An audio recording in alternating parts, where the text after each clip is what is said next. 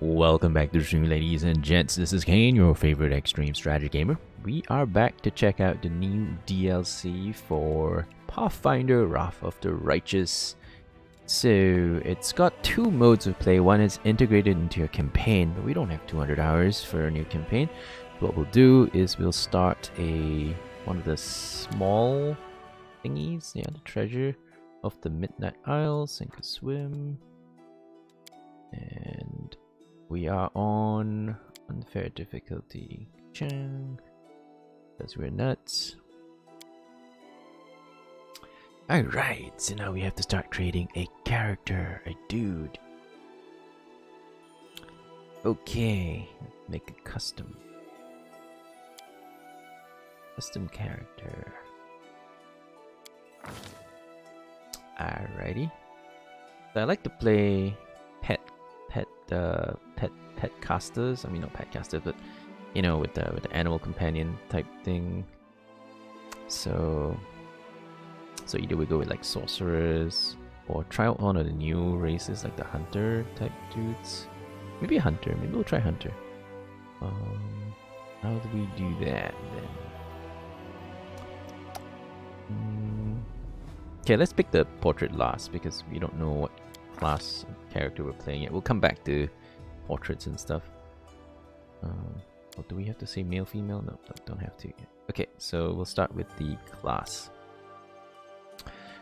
And Jesus, there's so many classes to go with. Okay, so I want to trim it down because basically I like playing pet characters, pet heavy characters. So I've previously played a Pathfinder, the original Pathfinder campaign with a Inquisitor monster tactician. That was fantastic. I loved the character. It was very fun and very, very useful.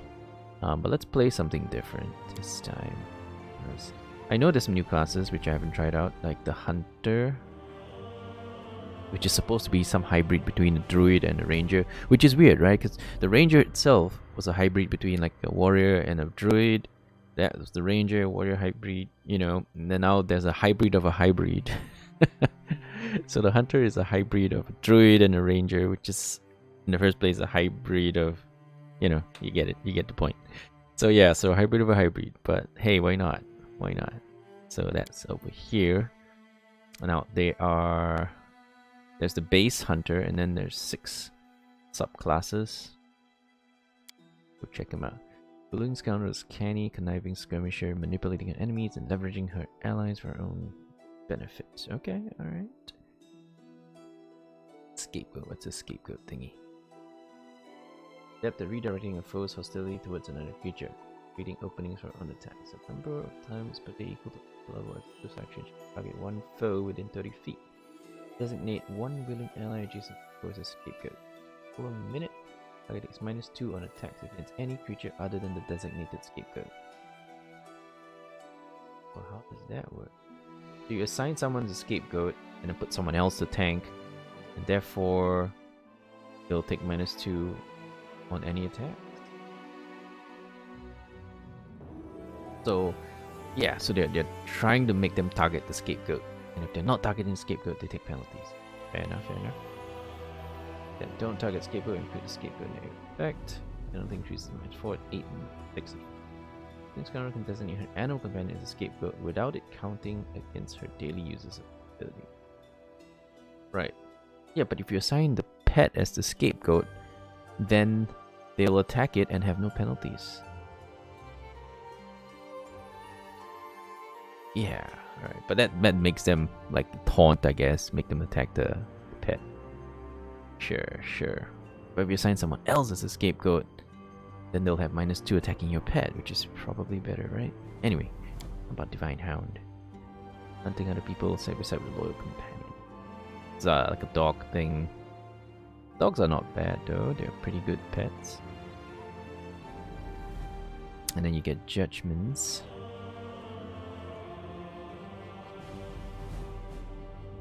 You get companion judgments. Or bonuses. Ooh, very fancy. Alright, let's try the Divine Hound.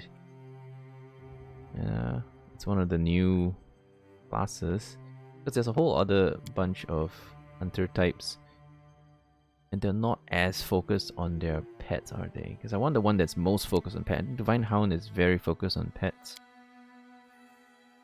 Oh, the downside, of course, I think Divine Hound, you can only get a dog as a pet. You can't choose like something else. Like my preferred pet, my favorite pet of all time is the leopard. The leopard has such high dexterity, so tanky and so dodgy, you know, I love it. And also has really high hit chance since you can do the strength to dex thingy, so you can use your dex for your attack rolls. It's so much awesomeness in the leopard. But if you go with Divine Hound, I think you're stuck with just a dog, which is probably decent, but nowhere near as good as a leopard. Okay, and then there's the Divine Hunter, and then there's a Forester. The Forester doesn't even have a pet, does it? Yeah, you got no animal focus. Or maybe you do, but I don't know. Seems like there's no animal.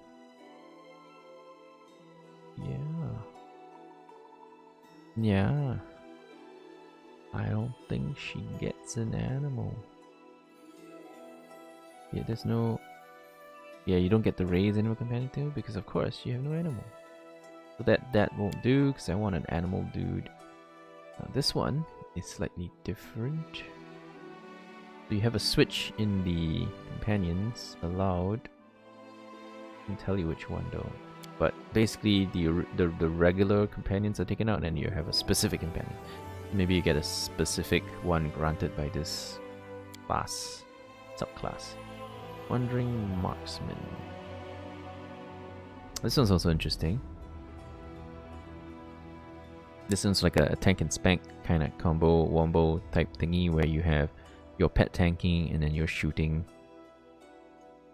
Which is what I do most of the time when I'm playing like Inquisitor or Servant Sorcerer. You know, tank and spank kind of thing.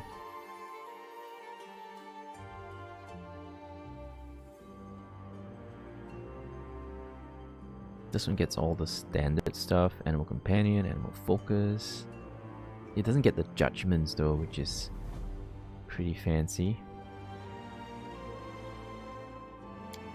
Okay, let's try the Divine Hound. It's all going to be good and bad and have various differences, but let's go with the Dog Companion and see how that rolls. Alright, so... what do we need this class? I don't know, let's just go to... let's just take human first and then see what stats we actually...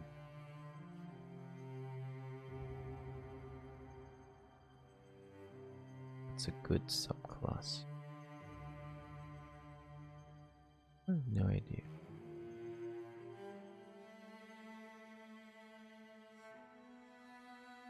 Hunter? Oh, do we already have... I'm sure we already have like the martial proficiencies, don't we? So we don't need the hunter one, right? Because this one just gives us longbow, shortbow. Oh, hang on. If he already has the class skill, weapon proficiency or armor will be granted by the selected background from a class. Then the bonuses, give +1 competence in case of skills, +1 enhancement bonus in case of weapon proficiency. Oh yeah, so you get even better.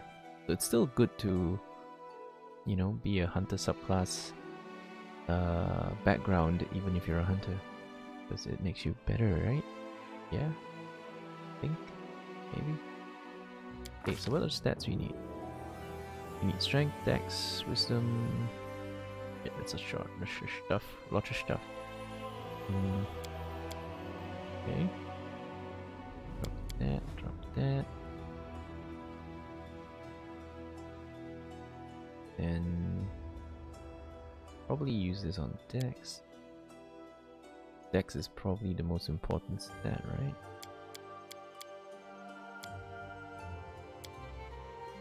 Okay, the 2 hit.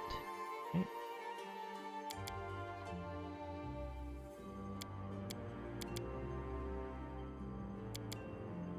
Something like that.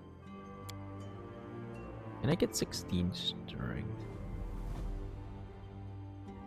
That means I gotta drop some more charisma. Wait, we need more points than that. Okay. 2 and 7. Wow, our resists are going to be real shit.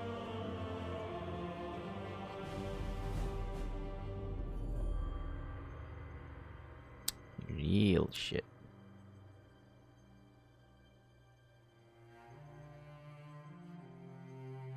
I mean, do we really need that much wisdom? I don't know. I mean, do we need that much constitution as well?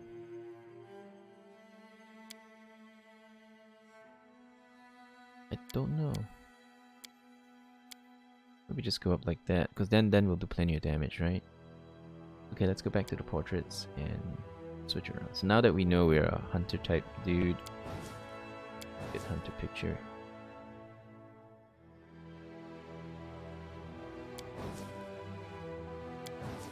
You look like a hunter. Alright, that'll do. Okay.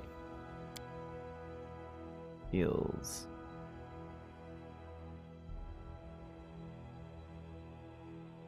Alright, we need trickery. Oh, only one. Okay. Trickery. Perception. Everybody needs perception. Nature lore, stealth, possibly. Alright, I guess that'll do.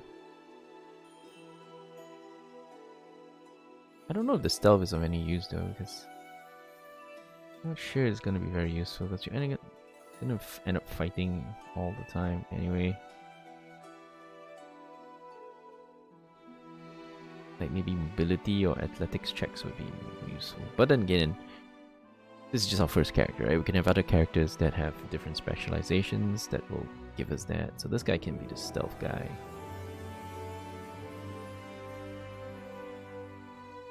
Not very good on trickery. Though dex is so high. Dang it.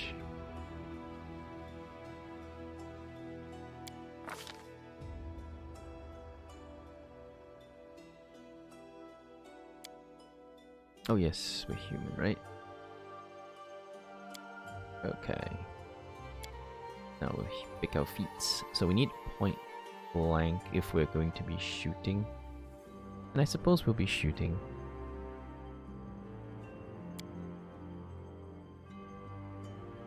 Wait, we could play a range, a melee dude. That's also possible. In which case we don't need that much dex, right? We need more strength. But it's high risk if we are melee.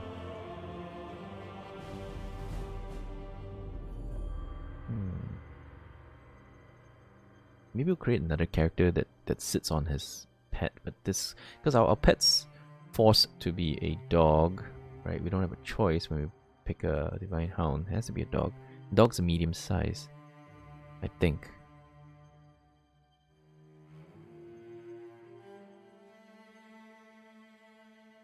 Okay, we'll go with point blank shot first, because after that we can get precise shot. Was it?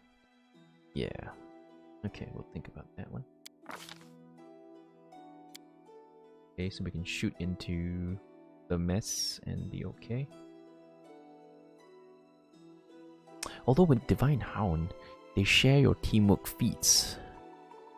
So if you have all the melee feats, it would be really helpful. So we have like all the melee shared feats, because you share your feats with your dog. Your dog will have all the fancy feats. It could be pretty good, you know, if we play a melee type hunter.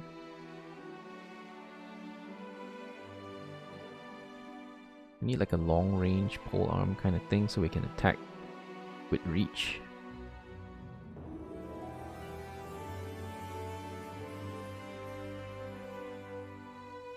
Think about it. Is that a good idea?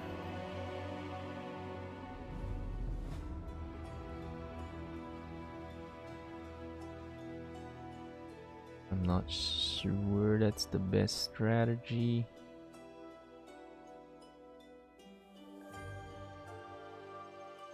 Because if we put our main character up close, there's going to be some risk of him taking hits and dying.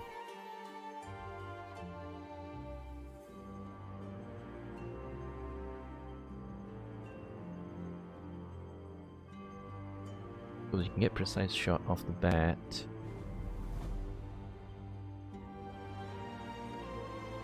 Okay, how if we go melee-ish? So we get strength instead.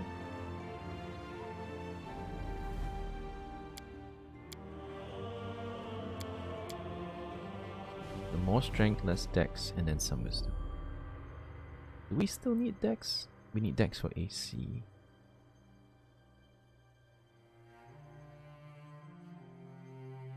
Okay, then if we go here, what kind of weapon are we going to use? Tricky bit. I'm not that familiar with the weapons, especially melee weapons. I'm not sure what's good.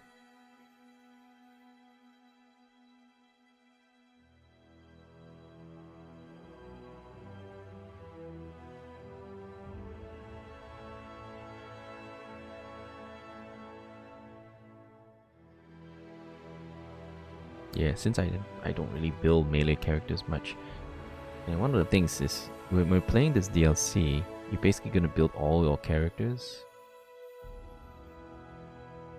For better or worst, you're gonna have to build them all.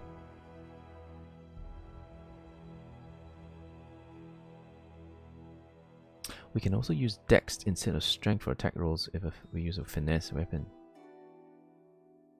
But I want a reach weapon. Is there a reach weapon? Then we can still do mainly dex.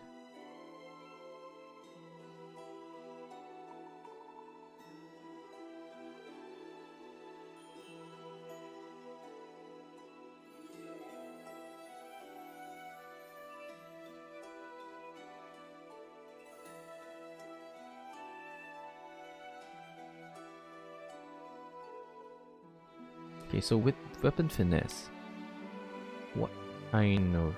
do they have reach weapons?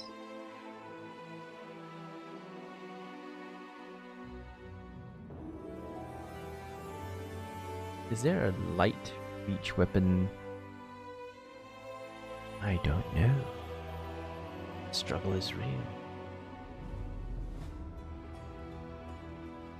Hey, what's up, Hito? I'm trying to build some characters for the new DLC, which is kind of a roguelite dungeon crawl kind of thing, which is good also because it's a lot quicker to play those than to go in and do a 200-hour campaign. Because the main campaign is so long. I've never finished it. But I'm trying to figure out if we want to go with a melee hunter or a ranged hunter. Now, because we're playing the Divine Hound subclass, we get a dog, and the dog has trips. Right, so it makes sense if we are using like a reach weapon, so we can park ourselves behind the dog will tank for us, but then we have reach, so we can sit there and smack him, and if he somehow manages to trip the guy, when he gets up, we get AOO, attack of opportunity as well, AOO, and if we have a reach weapon, that'll smack him too. But of course, I have no idea how to do that. No idea how to build a character for that kind of thing, because I don't know if there's a reach weapon that uses the light reach. It says here Elven Curved Blade, S-Talk, Rapier, made for creature of your size. What's a light? Because if we can use a light weapon, then we can stick to dexterity, which means we can still do ranged. We can do melee and ranged if we want, because we got dex. But if we don't have dex, we pump all strength, then, you know, shooting into things is probably out of the question. Also, if our main character is a melee guy, there's of course increased risk because we're going to be up front. But I can live with that, I think.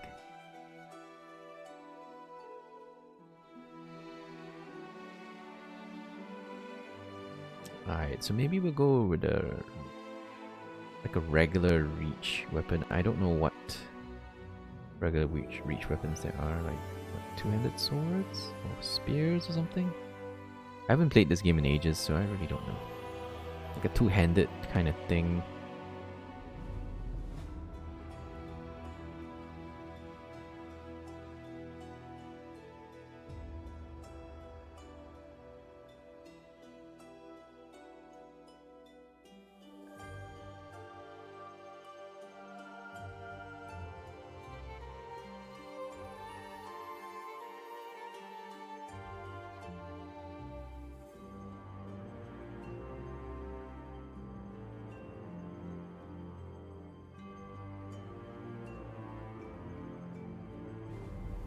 It's so complicated. There's so much stuff. There's even more stuff than I remember. Alright.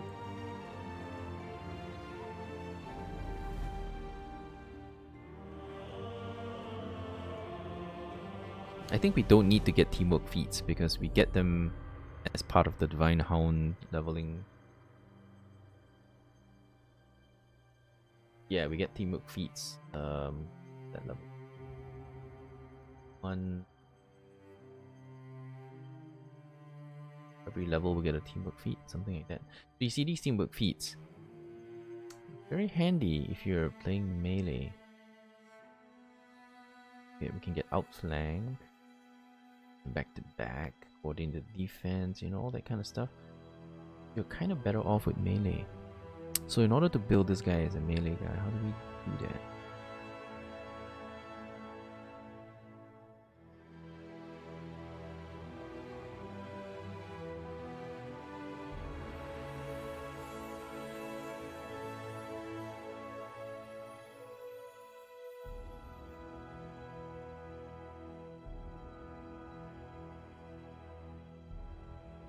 Of course, we'll probably end up building it completely wrong. But let's go. I can make additional attacks. Over per round. Expert. Can also make attacks that are while flat-footed. Prerequisite for my dex bonus.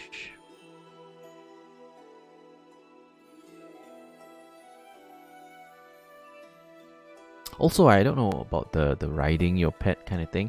Can we ride the pet and use a reach weapon and still be out of melee range against regular ranged weapons, you know? Because, I don't know, at level 4 or 7 or something, our dog gets bigger, right? Why don't we just go all the way to the animal companion part and then see what we get? Okay, so what is this? Point blank. Isn't there anything that gives us like two-handed mastery stuff? One additional skill point per level.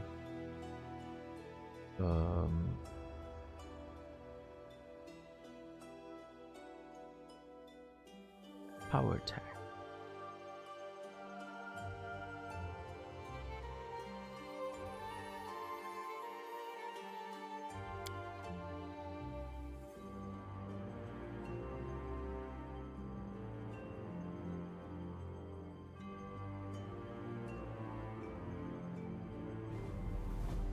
Yeah, so one of the big issues is I don't know if there are any finesse weapons that have reach. Because if there are, then I'll probably want to use that. Then I can focus heavily on dex and not have to have strength. I can be a dex focused melee character and use reach to stay out of range of the melee enemies while my dog tanks.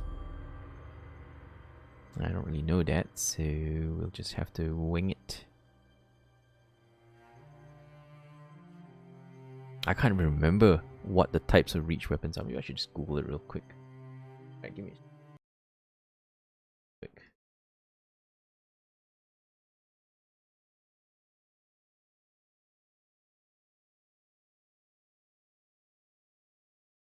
Yes, best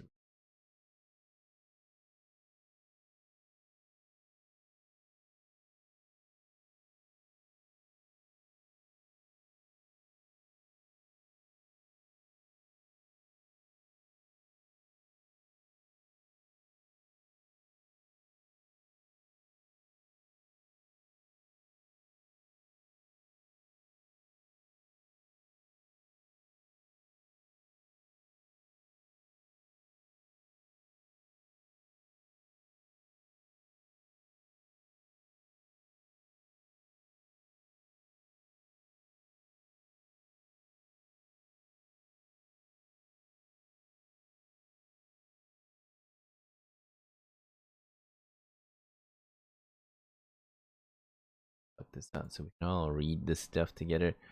So best reach weapon. Choosing a reach weapon. Two-handed weapon. Heavier than one-handed. Glaives and halberds. Bow staff. Whip.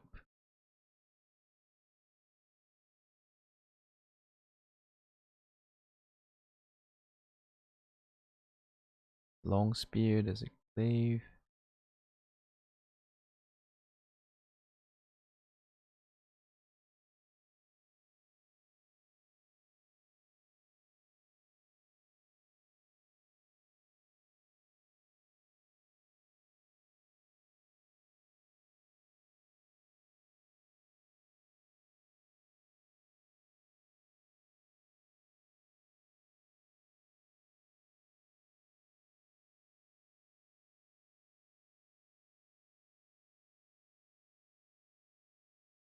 Creatures with reach.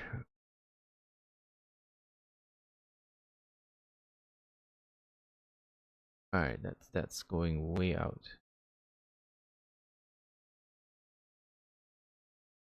That's two-handed strength.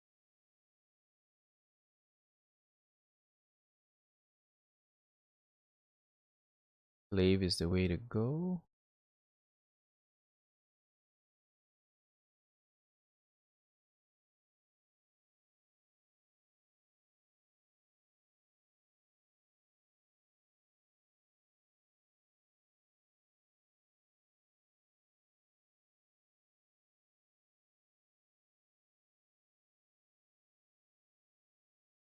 Okay, seems like glaives is good. So glaives are a strength weapon, I'm pretty sure, so we cannot do the whole dexterity thing. Alright, so go with glaive.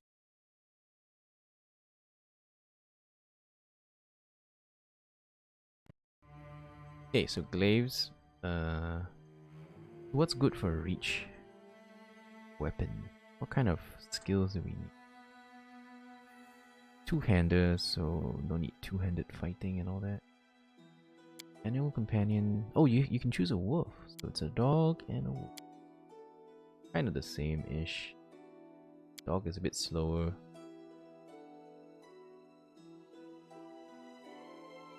And has more strength instead of more dex. At level 7, they all become large size. So at level 7, we can ride them.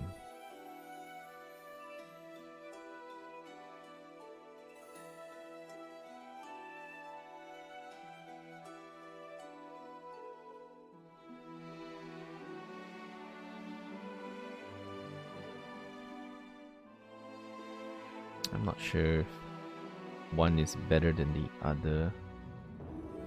They look kind of similar. They look kind of similar. Yeah, dog's fine. Since we're a Divine Hound. Yeah, that's good.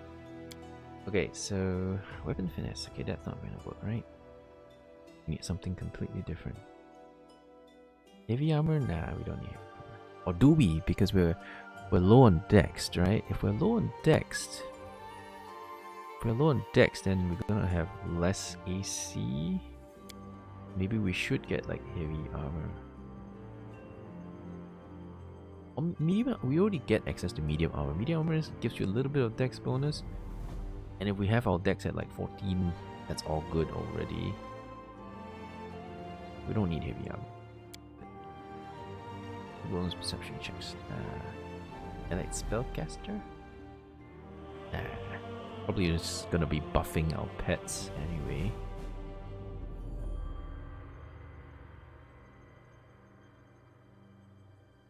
And we don't need teamwork feats because we'll get them as part of our level up. Okay, this is rough. I don't know what to get. Dodge bonus to AC. Condition makes you lose your dex bonus. AC also makes you lose.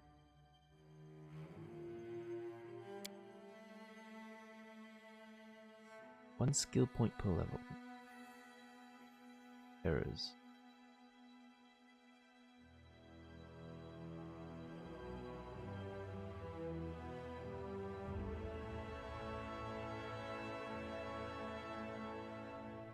Or just get power attack.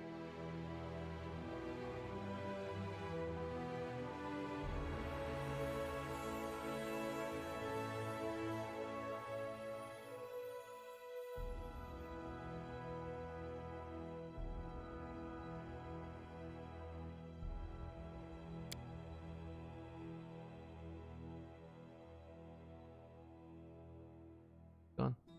Well, I took power attack. Take power attack.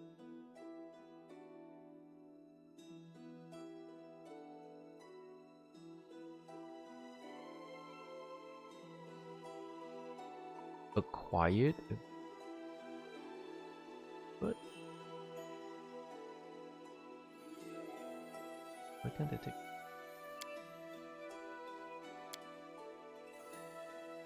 Oh, the second skill was power attack. Okay, let's change that. Then I can take power attack first. Not.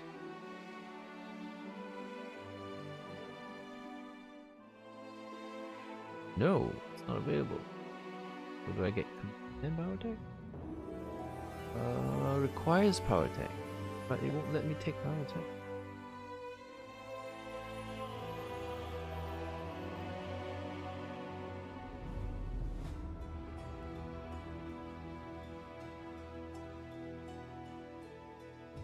You'd think it won't let me take power attack. What's under armor?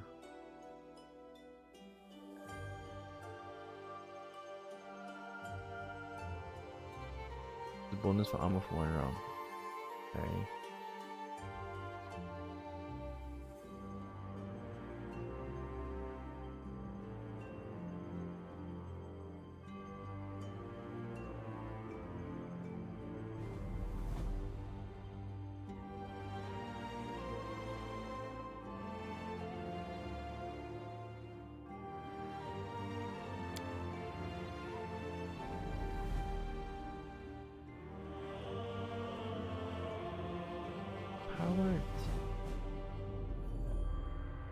I mean, it was available just now and then it's just gone. Alrighty.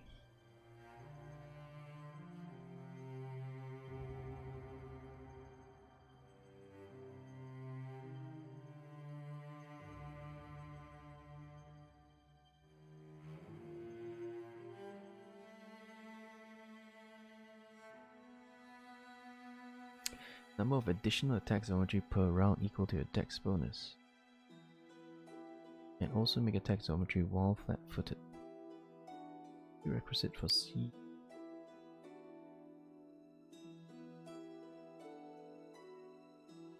Otherwise, this feat confirms a crit hit against an opponent you also threaten.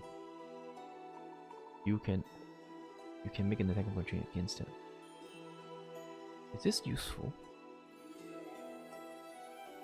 I wonder. Also, welcome to the stream, guys. We're building a character for the new DLC, which is a roguelike dungeon crawl kind of thing. And right now we're trying to build a main character. Trying to make it a Divine Hound, as you can see. But I don't know how to build melee dudes, I can't remember. I thought Power Strike was like a requirement for a lot of other stuff, so I'm trying to take Power Strike, but it won't let me take it now. It just won't let me take it. The second one we can, but the first one we can't. Why? I do not know. Because once we have power attack, we can take other things. Right? We can take for, you know, whatnots. But they won't let me take it as my first feat. They just won't let me take it. I guess I can't take that one. Maybe we'll take combat reflex then. We still have some dex bonus. Since we're going to be so close, maybe we shouldn't have so much dex bonus. Maybe we should try to get some constitution, you know, because it helped.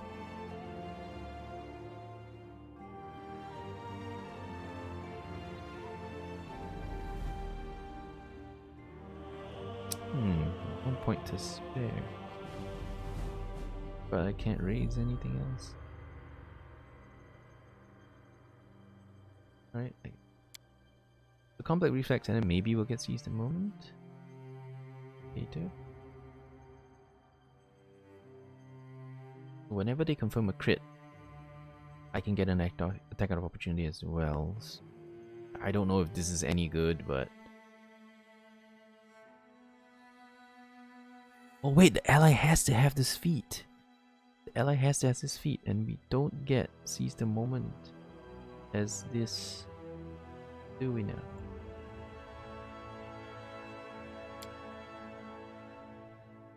Seize the Moment is not available as a teamwork feat. As a free teamwork feat, so if we can't get it from that, then our dog will not get it too. Right? Because this is given to both you and your dog.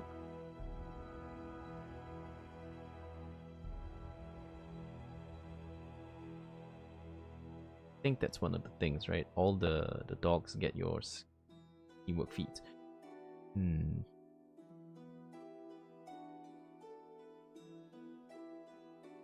Now there you go. At 3rd level, Hunter only grants her teamwork feats to her animal. Oh, hang on a second. At 3rd level, the hunter automatically grants her teamwork feats to her animal companion.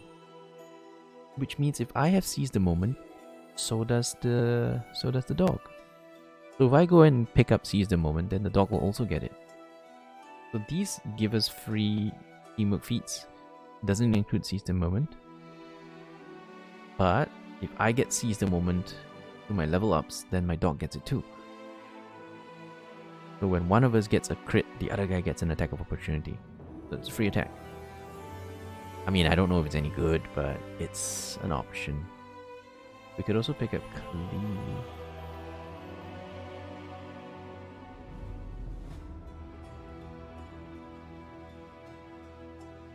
Full base attack bonus.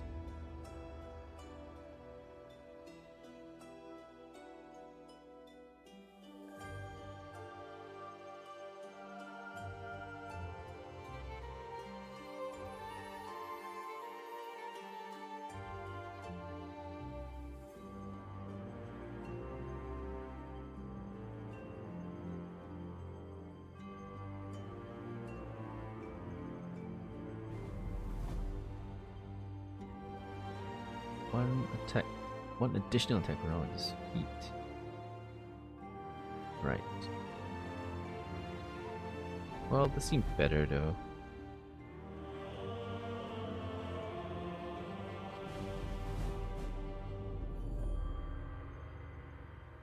You seem strong. We'll take Cleave. Cleave, we get power attack, then get a dog, and then we get spell. Okay. So probably Magic Fang to buff the dog. What else is good?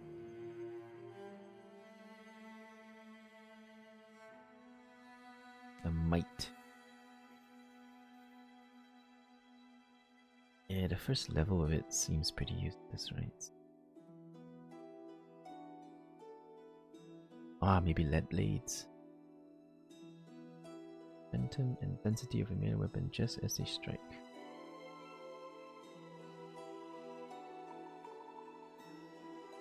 Use damage as if one size category larger than it. Seems good.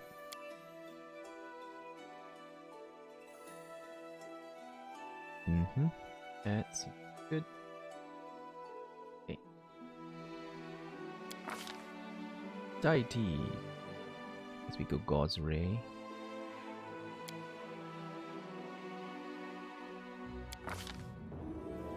Then I can stay neutral, right? God's Ray can stay. Alrighty, appearance. Wait a second, I'm not a girl. Wait. My guide.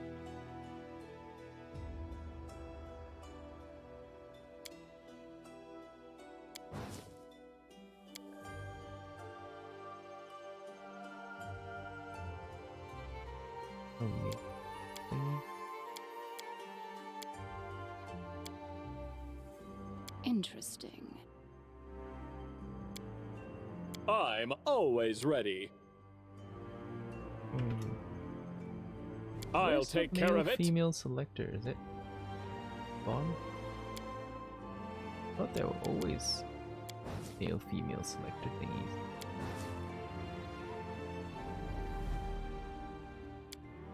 Did it get rid of the whole male female? Oh, there you go. Okay, now male. I was like, oh, is it so woke that now male and female is gone?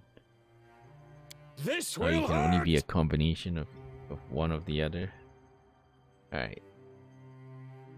Okay. Okay. We really dropped on int and charisma, so I guess spell resistance is going to be a bit iffy.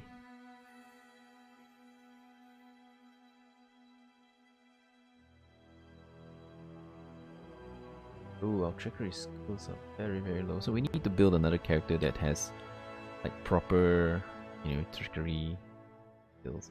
But we have stealth. Yeah, we're just not very good at that.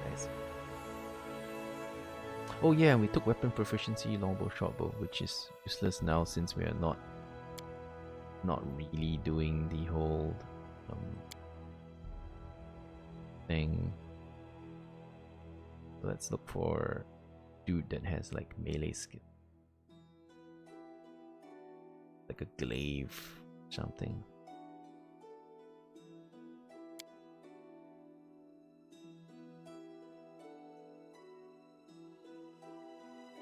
One's got a long spear and a spear. I'm looking for like glaive. Oh man, really want to use.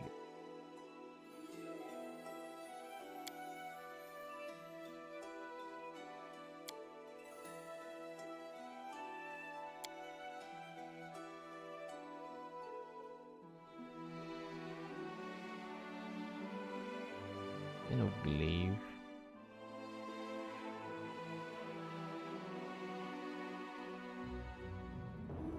Warrior of the Linnorn Kings.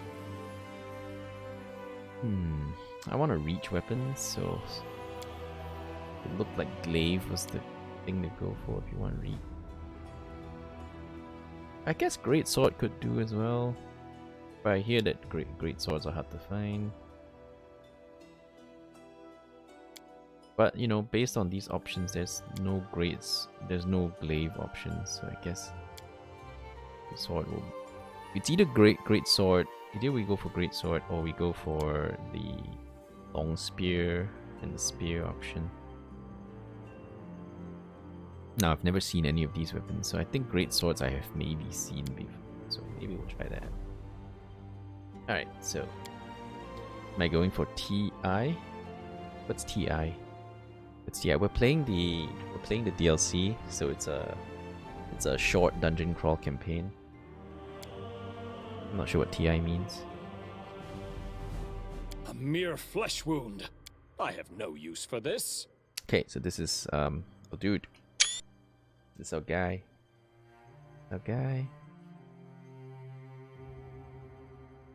Divine Hound with a dog. Dota 2 talk. No, I'm not going for Dota 2 talk. It's happening in Singapore, isn't it? Maybe I'll go pay a visit. Yeah, maybe I'll go pay a visit. Yeah, because it's like it's never happened in Singapore before, right? So it sounds like a good thing to go take a look at. Bring all my sophisticated camera gear and go shoot some nice videos over there. So anyway, this one looks like good. Unless I missed something.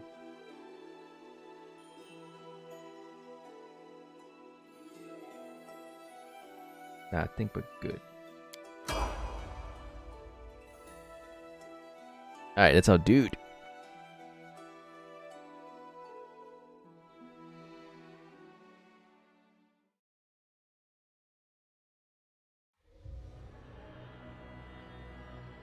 We're doing the whole Isle of the Midnight, or the, I don't know, Treasure of the Midnight Isle thingy.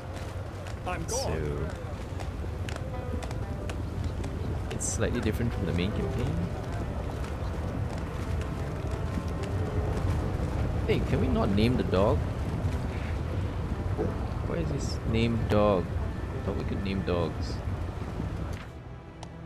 Alushinria ported. Port, you can rest, stock up on scroll, potions, buy new equipment, hire new party members. Turn to port or abyssal corruption from the bolster your party, talk to Angler, the shady character knows every adventure in the city. Need supplies, find a chaplain, provide you everything. This is the roguelike DLC. Yes, Stacker, this is the roguelike DLC. Hey, morning, Skillet Kingdom, welcome to the stream. So we're doing the whole roguelike adventure thing, because it's a lot quicker as well to play a roguelike adventure than to play the whole campaign. The whole campaign is like 200 hours or something, and I have to say I've never finished it. Never finished the main campaign. I got kind of far, but I don't know how far because I haven't finished it. Young, strong, and brave. Just who I need. You don't know what game it is?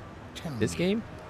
how would you like to get your hands This is like on a incredible Pathfinder riches? series type game, which is based on Dungeons and Dragons. So it's a lot of dice rolling, very complicated character creation and progression systems. But overall, very involving and very fun, although it is a little bit complicated to get into. Yeah, it's very combat focused, right? Because it's like the one in the old Pathfinder, which is just a roguelike dungeon crawl kind of thing. It's very combat focused. Call me the helmsman. Oh, the greatest treasure in the Midnight Isles. I know the way.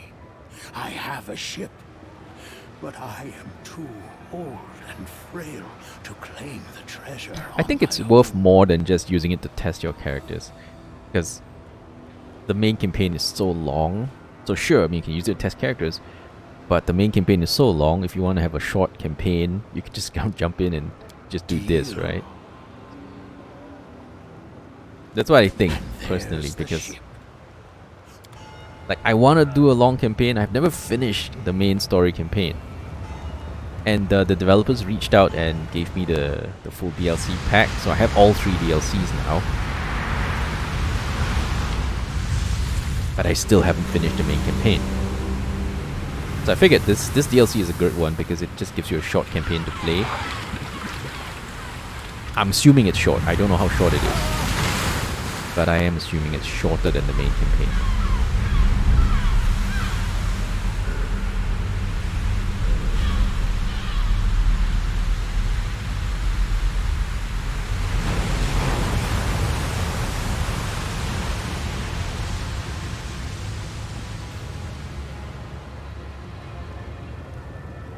Okay, so the boat's here.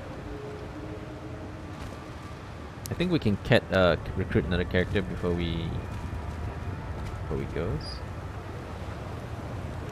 Unfair. Playing on unfair. So I expect to die. The bad news is usually clicker. Footsteps, smell, hear, phone, and move, but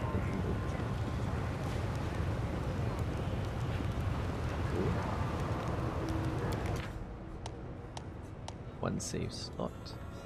It's fine, I like iron. Can't simply save whenever you like. Game saves automatically each time you reach an abyssal anchor, which usually takes the form of statue. Alright. No, don't save yet. We're not done. Hey, off to sea, are ya? Gonna find some cronies? I'm your man. Angle knows every cook, cutthroat, and daredevil in the city. What they're worth, what they'll cost you. Old iron ammunition. I need some skilled fighters.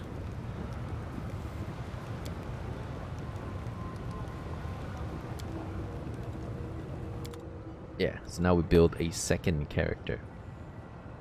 Have I finished the game before? Nope, never finished it. I have definitely spent hundreds of hours in the campaign. Never finished one. I've played almost 200 hours of Path of the Righteous, Wrath of the Righteous. I've never finished the campaign though. I heard the campaign's around 200 hours-ish. So maybe I was close to finishing it. Maybe there's another 50 hours to finish it, but I don't know. Never finished the campaign. Let's build a new guy.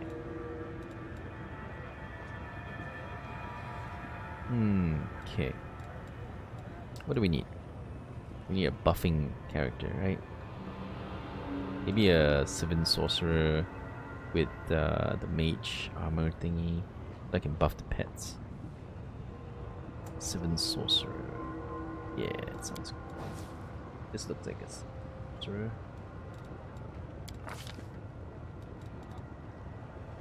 So our first two characters are both pet characters. Oh, well, we need a guy that can pick locks, right? No way. Can a Seven Sorcerer pick locks? If not, then we'll lose out on loot.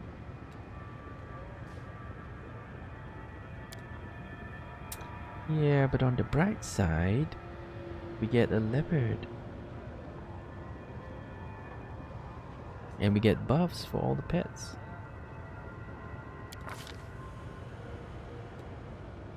The picture shows Azimir. We don't have to be an Azimir, but it does show an Azimir. What a fox. The human seems sex.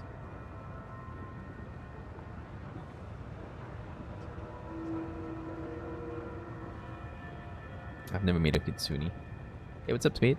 How's it going? It's going well. We're just creating our second character for our dungeon crawl. And we are trying to make a Seven Sorcerer. Mainly so I can cast some regular buffs like Mage Armor on my pets, because my pets are tanking. So it'd be nice if we have like a leopard pet. Because the other pet we have right now, we have a Divine Hound. It's basically a dog. Dogs are okay, but they're not really that good as pet tanks. Leopards are like really, really good pet tanks. Oh, and thank you for the follow, Spades. Let's see. Yeah, let's just make it a Kitsune. Just to... But then the portrait will have to change. Because of course, that's not a Kitsune. Yeah, wait. That one looks like a Kitsune. Alright, so we'll have a Kitsune female. What's your heritage? Dexterity, intelligence, strength, charisma. Yes, charisma is good because we need charisma for the Seven Sorcerer. All right, so what do we need? Hunter, right? Hunter for longbow proficiencies, and then max out charisma points. And then dexterity. And then some con.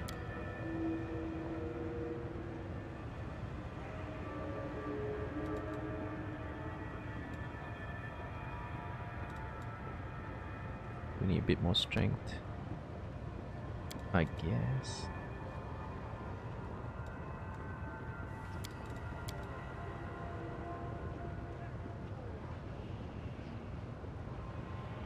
We could probably use even more strength because then we can use it for, I don't know, stuff. Yeah, but stats look pretty shit right now. We need strength more or constitution more? Can't raise it any higher though. Oh, we can by tanking everything else. Sure, why not?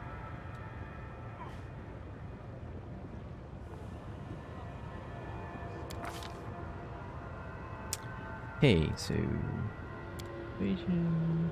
Oh, well, you only get 1 point? Damn, son. That's it. Alright. I don't know if you need persuasion in this entire thing. Since she's the charisma character, I guess persuasion is the right pick. Alright, so we want...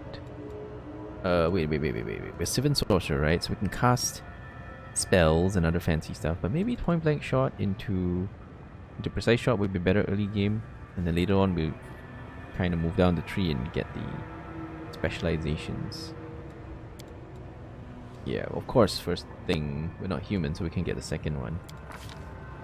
Or can we? Spell focus. Probably conjuration. Then we'll do summons. Okay, so pet. I do have a preference for leopards. I like them, they're good. Okay, and for buffs. Okay, we're gonna want What's his face? Mage armor. The second one, I don't know. Second one can be anything. Mage armor for sure. What's Hurricane Bow?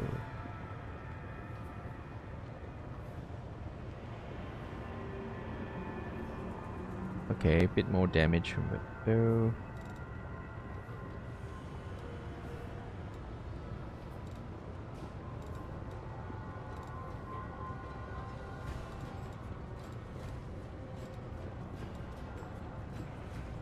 Or we can just like get like magic missiles, because you know it's like a standard thing.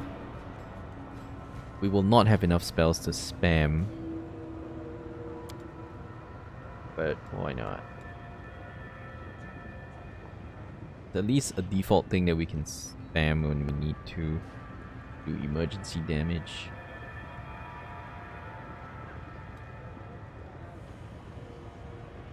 Yeah. Have I played Banished? Yeah, but I've played Banished. I'm talking about that city simulation game, right? Yeah, I've played Banished. There's a new one called Manor Lords, if you haven't checked it out yet. The demo is available, you can check it out. It's the last day of the demo. At the end of today, the demo will be removed from the Steam store, and it's also not going to be playable anymore, so if you want to check out Manor Lords, you can check it out now before it's gone. Alright, so we'll stay Gauzeray and neutral as well, I guess.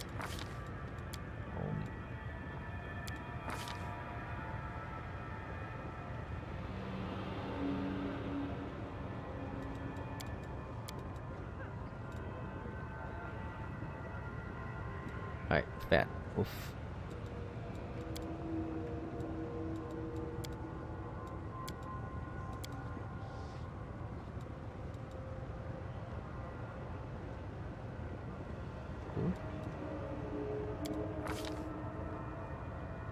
Wait, what? Why did it change? Oh, that's the human form. This is how you look in human form. Maybe a bit fat.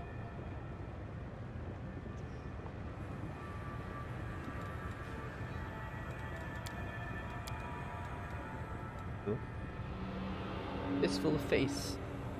Hey, welcome back. And yes, it's good to be back.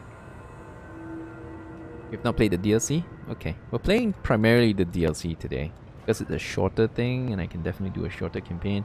I might not have enough time. I mean, I would love to do another run of the whole campaign, but the last campaign I didn't finish it, and I don't think I have time to finish another big campaign. So, I mean, I would love to do another one, but I don't know if I have enough time to finish a campaign. Campaign's like 200 hours, so... May I see your entrails, please? Mad Woman sounds good. Mad Woman called... Let's see... Mega.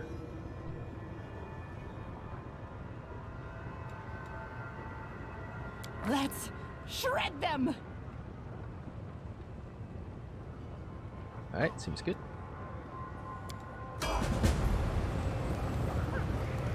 Okay, so now we have... Else we miss all the fun! It's time this. to act! How do we... This character. Judgment.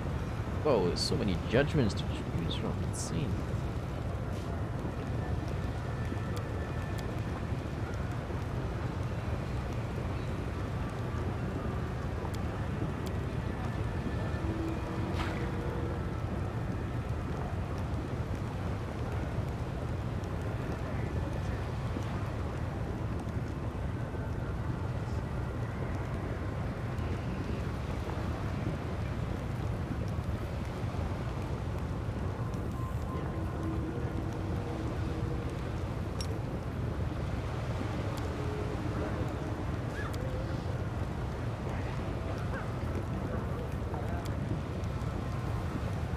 What's that reversed?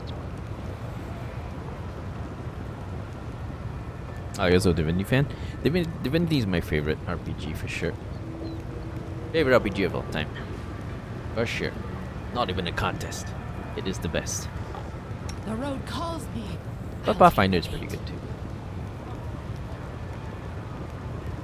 I'll take care of it. Okay, so the bow thingy. Let's give it to the other guy.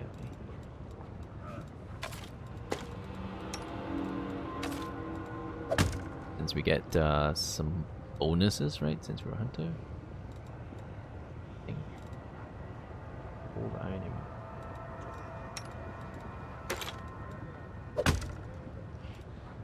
So we need to go buy a great sword or a glaive or some shupsh so that we can do our, thing. We do it my way. Buy the stuff.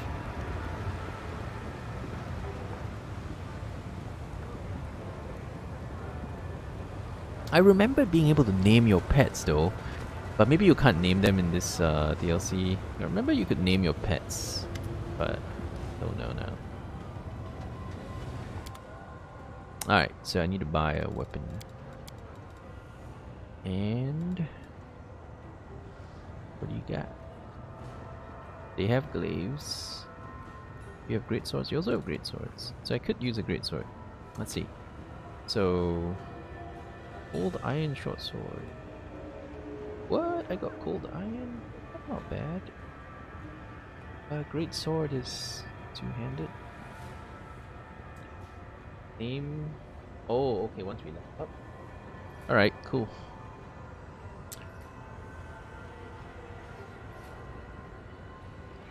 $12 to 22 damage when equipped.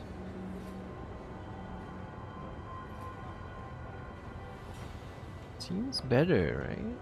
Really. What about the glaive? So the options are between glaive and great sword. Glaive is 11 to 20. Crit only on 20. I can level it up now? Can I? It doesn't say I can level it up, does it? Okay, anyway, great sword seems like a better weapon, right? 12 to 22. And I crit on 19 or 20. Whereas the glaive crits only on a 20 or does more damage. Does 11 to 20 damage.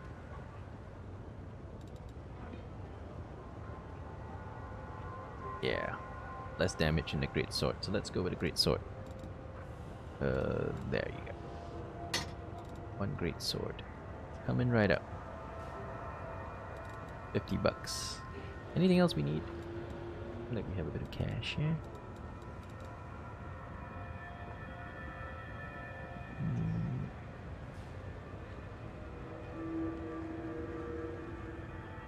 Don't think we need anything else. Oh, there's better stuff. Cold iron.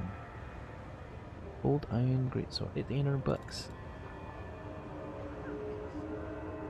Cold iron masterwork. Yeah, I can't remember the whole masterwork thing. What's it do? Go inspect it.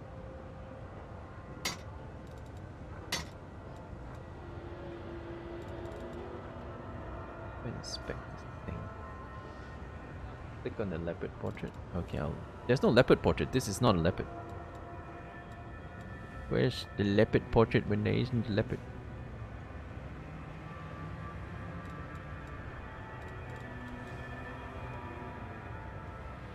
Okay, we'll check it later, but cold iron masterwork great sword. It's worth $800. Or shall we buy something fancier?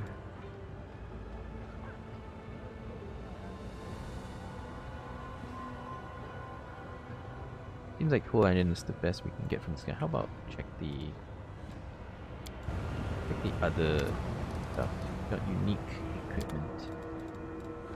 Alright, that's way beyond our budget. Although this is cheap. Except it doesn't do shit. Alright. I guess we have to buy the regular stuff.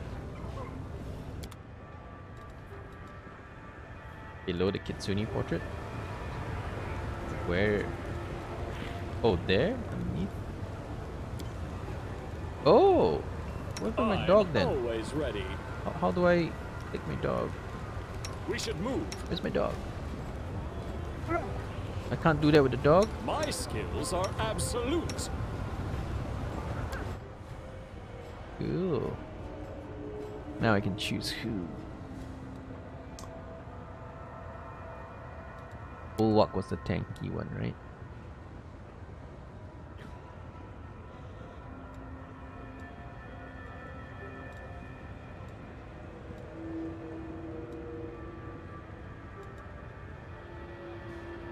The dog is bugged.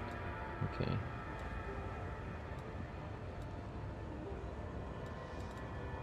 Okay, I think Bulwark was the tanky one.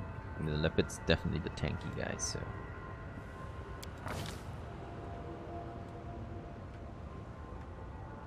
Hey, can you go pick locks for us?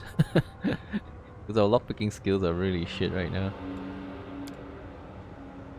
Ah, but perception is so useful. Ah, only 1 point? No, 4 points. Yeah, so it's handy. To find all the traps and other nonsense. Eat. Okay, what do we need? What do we need for leopard feet? Additional HP. He's losing his dex in AC on the 5th levels because...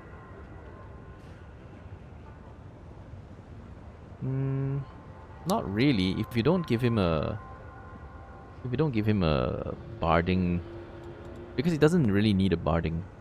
When I played the single player campaign, I remember that there was no point giving the leopard a barding because his natural AC was higher than that. So you don't really need a barding on it.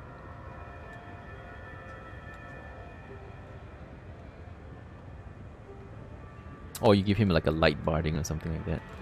Can't remember, but it was like bardings weren't a point for leopards. Maybe better for like other dogs, other animals, but for leopards you don't really need the barding so much. Didn't really help all that much, the barding. Also because we have a caster with mage armor, so if we cast mage armor on him, the barding armor is useless anyway. So what do we need skills wise?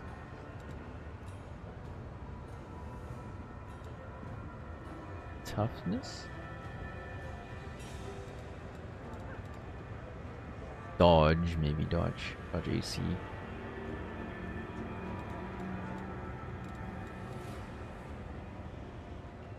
Weapon finesse. No use, right? Because we don't have weapons. Full auto gives you barding. Oh, okay. No, I mean it gives you the barding skill, so you can use bardings, but you don't really need the bardings so much. I will take dodge. Dodge is probably good for our tankiness.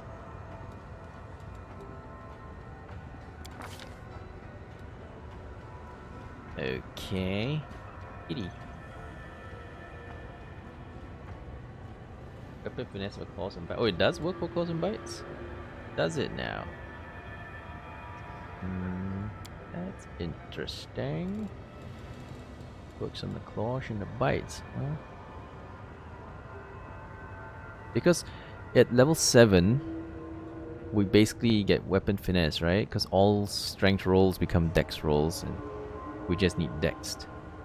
So do you still need weapon finesse? Because it all switches to dexed already later on. But that's how leopards work. Every time you hit 7... Only for damage? I thought the 2 hit is also based on that. Let me see. 7.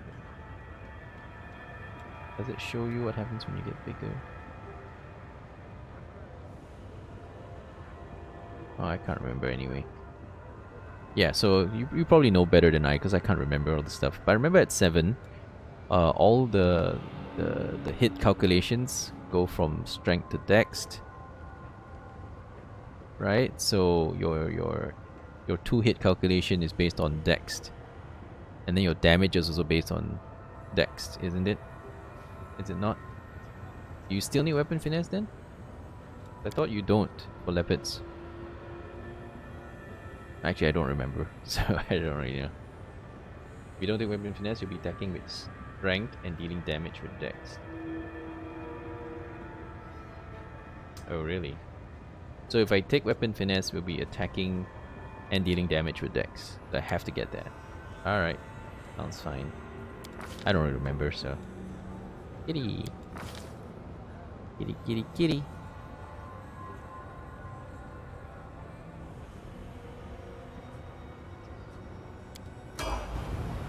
Alright, Kitty's leveled, and It's time to act. I don't know what's up with my dog, but Follow if you dare. okay, so I now have to get the save.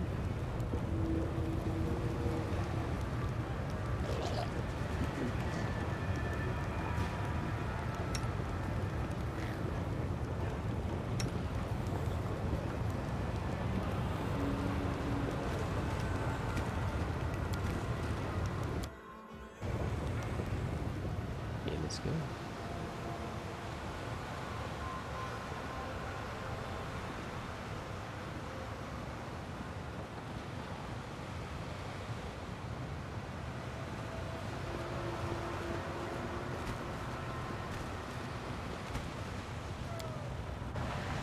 All aboard!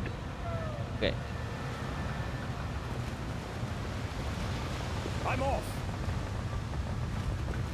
Oh, rest. Maybe resting will level up my dog.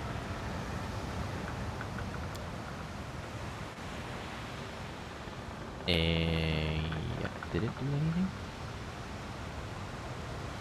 Oh wait, abyssal corruption goes up if we rest. Does it? So we probably shouldn't rest, right?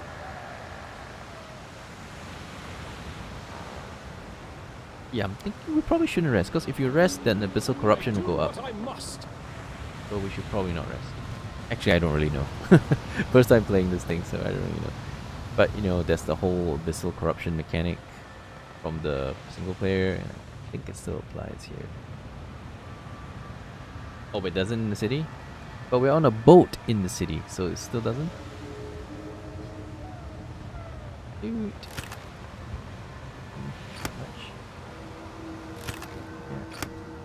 So that guy is where we tell the start, right? Okay, so if we rest, do we not get like those cooking bonuses and all that? So let's do that, right? Okay, let's do that. Yeah. I'm in city map. Okay, cool. Let's rest. Maybe my dog will level up.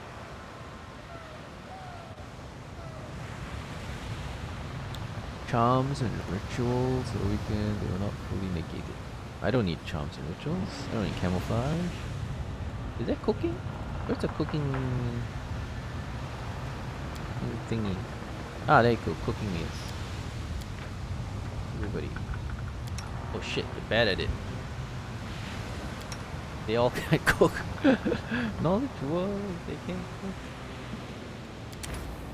Party. Oh, I don't need ingredients to cook. Oh, you need ingredients? I thought you could just, you know, cook anything out of thin air.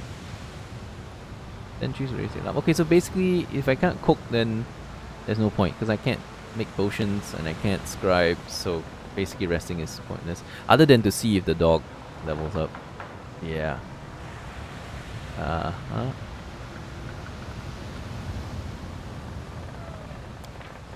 I need the purifier. And what would that be?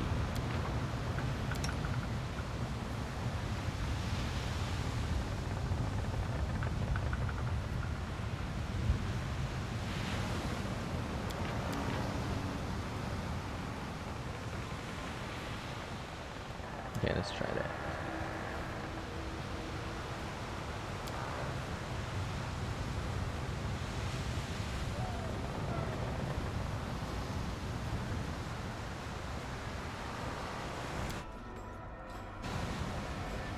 Yep, dog's still I'll take care of not it. looking like it's looking.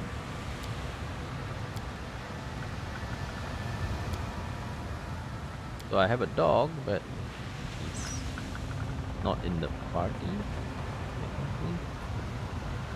Maybe if we level up, then we can fix it. I don't know. Hey, my leopard isn't named. I thought I named him Kitty. Why does it still say leopard? I named him Kitty. You're not Kitty. Dog only has 1 HP. Yeah. Yeah, I know. Bugged out.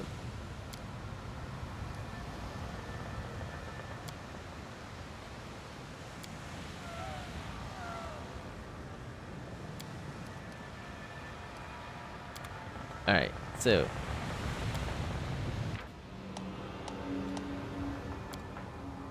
Cool. So this is the only island we can go to. Random positive effect until the end of the expedition. Holiness.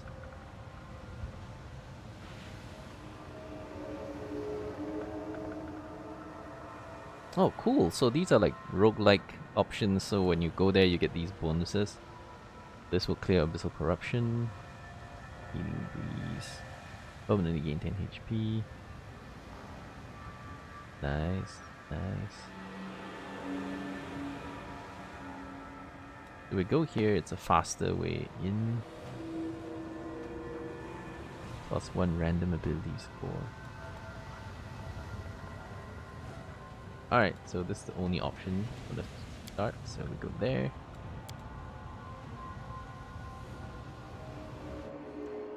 In we go.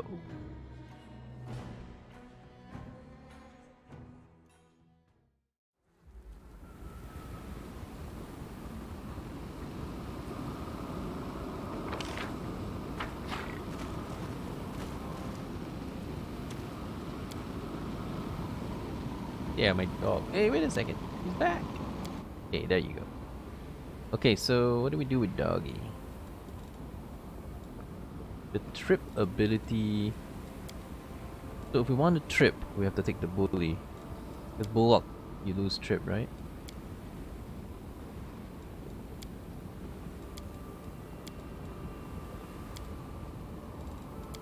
If we want it to be a trippy, he's got to be a bully. What, you thinking for a range striker? I'm not a range striker. My hunter is a reach melee fighter. Because I wanted to use the all the teamwork feats and stuff. So I figured if we get trip and then with all the teamwork feats, it would be kind of fun. If he was the main tank, I'll probably go bulwark. The dog is a personal trip, you don't need to take it. Oh, so I don't have to take that? He already has a trip? Oh, so with that, does that add another trip or?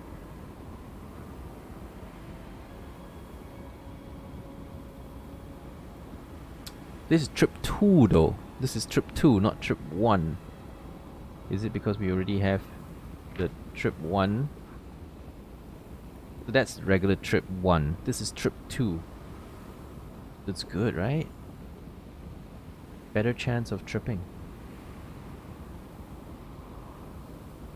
We're playing on unfair, so basically enemies have all those bloody CMB bonuses, so it's gonna be really hard to trip anything ever.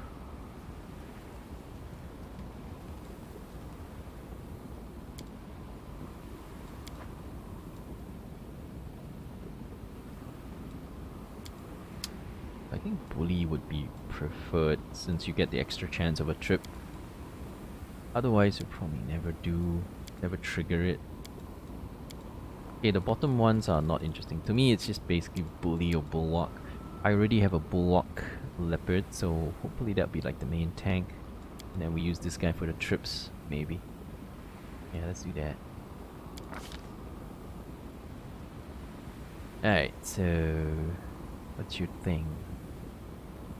Perception. And no. Okay. Alright, so what's this? Foosball. The question of a range striker is for future range striker? Spades, I don't understand your question. I haven't played this game in years. Or at least a year. So I don't really know what you're talking about. Future range striker? Yeah, you gotta fill me in. I don't know what you're talking about.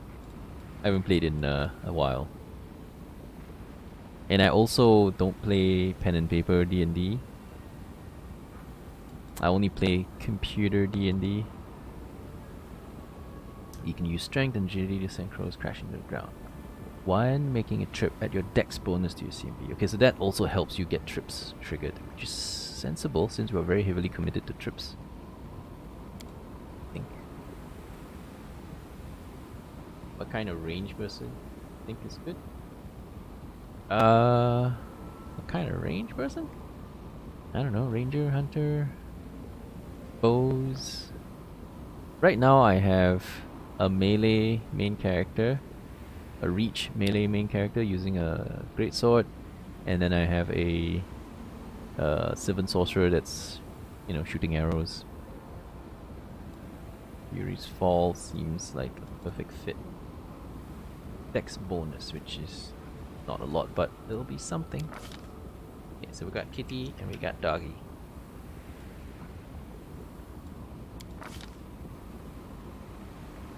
Doggy the bully. Dex bonus is 2 points. You get plus 2 CMB on trip attempts, which is not bad because we got another 2 from that trip level 2. So we get a plus 4. But still, enemies will have such high CMB resist, it's gonna be difficult to do anything.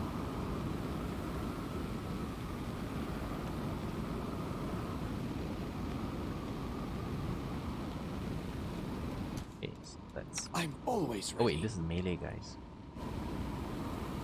Let's shake a leg. Shoot. Burn. Slice. Behead. This will be quick.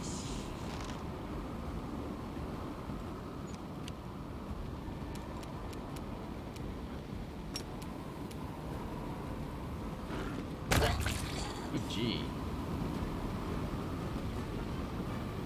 Yeah, we are playing on the hardest difficulty, right?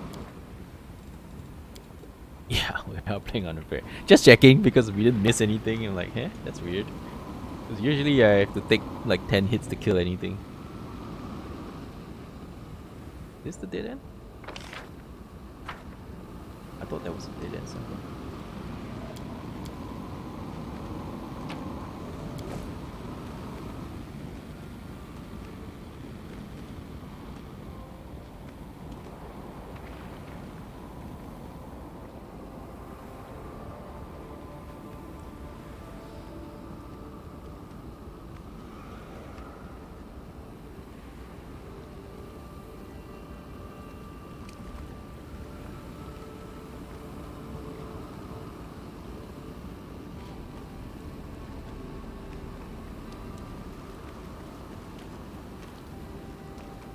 Oh, you're going the wrong Quick, way. quick. I'll twin this with the fun.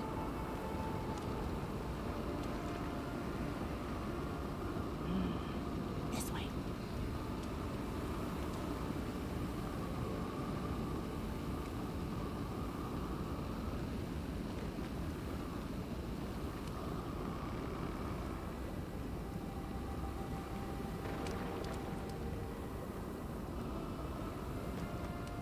My skills are absolute. Alright, May I see your entrails, that was a please? hit too.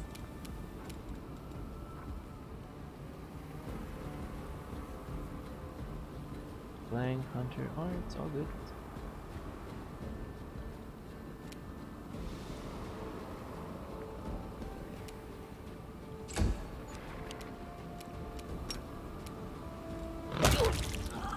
Damn, you're wrecking it. I'm gone.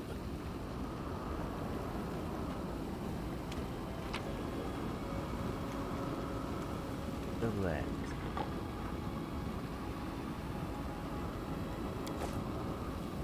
We do it my way. One with the shadows.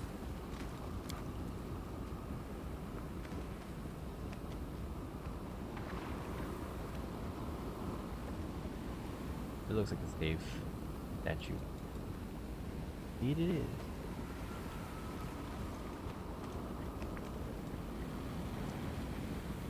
And then it goes deeper. Alright, let's go check out the other.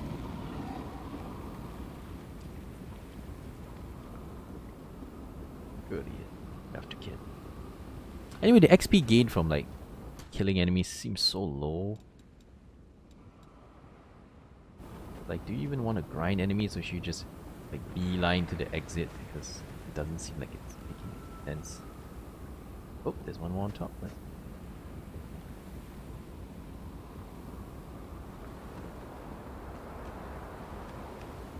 We should move. I crave for adventure. Let the attack. I see blood. Blood. Oh wait, we didn't change our weapon. Wait, did we forget to buy the weapon? Because we did the dog thing, right? Did we forget to buy the weapon? Two-handed. Oh yeah, we did. We completely forgot to buy a weapon. Is this a reach weapon? No. No, we forgot to buy the great sword. Alright, it's fine, it's fine. Yeah, remember when we were doing that great sword thing? And then we forget to buy the great sword. Because now we're still using... Yeah, we kind of got distracted by the whole pet name thing.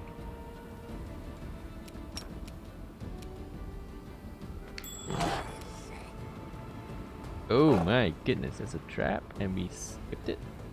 Did we?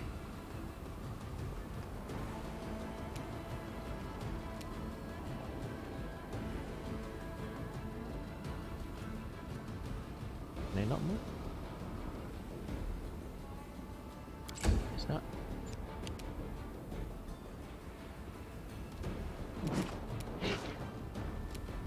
Oh, do you have to turn this on?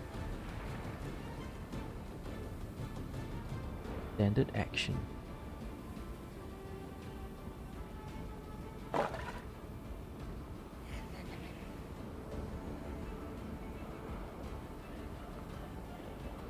Oh, this is just a thing you can just turn on and then you'll just keep tripping.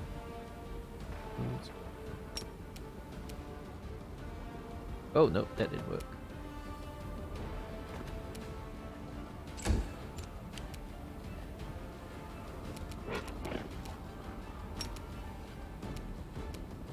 Go up, we'll trigger the other dude. Go up.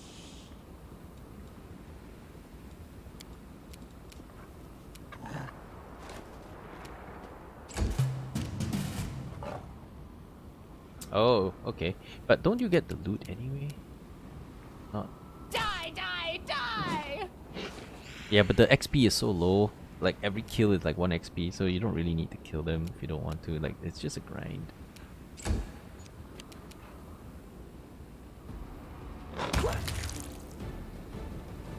Hey, what's up, gunners? Welcome to stream. Okay, so let's It's time to act! trap. Who's the best trap guy? Victory, right? And the dog and can the cat do trap disarming? Kitty can't pick locks. I'll take care of it. Damn. Ha! A trivial task. Oh, cool. Did it.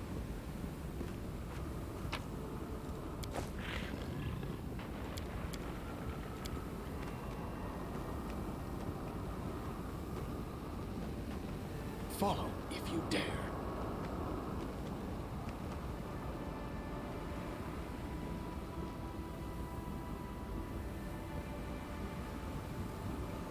I'm always ready. The road calls me. I'll take the bait. Aha! A test of my abilities.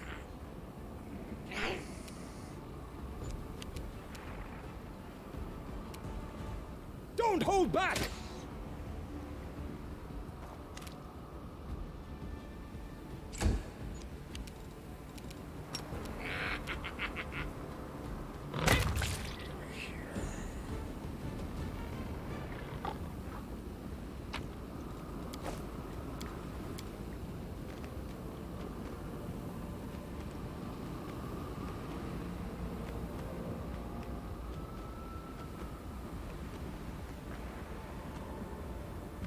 What's this new icon next to the dice number?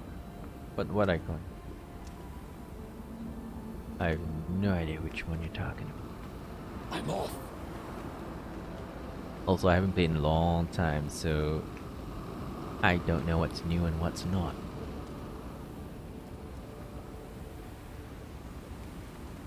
When I roll for a hit? I don't know.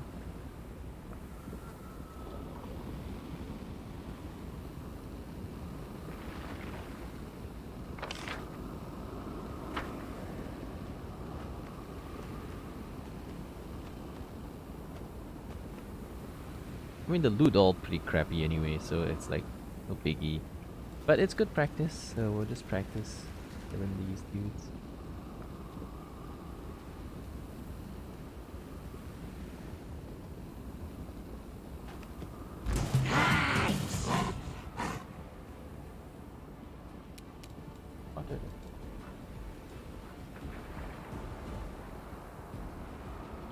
Oh, you rolled a 20, huh? Well done. Strike! Hit.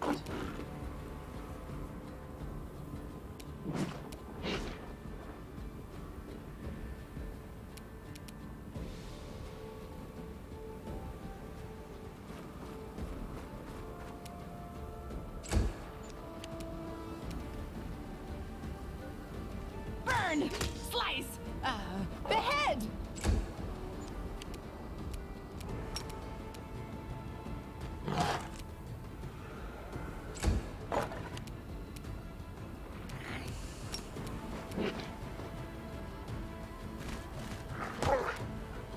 Yo, you lived more than a turn.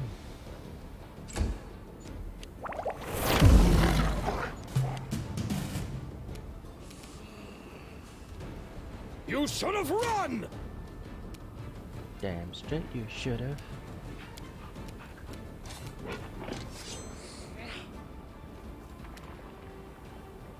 This will hurt! May I see your entrails, please? Ah, shooting into combat, even though we're not. Bet.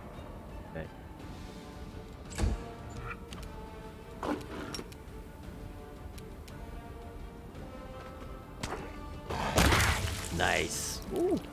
Jib. Jib.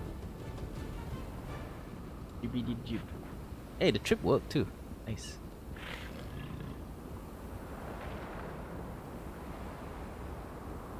Okay, we rolled a 20. EMD of 6. Good. How come we don't get those +2 bonuses for CMB rolls that we have from those fancy skills? Or maybe that was just a regular one. You have to do like the official trip One button with the to get the shadows. fancy bonus.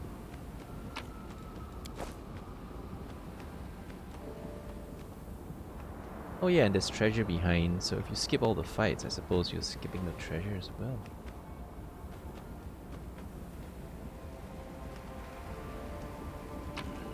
Not sure there's much value, but it's all not worth much. But trash loot is still trash loot.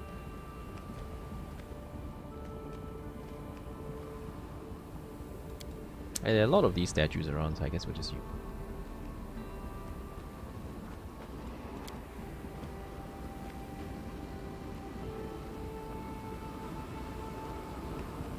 Earthbreaker? Yep.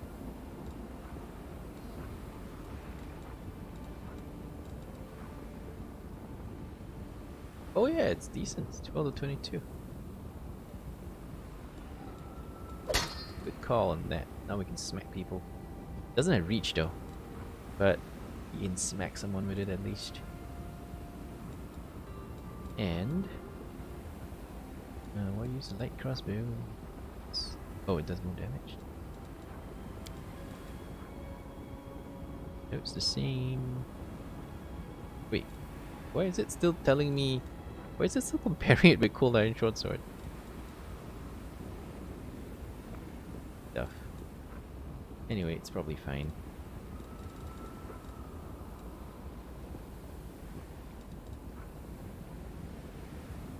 Better.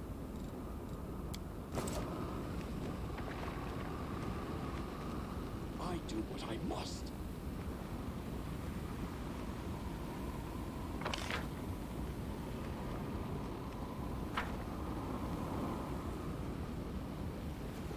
That one we looted. I guess we don't have to save here since we already saved.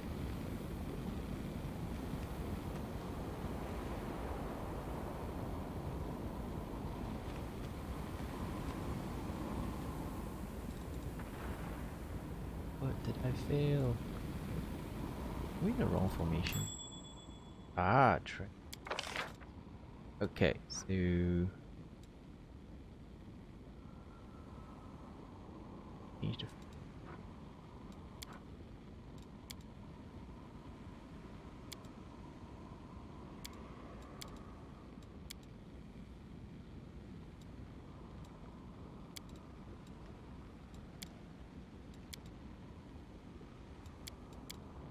like that. Hold the line. Let's hold it.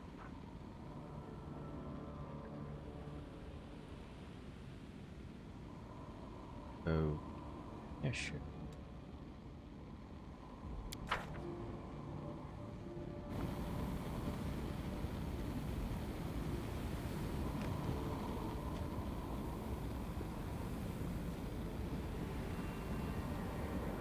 We'll do it my way. He was just about to go through. Got careful with that. Ah, what a failure. Let's shake a leg. Oh, you failed it? Oh, Mega can't pick locks. But why not? Shall we move? We shall move. We should move. Oh, I can just keep trying? Impossible. Or is it? That Oh, was yeah, you can easy. try. Okay, cool. Nature law.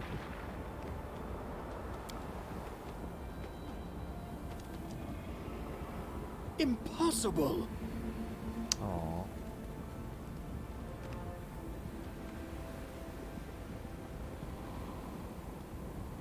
You've been trained on trickery to pick locks? But we have the same skill My on skills are absolute. trickery. We have like 3 points in trickery. Next. Trickery is also 3 points. So, isn't that the same?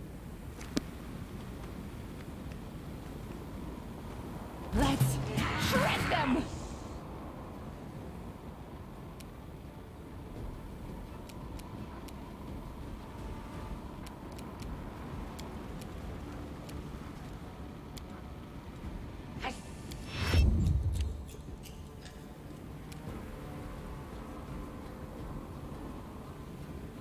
Don't hold back! Not the same. Fox person had 3 from Dexpa. The other guy has 1 rank. Oh, so you need to put a point into it. I see what you mean. You need to put a point into it in order to be able to do it. Got it.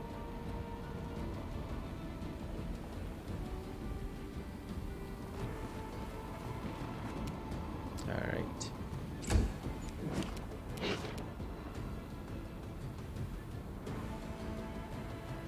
Let the attack commence.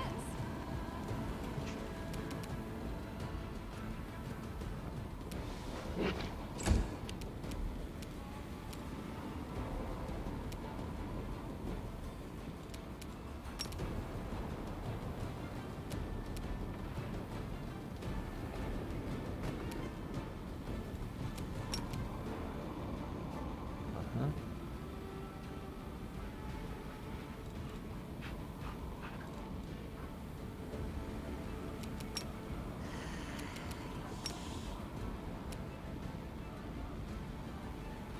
Oh, it's not.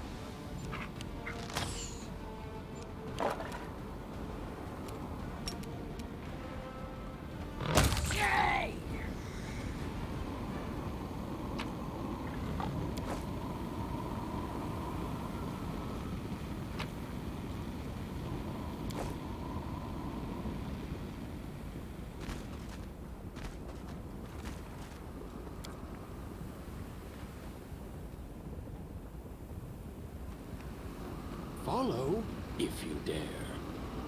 Can't get too close. They keep detecting my stealth guys. I'll take care of it. I crave for adventure. Quick, quick! Else we miss all the fun. I am never wrong. The road calls me. Their life ends here!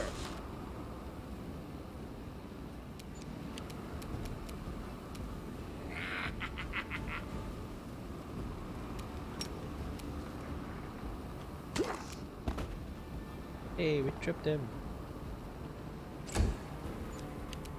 Eat him, son.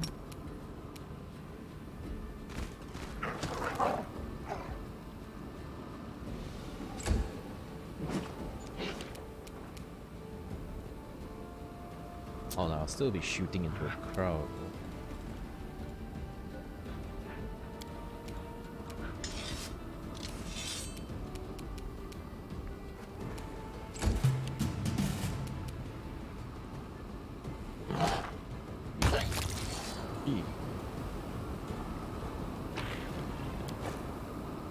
So far, they're good.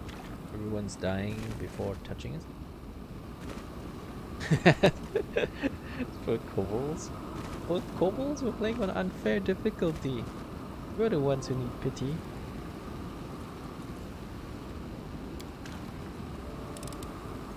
A trivial task.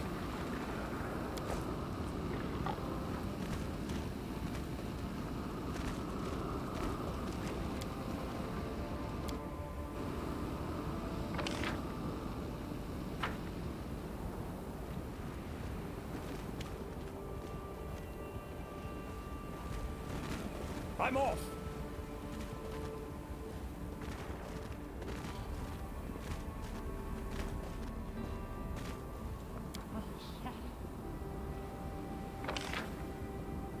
This must be the end. Is it?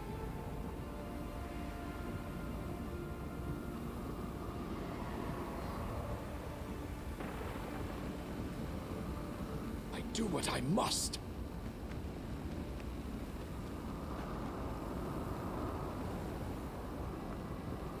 I'm not hyper min-maxing either. I haven't played this game in a long time, more than a year, so definitely not hyper min-maxing. But I'm playing on unfair anyway. Let's shake a leg. I'm always ready. This will be quick.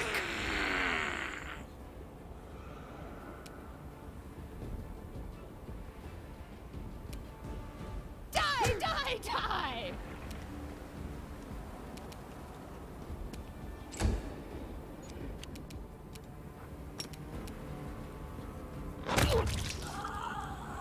But these are little baby kobolds, so not so bad. Once we start fighting some real enemies, then we could run into real trouble. One with the So shadows. far, it's baby kobolds, one at a time too, so not too crazy.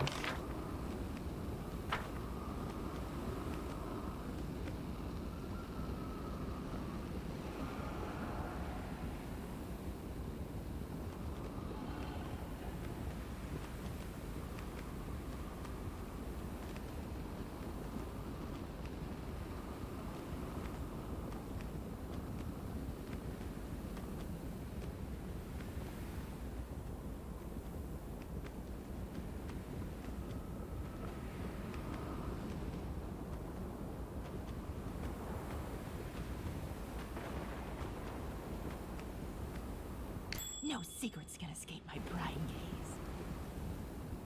Good thing we spotted that.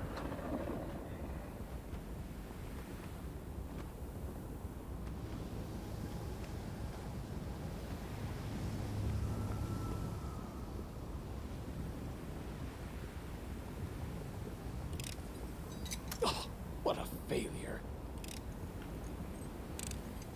A trivial task.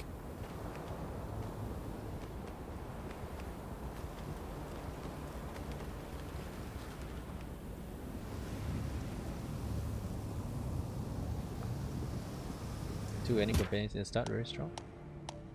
Suppose. But since it was just little kobolds, I think any class combination will work fine. After braving the perils, you can take its bounty. See what exactly at the map.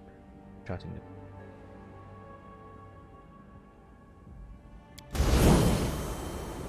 Oh, is that it? Yeah, I think I cleared every single thing.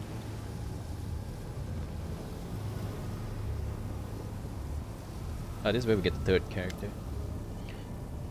Who are you? He doesn't know. Did I play Kingmaker's version of this mode? No, I did not. I've played Kingmaker. I didn't play the Kingmaker DLCs. I didn't have them. Alright, so this game, I played the main campaign. I didn't finish it though, but I played, what was it, 160? It was 190 hours, yeah, 90 hours.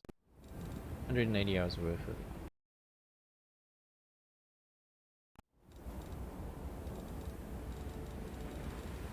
Alright, so third character, what do we want? So right now we have two pet dudes. Pet tanking. What do you think would make a good fit for our third character? I'm open to suggestions. Feel free to bring it up. So we have a Divine Hound Hunter. And we have a Seven Sorcerer. Main campaign bugged out. Doesn't fix you. A dex base, but need a two-handed sword. Yeah, I need a two-handed sword for my main character because he's got strength, 20 strength. Cleric of Animal Domain. More pets. More pets. I actually, in my main campaign, I play with all pet characters. So all my entire party has pets. Yeah, so that's like very in line with my main parties. I like playing pet characters. I love pets. Pets are so good. 12 pets, let's go. So the thing with clerics and druids and seven sorcerers is that in addition to your pet, you can summon more animals. So it's pretty insane. But you have to be prepared for all kinds of encounters, right? So certain enemies are immune to like melee attacks. So we need some form of like magic damage or something like that. Can use the fuse. Nothing check. Very cool. Two-handed dex based. Health focus and open. Oh yeah, spades. The main character I have is meant to use a reach weapon. So I was trying to figure out if there was a dexterity based reach weapon that I could use so that I could focus all on dex. I couldn't figure out if there was one, so I went with the glaive. Since like it seems like everybody recommends a glaive. So yeah, glaive or greatsword. Right now we're using, well, we want to use a greatsword, but we didn't buy it, so we forgot. But yeah, we want a reach weapon so we can sit behind the pet and have the pet tank while we take advantage of the trips and whatnots, the CMB. And all the teamwork feats, because Divine Hound hunters give all their teamwork feats to their pet as well. Kind of like the Inquisitor. Inquisitor does that too, but it gives it to all its summons. So yeah, it's kind of like that. So you can have like the Inquisitor with the super summon thing, Monster Tactician, and give all his teamwork feats to all his summons. That's also fun. Your Cleric of Gorum use Greatsword because of RP. Make a fighter in the level 5, you can make any weapon. Yes. Yeah, but I'm using a hunter. The hunter has to be the one doing it, because the hunter is the reach guy. So, if we're gonna go with a new guy, we could make him a tank, we could make him a mage. Could be a cleric too, so we get buffs, and some resistancy things. Case. Because we have to be prepared for all kinds of encounters, right? So some will require us to use magic to kill them, some will require melee, you know, in order to deal with all kinds of encounters. Because this kind of roguelike dungeons always like that. They always push the enemies to the extremes. They always push the extremes, so like some will be immune to melee, you know, some will be immune to magic, some will be immune to this and that. So you need to have a variety of damage sources and ways to deal with enemies so that you don't get caught offhand or, well, caught flat-footed.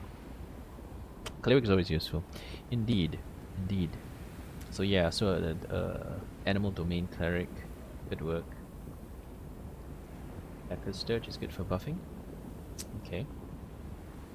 But if we go with like an animal domain cleric, we can still use the regular cleric spells, right? And we can still have a pet.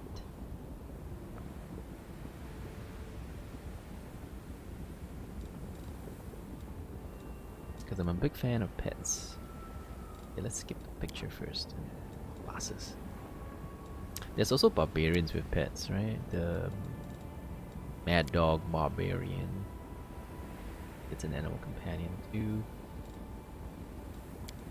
There's also the Monster Tactician, which I like. I completed a run of...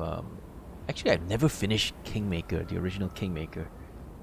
Never finished it, but I got really, really far. I got to where the plants were all really colorful. I think I was like X6. Yeah, I got to X6. So I almost finished it, but I haven't finished it. I almost did though. But I did it with a Monster Tech. And Monster Techs are really fun to play. Because you can summons and they'll last a really long time. Because it's, I think, a minute per level or something. So the higher level you are, the longer they last. Then you can have all the abilities to transfer your teamwork feats over to your summons. So, man, are they awesome. Erastile Cleric with N. I mean, okay, I'm interested in that. Let's have a look. Also, we get a Cleric. It'll give us like some ways to do magic damage if we get desperate. Finish Kingmaker. So you like clerics and chopping? Cool, cool. So what was that?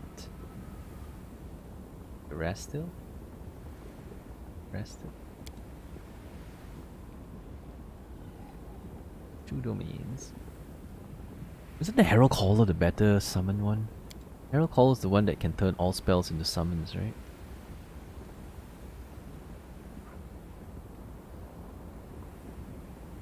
Although we do have to take into account how if you can't melee enemies, because they, we're completely reliant on summons, and how if we can't kill them with summons?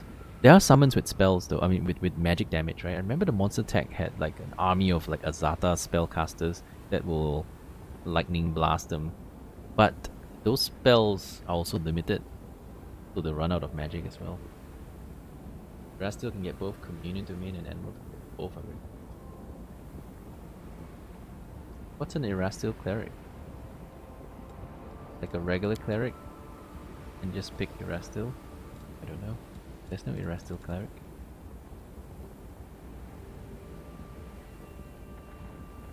I see. So just pick that as your god.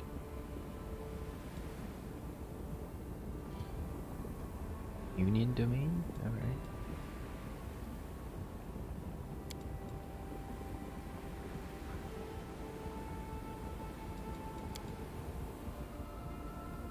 So which subclass should we pick, or should we go regular clerics?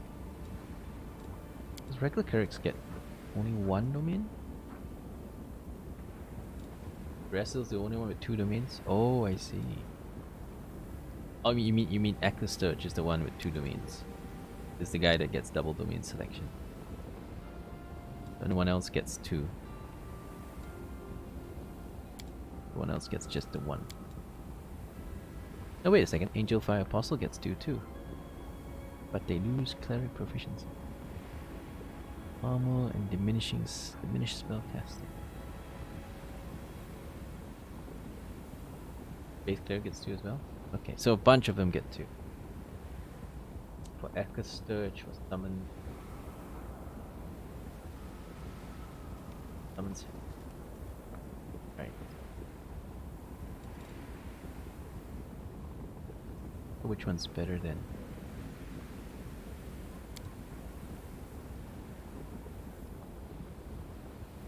For buffs? I see.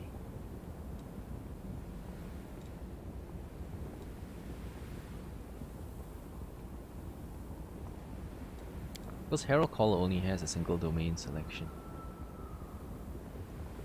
So if we go Animal Domain, then we won't get the other one. What's the good thing about the Communion Domain? What advantages does it confer?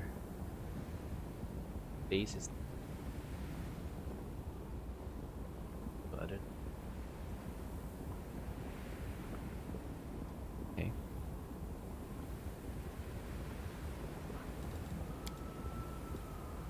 So if we take the base one, we'll get 2 domains. So we could still do animal and communion if.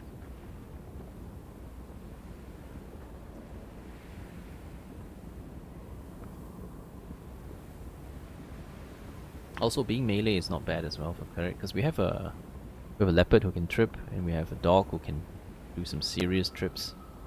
Of course, that was just kobolds, right? It only worked against kobolds. Against other enemies, we might have to roll a 20 to trip. Give it to him.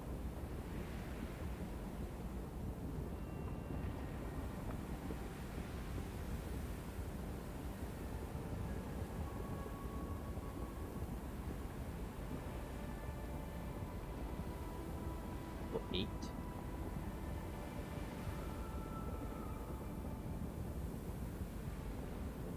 Level 8 to get what?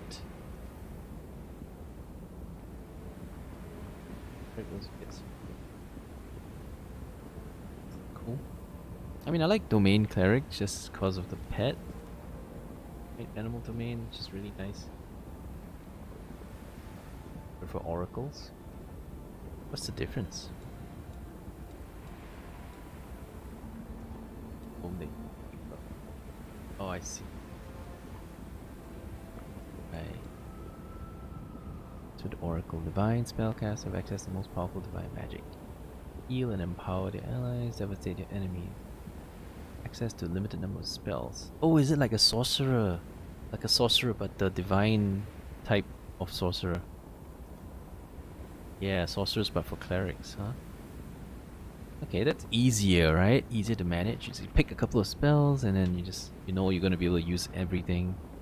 Like the, yeah, we have a sorcerer already, so this will be could be like the, you know, divine sorcerer. Do you also get options for animal domain thingies, or you not get that? Like, who gets a pet?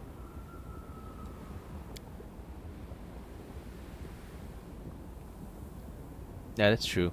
Since you have a more limited selection, you have to know what to pick, otherwise you're gonna run into an encounter where you need something and you don't have it because you never picked it. That is true. Cleric does give you variety. As long as you know what you want, it's slightly better. And also you can change it, right? So you can always change your selection, whereas the spontaneous guys, they can't really change them.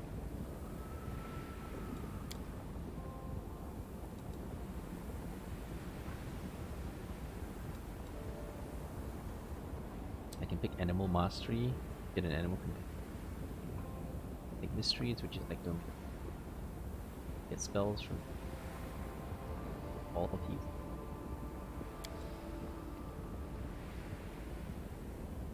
I'll probably want to use the divine guy to do buffs, especially buffs that we currently don't have. Like the hunter doesn't have a lot of buffs. All he has is like the fang thing, and that's it. And then the sorcerer has like divine armor, or the mage armor, and that's it, right? So right now our spell selection is very, very limited.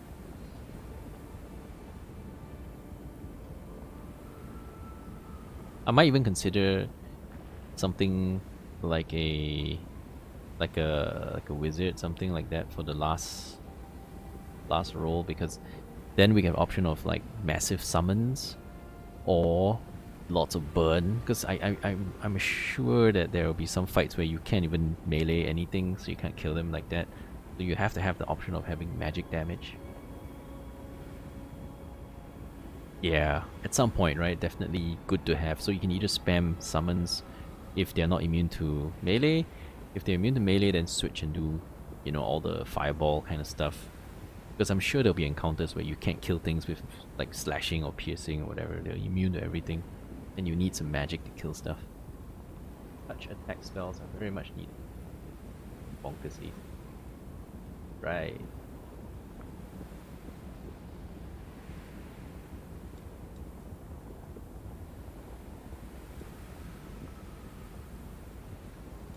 Alright, let's go with like a regular cleric. That way we have a wider selection of thingy-mabobs we can use.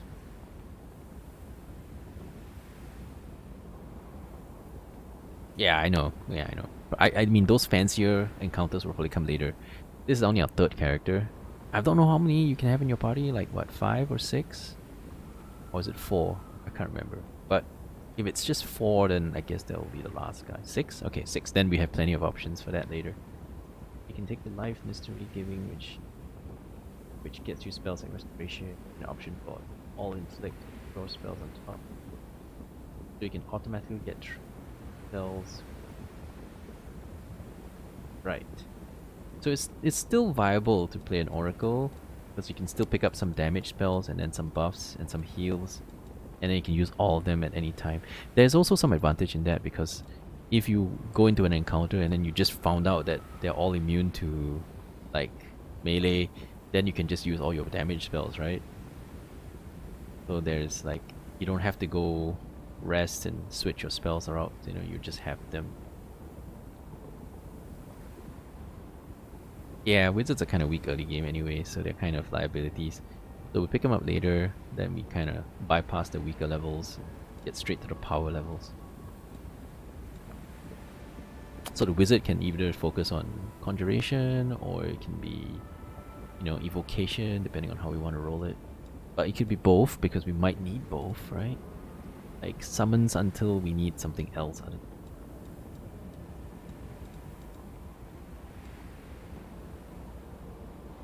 witches.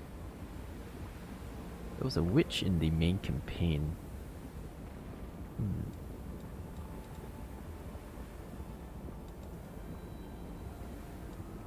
Yeah, I'm thinking it's not like fifth character probably. Like fourth character, maybe we'll go with a melee. Because once we have like a cleric, then we will have some access to heals. So we could have like a proper melee character in the front line.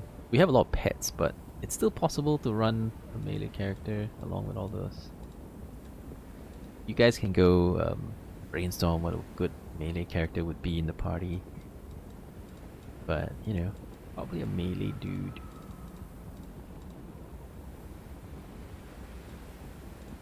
Probably. Lots of options available.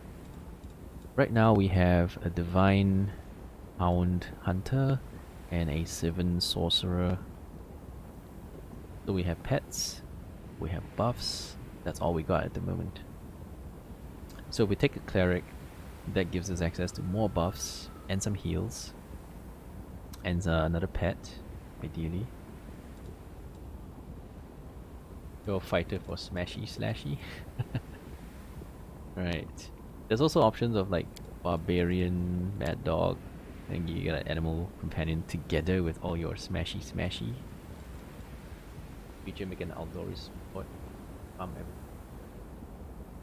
I've never tried the Aldori's Sword Lord. That could be interesting. There's also Blood Ragers. Do they have pets?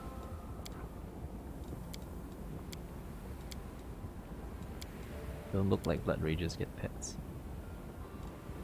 Or at least not at the first level.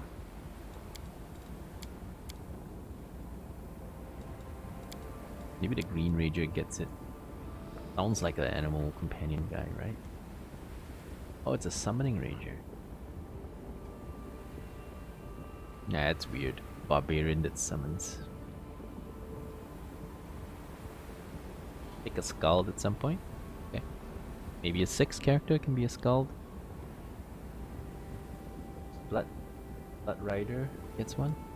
Oh, he gets a guy to ride. Right. He gets like a horse to ride at level 5. Yeah, level 5 you get a horse to ride. Cool.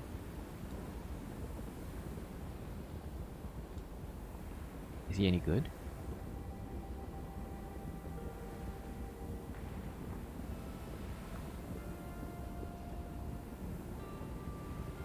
Instantly jibbing something.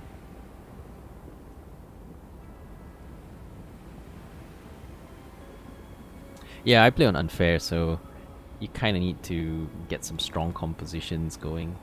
Now, I haven't played the game in a long time, right? So I don't really remember all the builds and combos and whatnot. So I'm kind of just kind of winging it.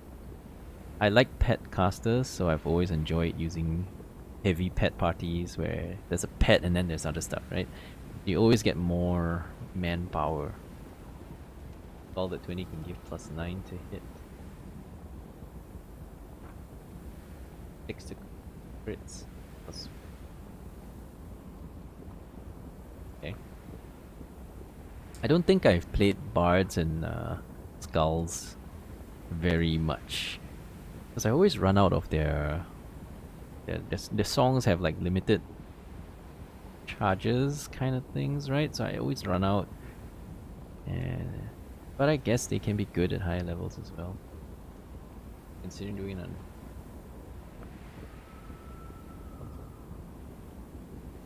Yeah, the 2 hit really does help. Does it also benefit companions, animal companions? Does the skull stuff help that?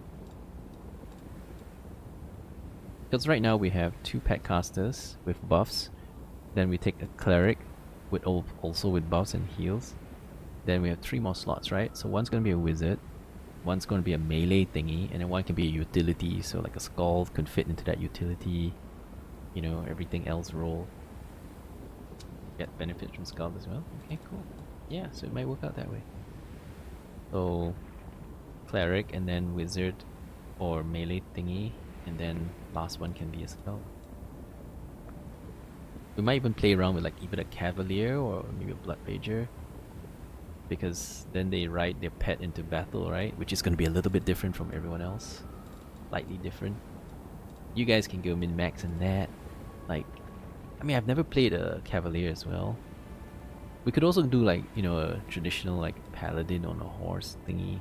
Also totem to get hounds.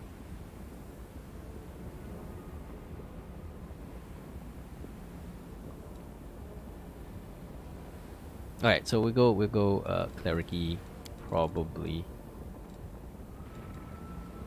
So Herald Caller has lots and lots of summons, so that could also work. The summons can tank for you as well as damage. You can also do Ekless Scourge to do the buffing stuff. Maybe this is better, because our wizard's already going to be spamming summons probably. Or we can have the cleric be the summon spammer, and then the wizard can focus more on like evocation type stuff. Do we have enough points to pick up like evocation focuses as well as summon focuses? Be nice if we have like 2 focuses, so they can do summons when we need to, or vocations when we need, depending on the encounters go up. Skulls are so good is the fire rate. Affected. Spell rage. Take the right rage powers, you get very powerful. Okay.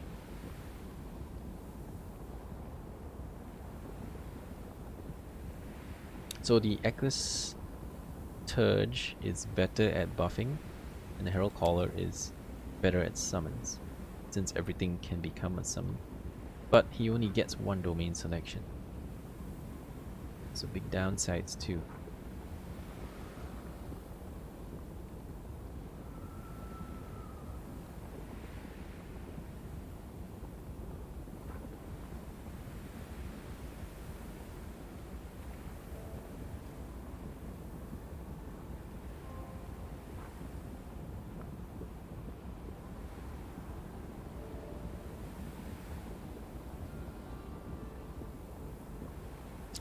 But what advantage do we have? I remember that this ability means that anything that you didn't memorize as a summon can be turned into a summon. Other than that, there is no advantage to the summons, right? There is nothing that makes the summons stronger there. Oh yeah, okay, so you get augment summoning as a bonus feat. So you get all the summony stuff. Get superior summoning as well for free.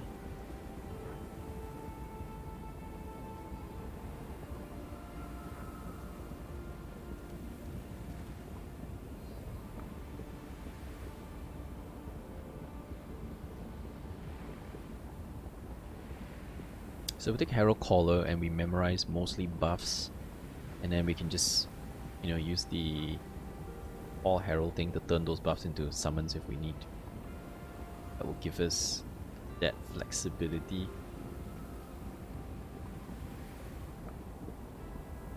I've never played an Ecclesia Turge though. I've always played Herald Callers because I like summons. So sell me on the Ecclesia Turge thingy. What's so good about this guy? What makes him so good? Because I've always played Herald Callers because I'm a fan of pets and summons.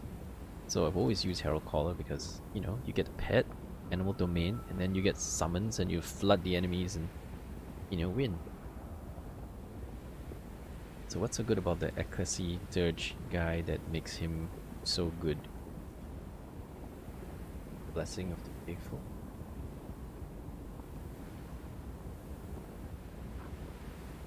Standard action can bless one ally within close range. A blessed ally deals +2 sacred bonus on attack roll, skill checks, ability checks, saving throws, and to until Dirge's next turn. So it's only a 1-turn thingy? Expend 1 use of channel energy when activating this ability duration. Okay, so then you can, if you want it to last more than 1 turn, you gotta pump stuff into it. And there's a Blessing of the Faithful long and a short.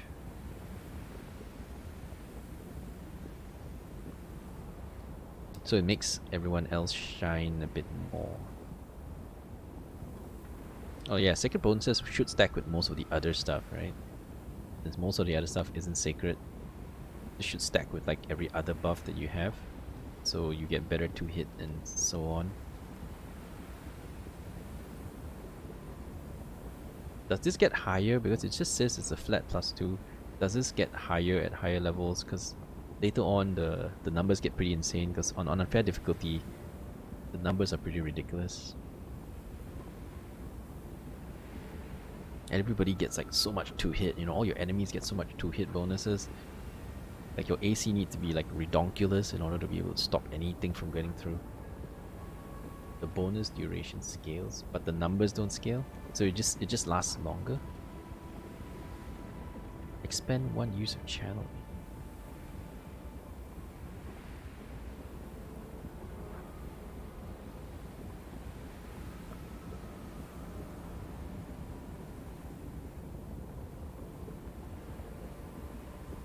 Alright, I'll try the Ecclesia Dirge because we're playing the short campaign anyway, so it's not gonna like commit to like 200 hours of playing this class, so it doesn't matter. So we'll use it to test the class out. So try it out. What's good? Azimir? Azimir? Or Elf? Or what's good? Elmay? We also don't have a guy that picks locks yet. Like a good guy that picks locks. Because right now we've been lucky, so we haven't broken any locks yet, but I suppose we'll run into stuff that we can't pick and then into trouble. The buff is really nice for turn-based, too much pain to use in real time. I see, yeah, because in real time you have to run and do that buff while everyone's fighting, right? It's kind of a pain. Kind of makes sense, because if we played Herald Caller, when we go real time, it's really easy because, you know, all your pets are just gonna run around and whatever, so it doesn't matter. But if you play turn-based, yeah, it doesn't matter as well. Turn-based in real time doesn't matter. But for this one, if you're playing real time, it could be more painful.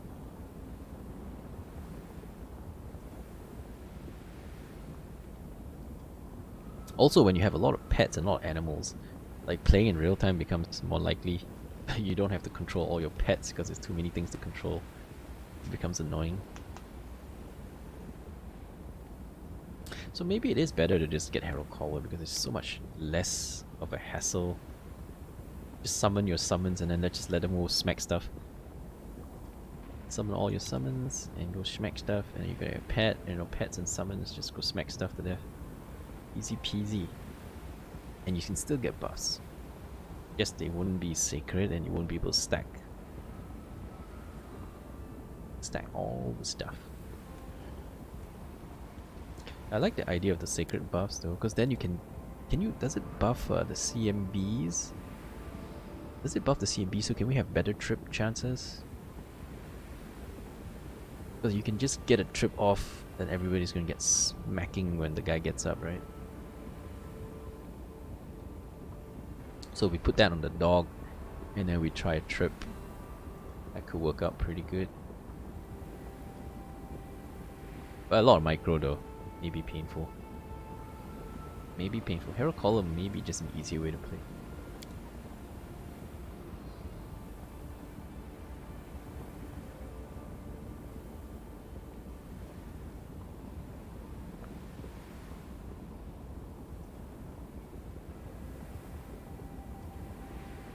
But I have played Herald Callers. Let's just try the other one, because I have played Herald Callers like pretty much every time I make a cleric it's a Herald Caller.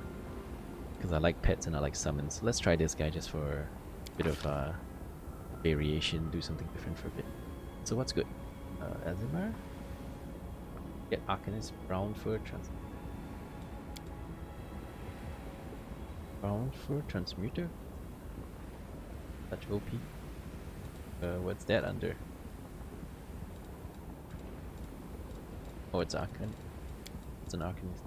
Never played an Arcanist. Arcanist exploits. Arcanist.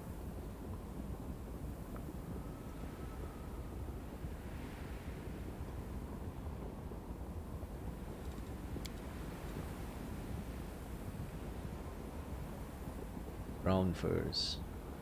Transmutation focus on transforming themselves into animals.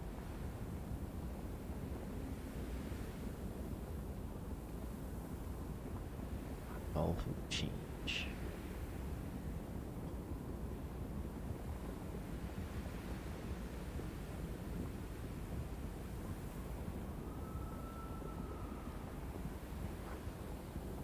Best buffer in the...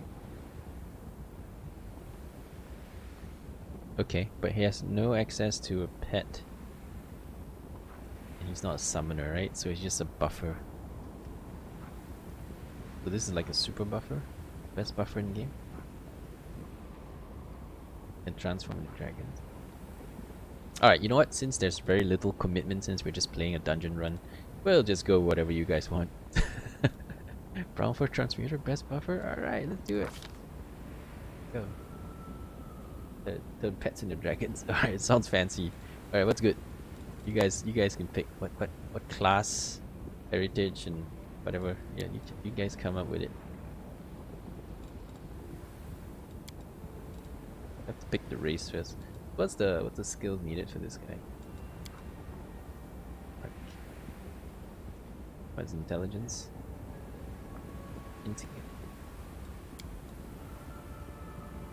Yeah, it's an intelligence guy. Oh, you need charisma too? Okay.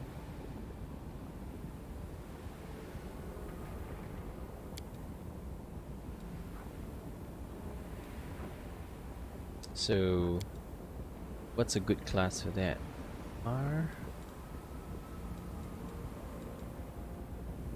Charisma.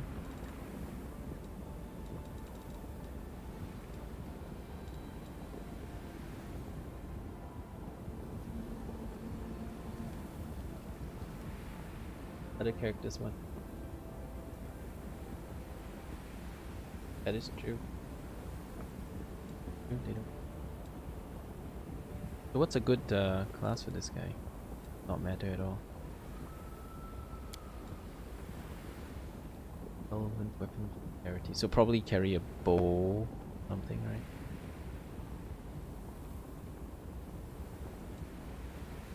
Pointy E. Azimir don't get any stat bonuses. That'd be good for.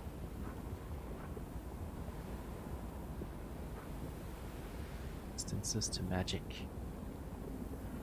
Alright, sure, for a little bit of a difference, we'll just have an Azimir again. Okay, what's good? That's a restoration. Angelkin. That's possible. That was the him. Also. So I see. So normally these best buffs are only for yourself, and this guy can make it so you can buff it on other people. Ah, I see, I can get it. I get it. Sounds fun. This one has a 2 strength and charisma. Intelligence. Oh, so Emberkin is the guy we want. Racial bonus to intelligence and charisma. Perfect. And with this, yeah, you guys think about it. One of the what kind of spells? I don't know. I'll just randomly pick something first, and you guys can come back to it. All right, stats.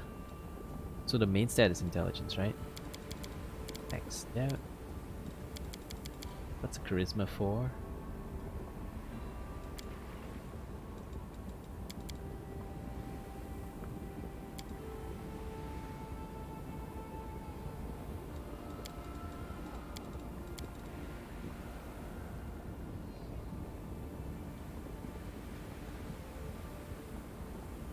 Oh, charisma for special stuff.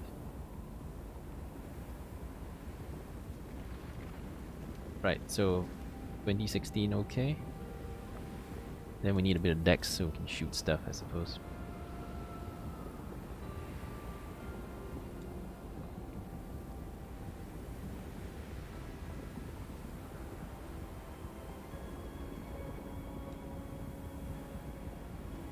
Right, cool. Thank you. Lovely.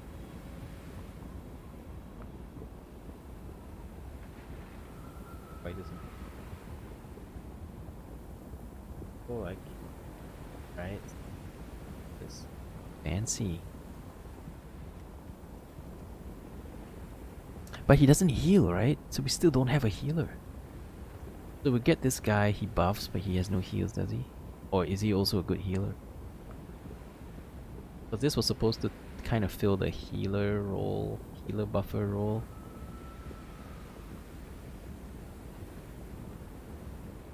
I guess alternatively we can go without a melee guy, because next one we can have like a wizard, and then we want a skull, and then we can have a healer as well.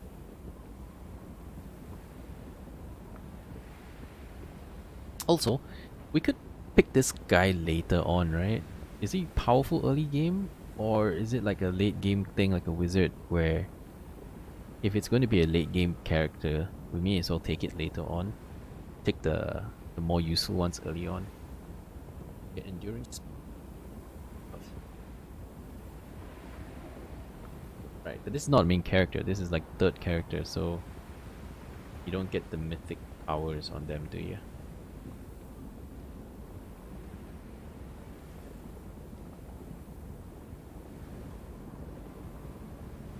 Oh, we can just roll with it.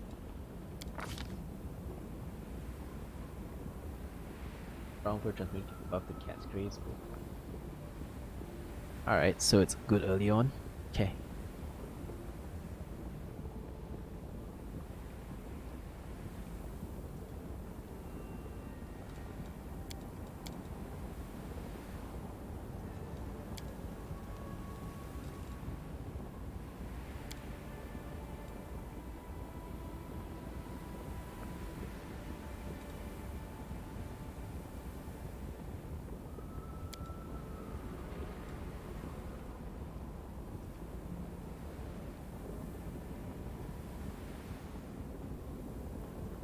The pet in the hospital.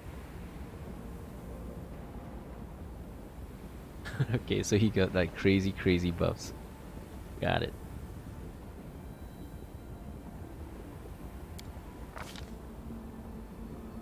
But my stat distribution is 20 int, 16 charisma. Yeah, let me know if this is like not quite right, then we'll fix it.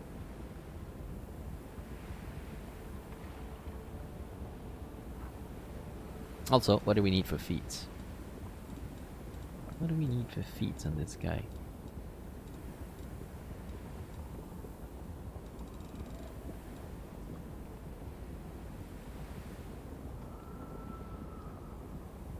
Oh, dragon's a polymorph? Okay.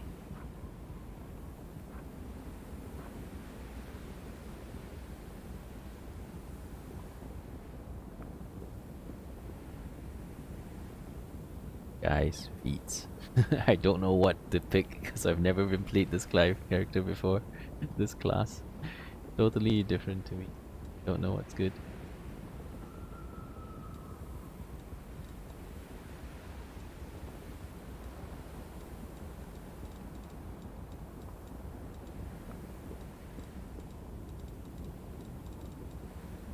probably need some kind of spell focus, right? But I don't know what kind of spells he uses. I don't know what kind of spell focus. So it's either abjuration or enchantment. Or transmutation, because he's a transmuter. I have no idea which is good. You guys let me know. Then again, buffs don't get resisted, so maybe you don't need that. All those blood itself.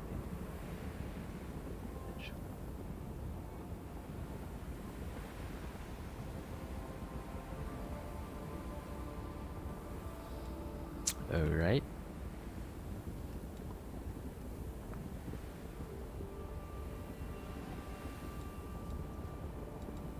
Oh, Black Shard is good, is it? Yeah, it does. But I don't know how this character plays out, so... Yeah, my general go-to is either I get some spell focus that leads into something, or we get point blank into precise shot so we can shoot into crowds. I don't know if this character relies on any spell focuses that are super important. Like for example, summoners, you definitely want to go conjuration into augment, to superior summoning, because you know you need that. But for this guy, I don't know.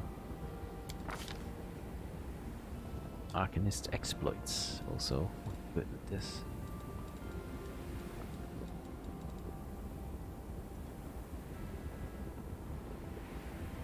Don't need it till okay. In any case, if he's just buffing, buffs don't get resisted, so it shouldn't really have that big of a deal. Yeah, so I don't know this either because I've never played this class. Got no clue. What's good? Fill me in.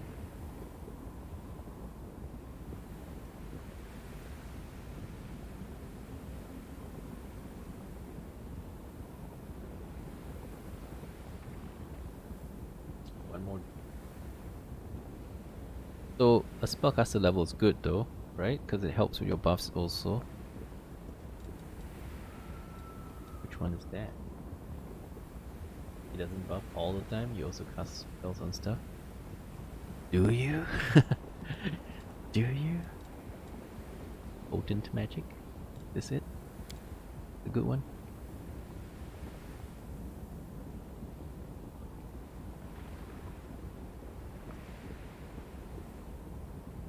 Oh, you expend a point from Arcane Reservoir in order to increase it by 2 instead of 1.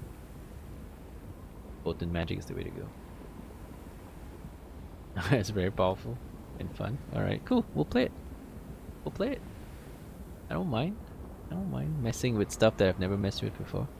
Especially on this kind of dungeon run where, you know, it's not 200 hours, so I don't have to think too hard to pick something fun that I've never tried before. Okay, spell picks. Okay. I suppose I can take more mage armor, but that's always good. Magic weapon. Any character within touch range. Yeah, we can use magic weapon on Kaen, so we get all that good stuff.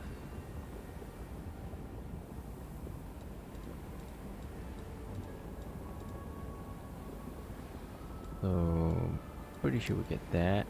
This one's also pretty standard in case, you know, you can't hit anything. Large is better. Better reach. Okay. Okay. Large.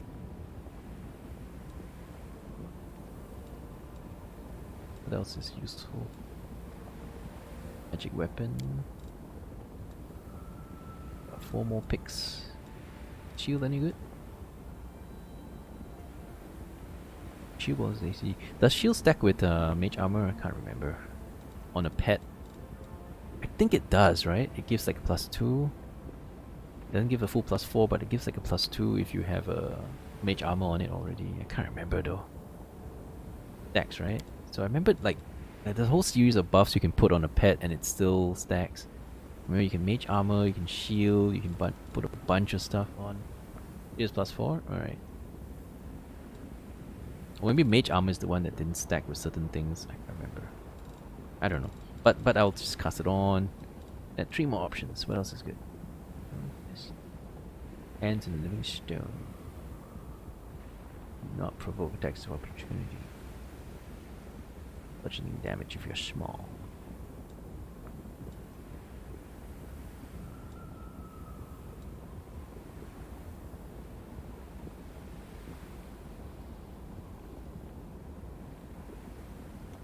One is the like one. Okay. I remember casting all those on my pets though. Alright, Hurricane Bow maybe? Value on the main the range attacks.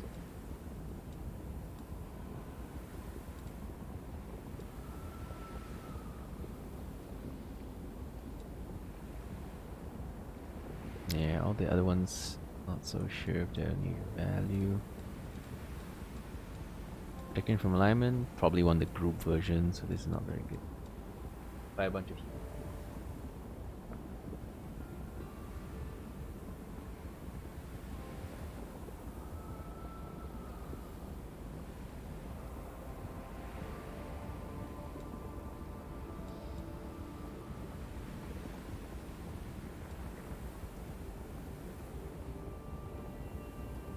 Harding.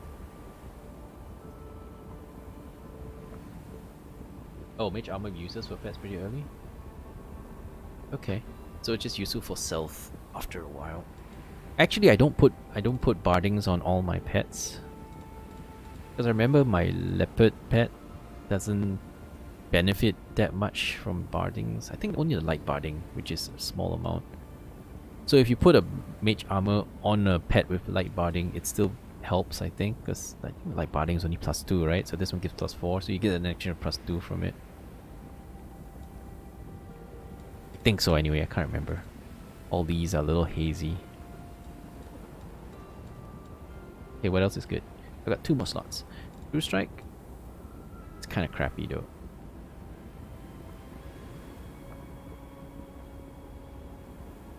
Oh, they count as armor as well, right? Error from Void. Yeah, I saw it. The developers of Phoenix Point even sent me an email telling me to check it out. Yeah, they're trying to market that mod even though they didn't develop it. Maybe they sponsored the development of it. Maybe. That's why they were marketing it. Alright, 2 more slots. So I don't know what else to take, so maybe Expeditious Retreat. I don't think it's useful here though. In the campaign there are some uses for this. But in this one it's all dungeons, it's all very small. I don't think this will ever come in handy. You never know.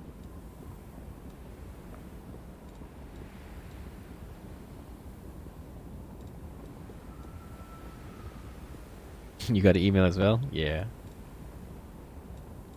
They're emailing me, telling me, go check it out. What? But you didn't develop that. That's just a mod. But they advertised it anyway.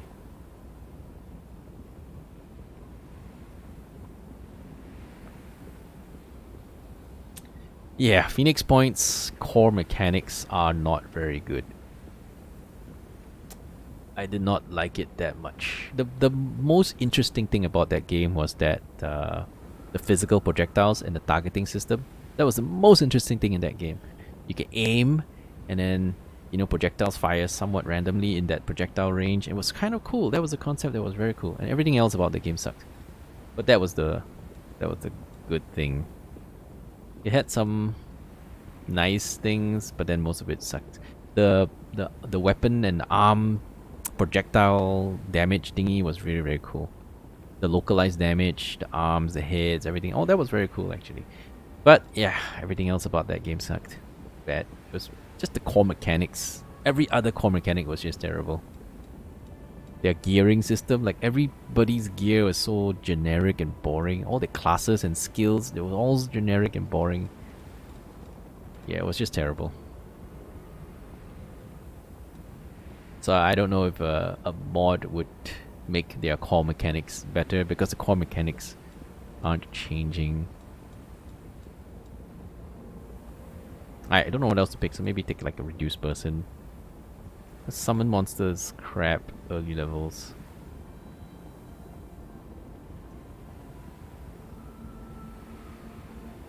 Or maybe take that because it could be useful. Reduce person. What do we need that for?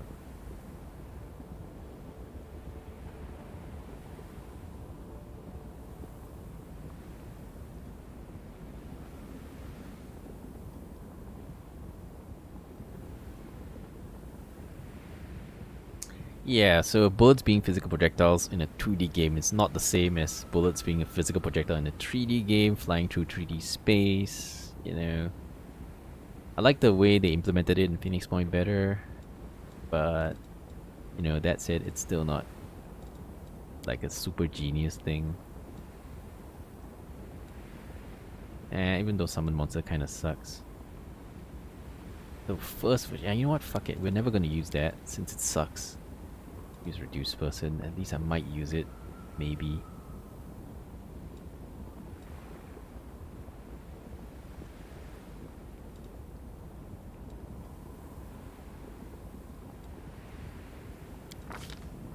Alright, shall we all be Gozre or just pick something else just to do something different?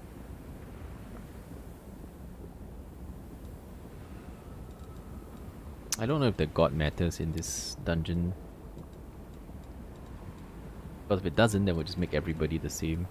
Gozre neutrals. I don't know. I don't know if it matters. Everyone's a Gozre neutral at the moment.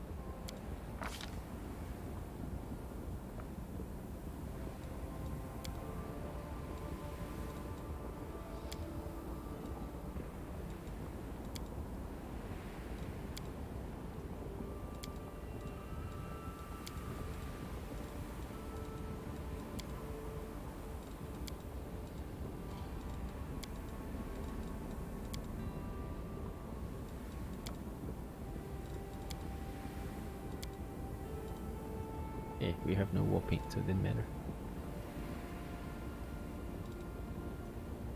Alright. Interesting. Hey, have a look. Alright. Masanchi. Adventures are exciting. Are they? Okay, that'll work. And that's that. Ah,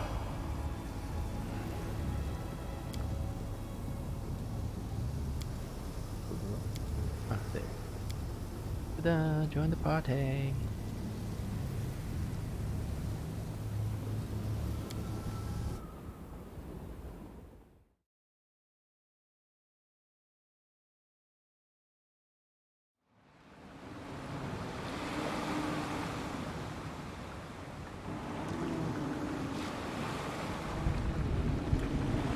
Oh yeah, and for Phoenix Point, I didn't like the gear or the classes. The system sounded, I mean, played out really bad for me. I didn't really like it. Oh, is that it? Go down? Oh, we can. Just gotta go around. Alright, so was there any reason to go down? Probably not. We don't want to rest anymore, right? Also, we can't buy the weapons. We can't buy a reach weapon now. What about you? What do we have? Crossbow. That's it. Oh.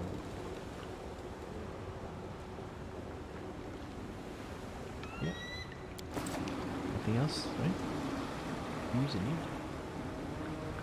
Never get past the first set of islands? Why? Why don't you get past the first set of islands? Okay, so now we check out the rewards. Random positive effect at the end of the expedition. Safe harbor. Clears abyssal corruption. We don't need to clear abyssal corruption.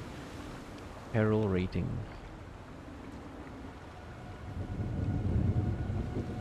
2 is a serious challenge. 3 is a deadly peril. But I'm assuming the rewards will be better if you do a harder fight. Also, although the reward like this one, just to clear abyssal corruption, is kind of useless. This one gives us a random positive effect, which will probably be of better value. What about this one? Healing breeze. Permanently gain 10 HP. That's actually kind of useful too. Permanent bonuses are always nice. But if we go down here, we can't get there. What does this give us? What's gold here? Just buy stuff. +1 to random ability score. That's handy. That's an XP bonus. And that's also clearing the abyssal corruption.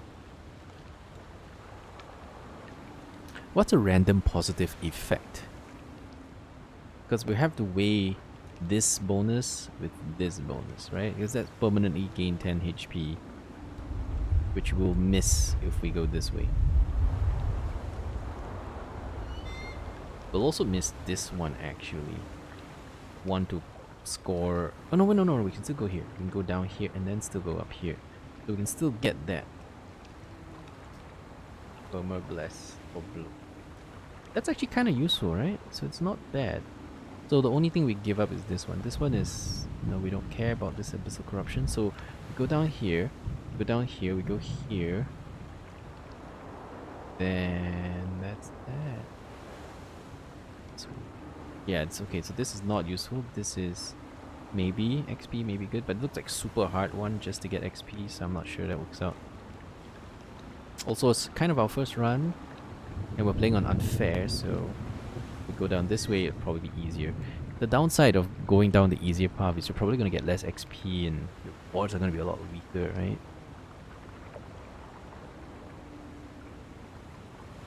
Bonus XP and even more XP from difficulty. Yeah. XP for 3 stars and then more XP. But I like this reward better. Alright, let's go down this way. We'll get the money, we'll get this. We'll skip on the +10 HP. Although that can be so good, right? It's either 10 HP or permanent blessing.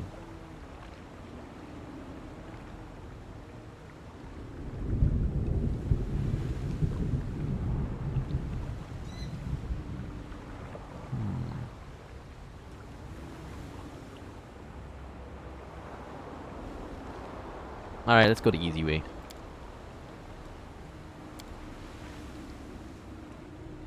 Easy path it is.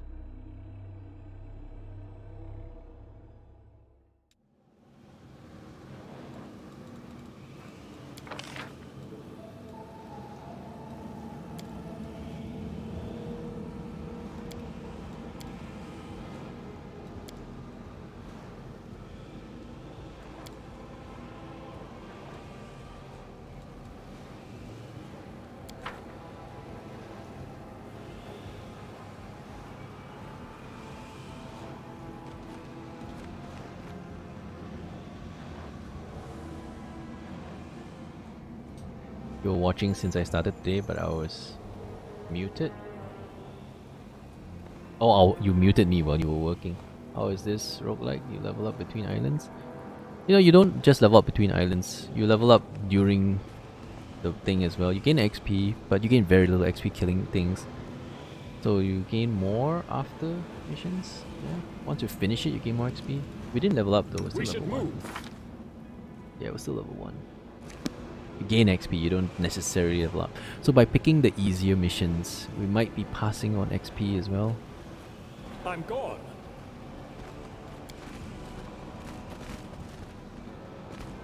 One with the shadows. One with the shadows.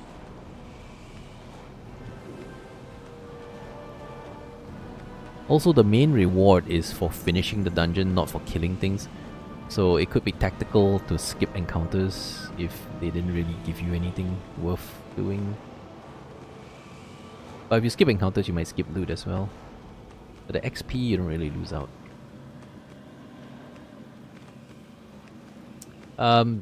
This is not the regular game. This is the I guess it'll work the same way. You get more XP by soloing, but then your encounters are much harder. So this is not like the regular campaign. This game is a roguelike, so they like to throw impossible fights at you.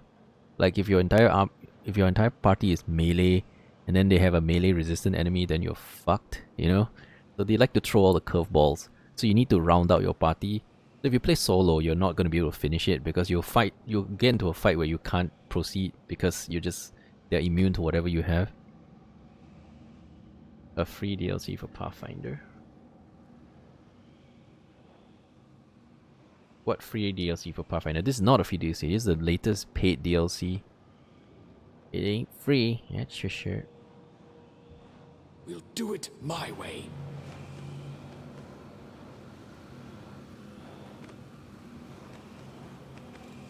It's time to act.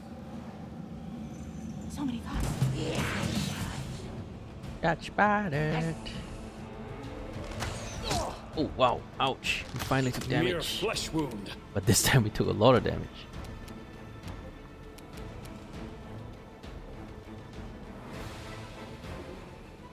What's this symbol? Doggy is flat-footed. Oh, okay.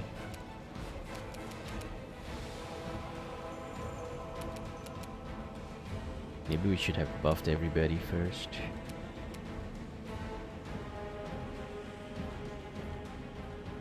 Now I just want to do damage. Away, you rascal! Yeah, it's not free. It's 14 bucks.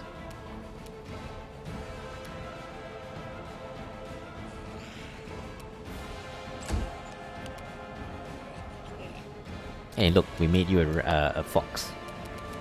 So you should be happy you're a fox.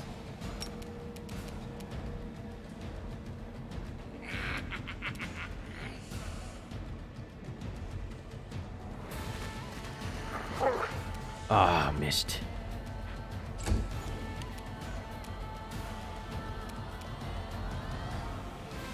Burn. Slice.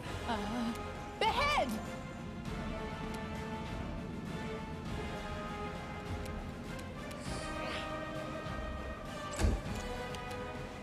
Oh, Kane's almost dead. Holy shit. Do I need to smack him now? Die! Ooh, oh yeah, that's what I'm talking about. Smooshed him. Oh, it was not confirmed crit, but we still smacked him up. They're smacking good.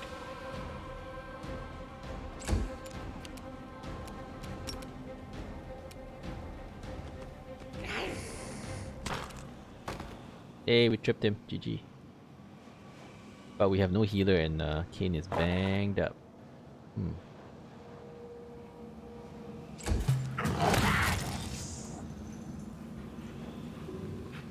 Okay, that was a really nasty opening.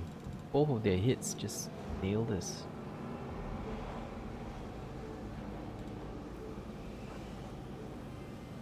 Yep. They got lucky and they nailed us. To be honest, they only needed to roll a 6, so that was going to be easy hit. Yeah, we just needed to be onto them first. We had to be onto them before they were onto us. So our stealth is just not high enough to sneak past them. Learning Pathfinder was a daunting task for you. Did not want to learn another RPG. Learning D&D 5. Roguelike gameplay this. Yeah. I like roguelikes. The main campaign is a very long campaign and you have to commit to all your same classes for a very long time. Whereas this roguelike, it's shorter dungeons, so basically you can... Oh, also I believe there's a re-rolling ability every 5 islands. Every 5 islands you can go back and re-roll your character. So if you rolled somebody you didn't like, you can just re-roll them every 5 levels. I mean every 5 dungeons. So you know it's like... Yeah, if you screwed something up, it's not like permanently permanent, you know? There's hope. Smile goes a long way. I got no freaking I heals. crave for adventure. Shit sticks. I'll take care of it. So this buff is minutes. Adventures This are buff exciting. is hours. Quick, else we miss all the fun. So it's okay, let's just use these.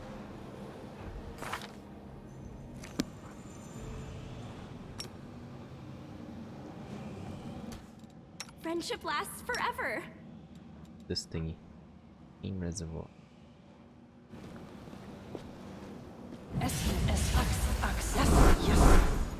Okay, and then I am never wrong. he's already wearing armor.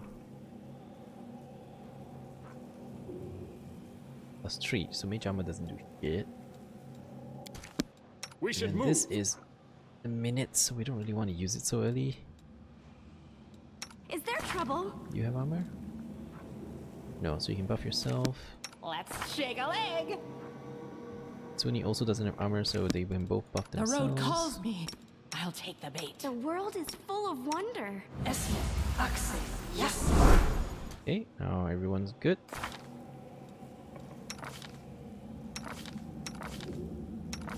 Alright. Good. We can't heal though. A simple Unless I smile drink goes a a potion long or something. way. Shall we move? We shall move. Yes, we I'm shall. always ready.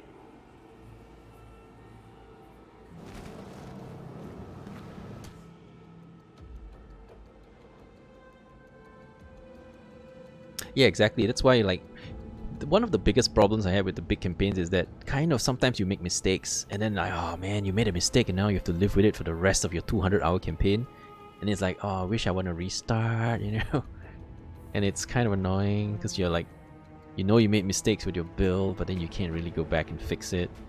But if you're playing a short campaign and it's like every 5 islands you can kind of fix it, then it's not so bad, you know. If you made a mistake, you can fix it. It's less commitment, I guess. The mistakes can be switched around and changed.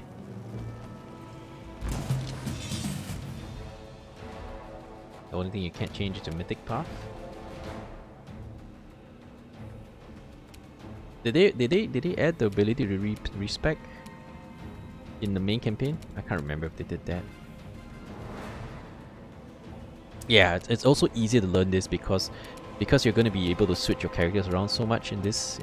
You can always try different things that you never tried to learn different stats and builds and stuff. It's a good thing. Ah, how do you miss a 7? Damn it, kitty!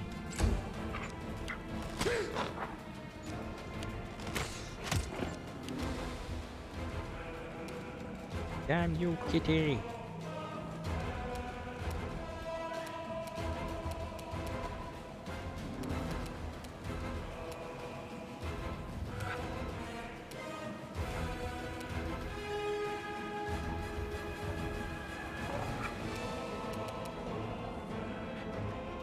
May I see your entrails, please? I don't feel like meleeing with that kind of low HP. I do have a healing judgment, don't I? Yeah, fast healing 1.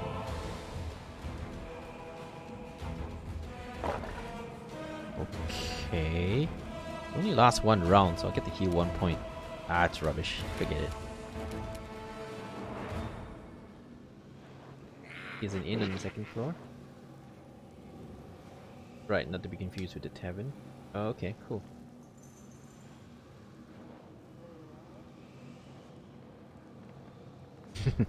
What are you talking about? Bannerlord's been out forever. Even though they announced they're gonna release it. I guess the only difference with Bannerlord being fully announced is that the mods will stop breaking every patch. To me, that's the only difference. I've been playing Bannerlord for years and I love it. The only difference is now you expect the mods not to break every time. That is all. I think I'll just delay a turn. Oh wait, there's nothing to delay because these guys are skipping. Never mind, I'll delay anyway. And they went.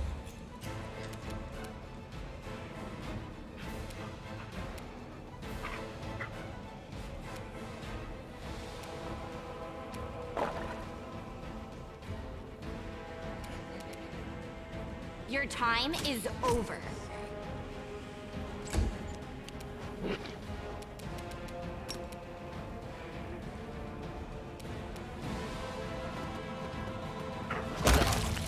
Got him. Oh, do we step out and open ourselves to shenanigans? Do we? Alright, fuck it, let's go.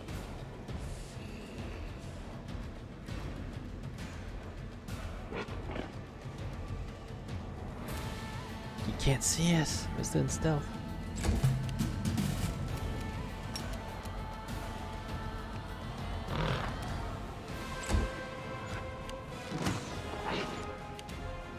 Can you prepare actions? What do you mean prepare actions? You mean like spells? You can prepare spells. You can rest and then memorize new spells, change your spells around, that kind of thing. But actions? No, I don't think so. I don't think they're prepared actions, just prepared spells.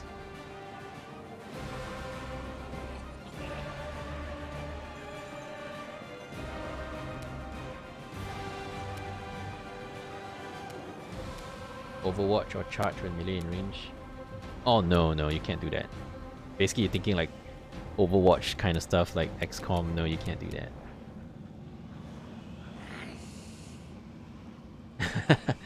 You are a Sylvan sorcerer. Yeah, you're a Sylvan sorcerer. Sylvan sorcerer with pets and stuff. And you're a fox. Because foxes are cool. Let the attack commence!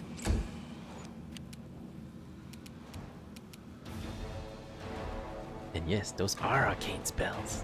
Right. They indeed are.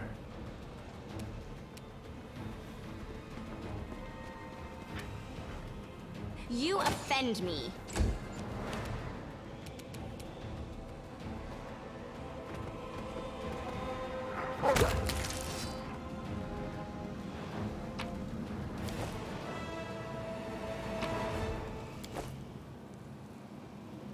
Alright.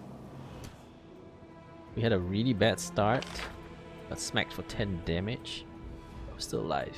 That's what matters.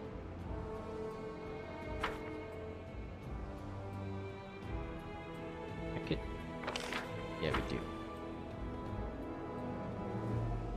That's a save game slot. One with the shadows. Are there co-op online or LAN? No, don't think so. Single player only.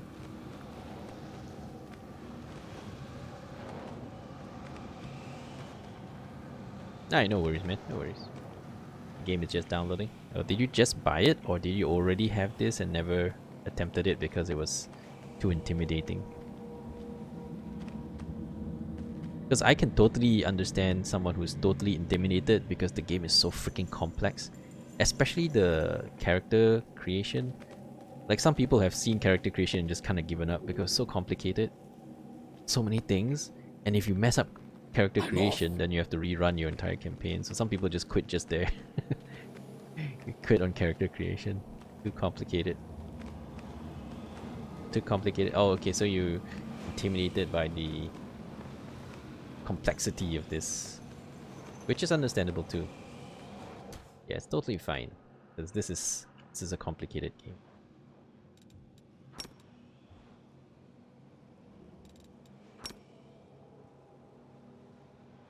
Adventures are exciting. I crave for adventure.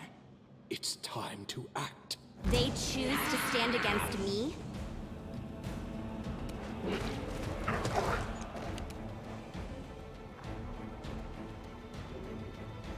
Yeah, if you know D&D, this is actually going to be easy for you.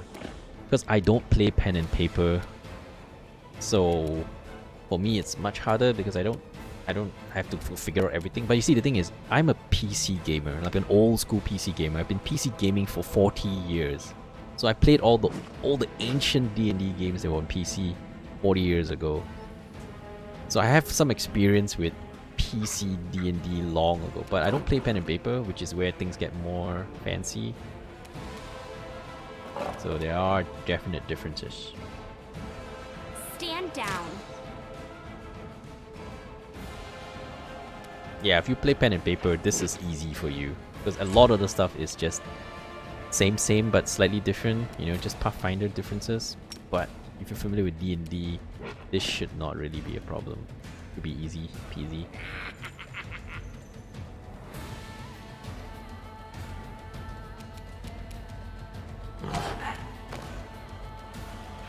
Like, this stuff is so complicated. There's the CMB, CMD, like so many acronyms, and everything means something different, and you have to know them because it's all important. Like, if you're coming in without any background knowledge at all, it's just so freaking intimidating. I get that, man. I get that. When I first started playing Kingmaker, Pathfinder Kingmaker, it was already really complicated. But it was also different from D&D, and it's got its own spin on things. Like, oh, you gotta learn all these other things. I have a PC in 82. Yeah, I have a PC in 82. It was a CGA monitor, so it had 4 colors, and it had 2 floppy drives, double-sided floppy drives. I had a state-of-the-art computer, man. In the 80s.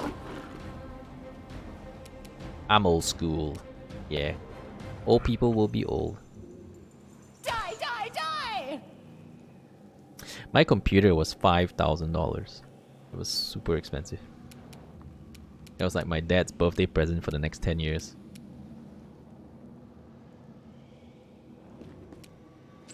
Does it beep? Yeah, it beeps. It beeps and it bops. It's state of the art, my friend. State of the art.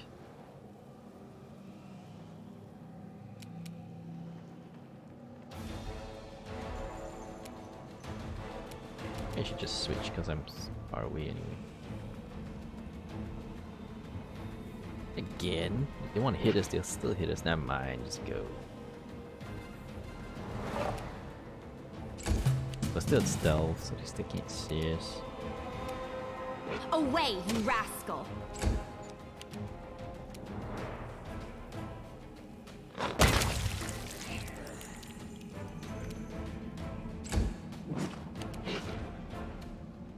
Your old pen and paper bill can be put into this game? I'm sure it can. There will be some differences for D&D versus Pathfinder, but they're very similar. A lot of the stuff you remember will still be sort of viable. Yeah, I think you'll be happy to know that most of your stuff will still work. Burn! The differences, I think, are not that complicated to pick up, especially for someone who has experience with D&D.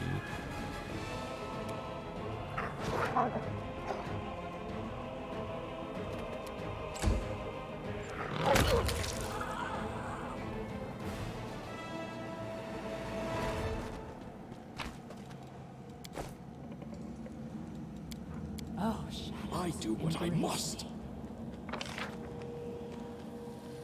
There's some loot.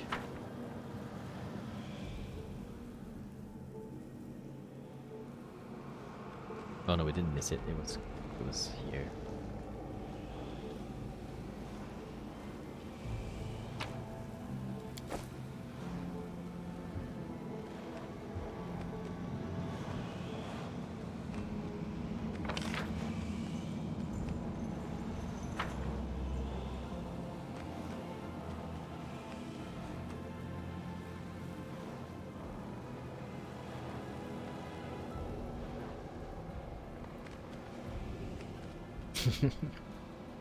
Yeah, man, pro skills.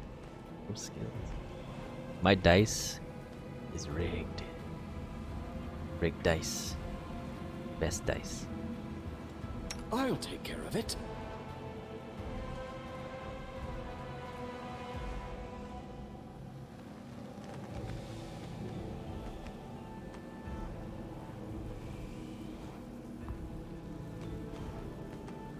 I am never wrong. So many thoughts. So little No time. time for idling. Let's shake a leg. Is there trouble? Quick, quick. Else we miss all the My fun. skills are absolute.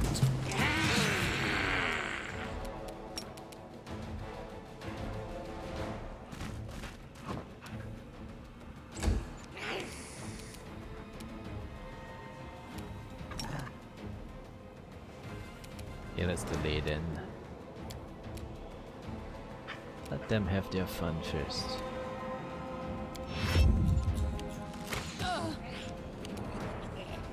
Yikes. He shot Mega!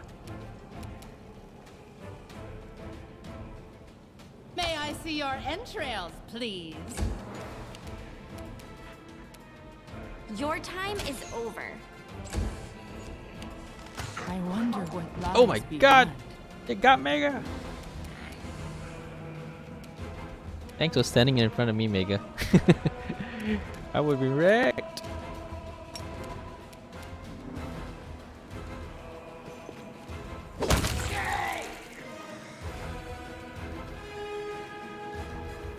That went well.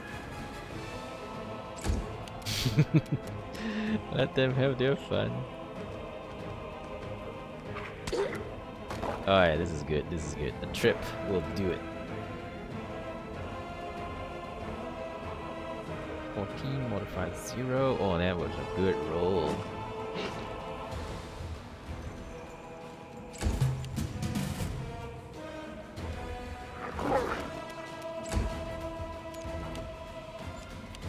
You're not dead, you're just resting. It's all good. You offend me.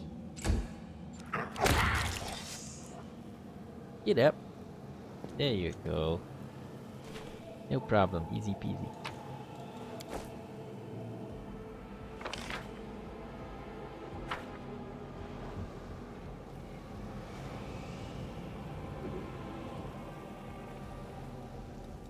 The So road 1 calls HP me. left, 1 HP I'll left. take the bait. You should rest. Just. Yes, maybe. Oh, use up The our buffs world is first. full of wonder. We should move. Got lead blades.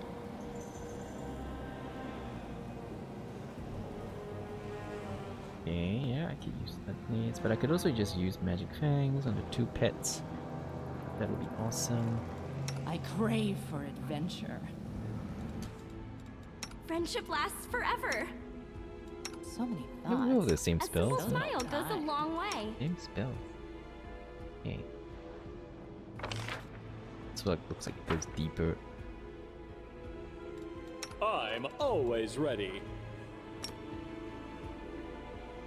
Inimosi travisi. Inimosi travisi. Problem is these spells will only last a minute, so we really gotta run into the next encounter. One with the But we shadows. can't go too fast. And stealth.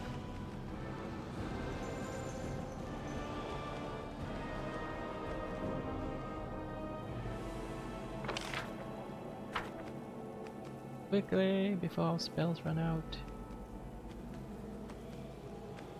I think they're gonna go.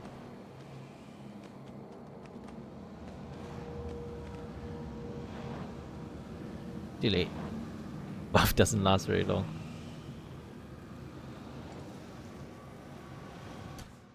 Do we have it? In 3 seconds. Oh yeah, maybe it'll still work.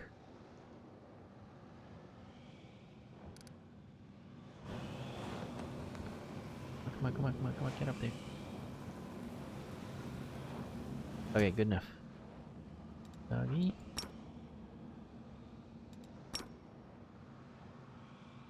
I'll take care of it.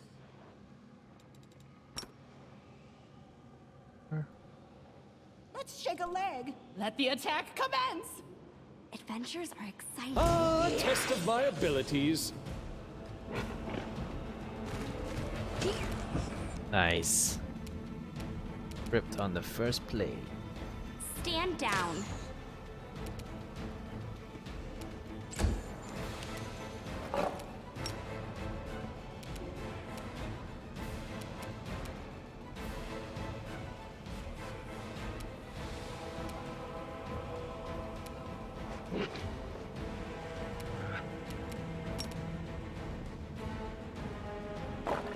Dang it. Can't Rage him.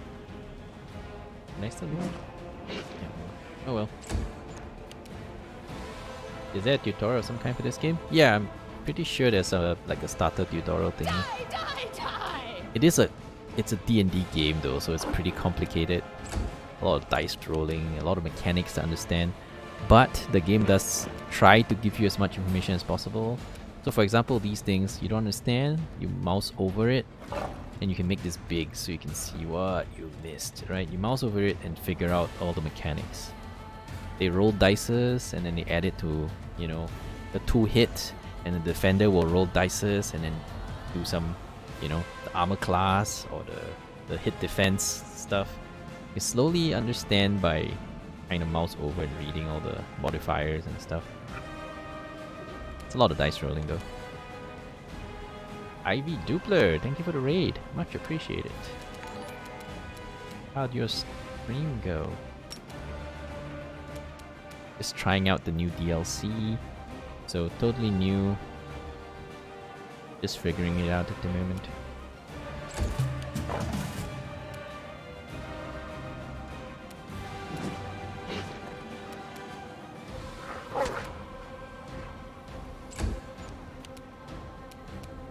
Away, you rascal! You're kicking my butt though, I got 2 guys on 1 health. You voiced Anivia in the game? Whoa, well done. Anivia is one of those characters in the start, right? I remember hearing an Anivia. Good job. Awesome. Do you play this game too? Wanted to raid a random rap streamer? Cool, appreciate it. Yeah, I'm trying out the DLC for the first time, so kind of enjoying it. It's nice to be able to do smaller tidbits of content and not have to sink into a 200-hour campaign. Because I've never been able to finish my campaigns due to how long it takes.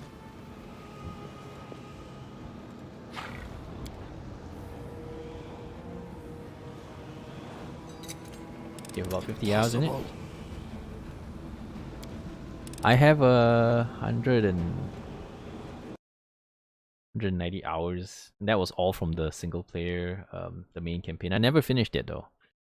190 hours does not finish a campaign, so it's a long campaign.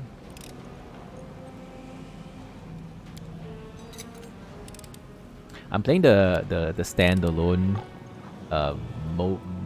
mode for this DLC because you can also play it integrated into the main campaign. But I'm just doing it standalone.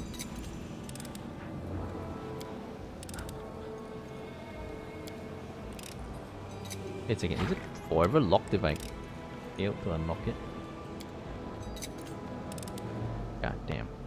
Is there trouble? Oh crap. Okay, so basically if you failed it... Oh, the lock is jammed. Oh great. So if we break it, then we lose all the loot. You have over 200 Divinity OS, you never finished it? Oh, I have got lots of hours in Divinity. Lots and lots of hours. But I have finished it though. Many No times. challenge at all. Yeah, it's all broken. You get wood waste, metal scraps, and dusty remains. Magical scraps. Oh well. Yeah, so we need a real lockpicker guy.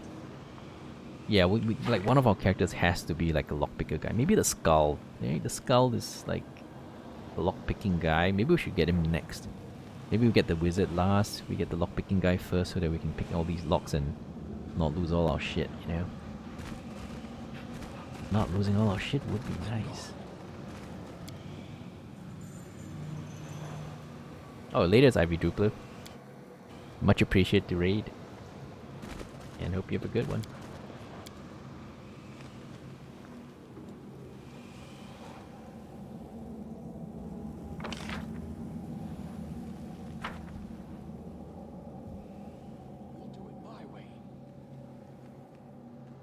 Yeah, exactly. I kind of just lost attention, like, because I have a lot of games to play, right? So 190 hours and I couldn't finish it, and I just got distracted and went and played something else, and then never came back. But I wanted to finish it and just never came back because it was just too long of a campaign. It's not a criticism of the campaign being long though, because most people will appreciate long campaigns because a lot of storyline games, they end too quickly. And you'll be like, what did I spend my 60 bucks on? The game just finished so quickly, you know? So having long campaigns and a lot of content is also appreciated.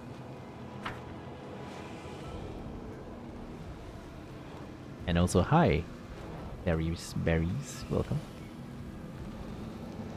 I appreciate having enough content, especially for these kind of storyline adventure games. Otherwise, it's just over before you know it, and they're like, what? What did I spend 60 bucks on?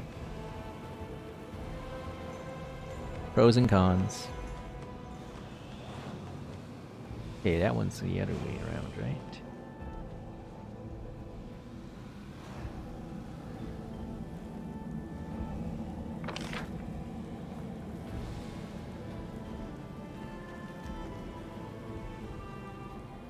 Oh, wait a second. That, oh. Wait, this is the way.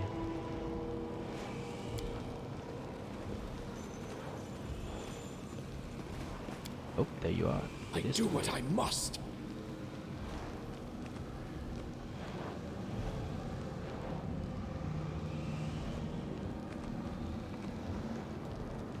The world is full of wonder.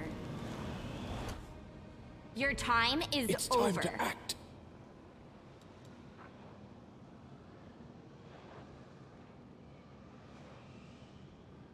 Shall we move?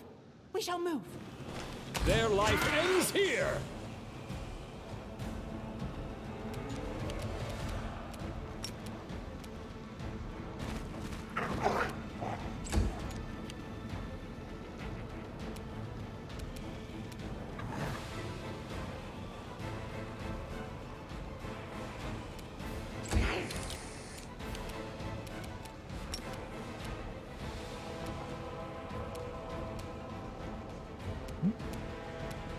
Wait a second, I can charge allies?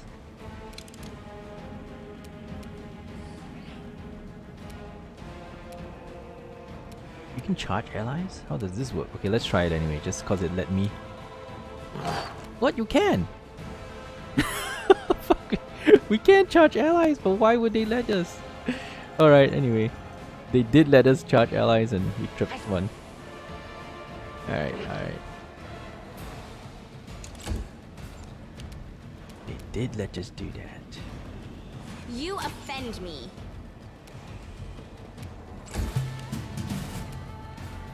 Stand up.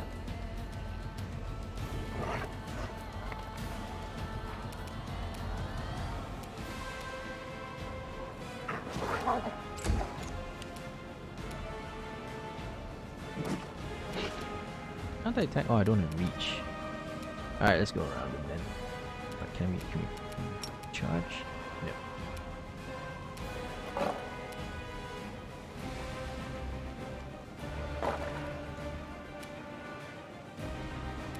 Oop, another dude.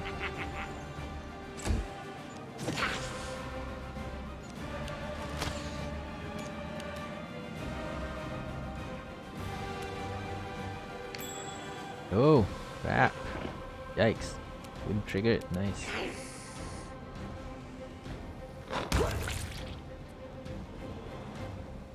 Oh, this is gonna be tricky though. How are we gonna stop that trap?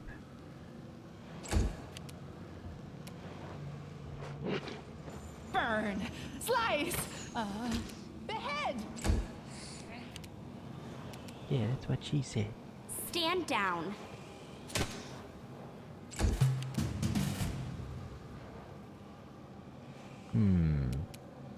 Let's try a delay.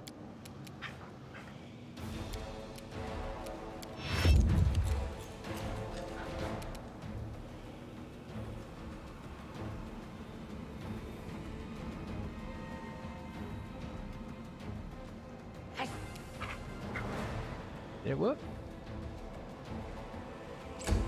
Don't think so. Oh no! They killed Doggy! You bastards!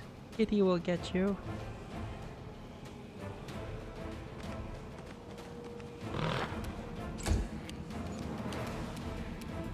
May I see your entrails, please? Away, you rascal.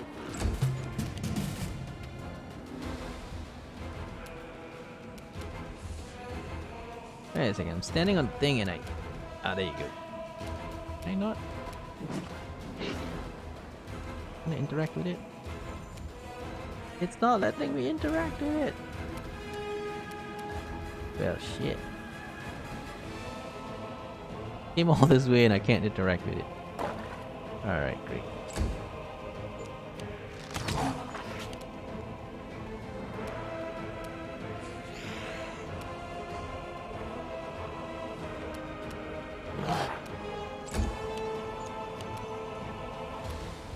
Let the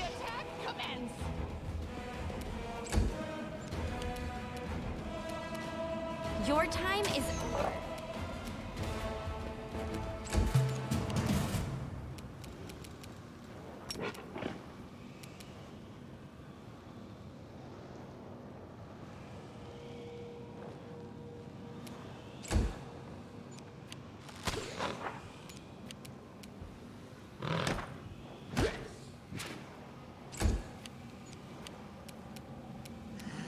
Die, die, die! You haven't tried this DLC yet? Any idea? The idea is you create a custom party and go dungeon crawl and use it to die. Yep, that's basically it. It's a roguelike dungeon, so there are two ways to play it. One is you can play it integrated into your main campaign. It shows up at the chapter 3, and you can just, you know, part of your main campaign, you can go do the dungeons. Or you can just play it as a separate standalone dungeon. You just build a custom party and go around and, you know, succeed or die. You Basically. offend me. Basically it. Max level in this mode, I think it's level 20. I don't know if you can gain all 20 levels, but I don't think there's a level cap like that. Like, you can go up all the way to level 20 playing this, I suppose. But see, the way the XP works in the dungeons are very different. Like, for example, killing any enemy gives like 1 XP. Like, picking a lock gives you like 1 or 2 XP. So, you don't really gain much XP doing the dungeon. But when you complete the dungeon, you get like a whole lump sum XP bonus. So it's not about grinding the content in the dungeon, it's about completing it. So you could get smart and just try to skip stuff and stealth past stuff just to finish the dungeon. That's one way to play it. Because the main rewards are only given at the end of it anyway, once you finish the main objective. You don't have to grind all the monsters here if you don't want to.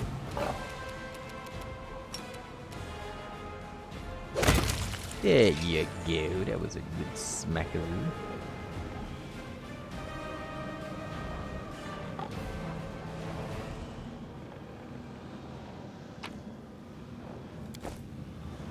No time for idling. I am never wrong.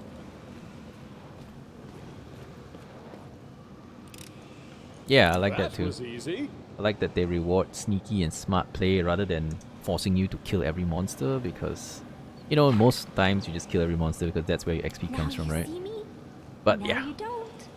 doing stuff in the dungeons doesn't really reward you very much. And the loot is kind of shit as well, so even if you skip like treasure chests and stuff, it's fine, I think, because you're not getting much loot out of it anyway. So you just, our main objective is finish the dungeon any way you can. Also, you're forced into, it's like a pseudo Iron Man mode.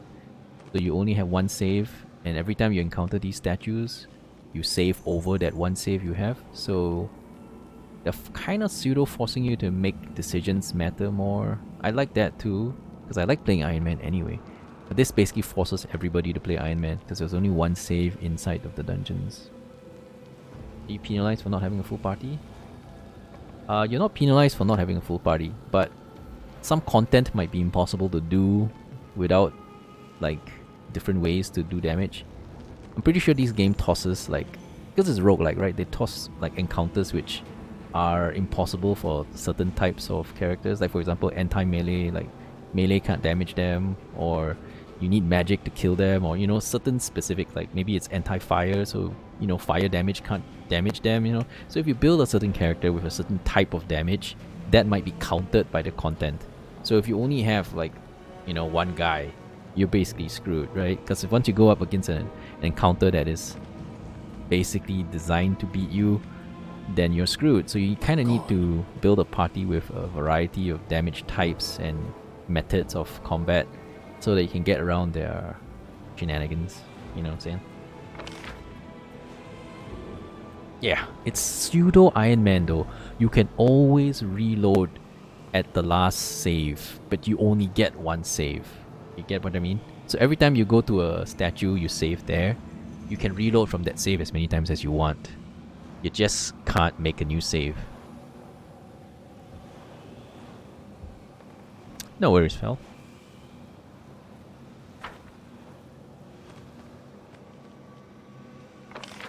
Also, I'm kind of playing this for the first time, so I'm not an expert in this Do DLC. it my way. All I read is on the box. It said so on the box.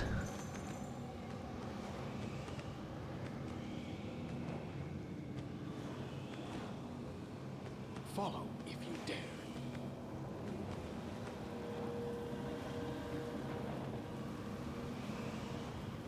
Also, the penalties for resting extensively still applies in here. So I think in the main campaign you get that as well.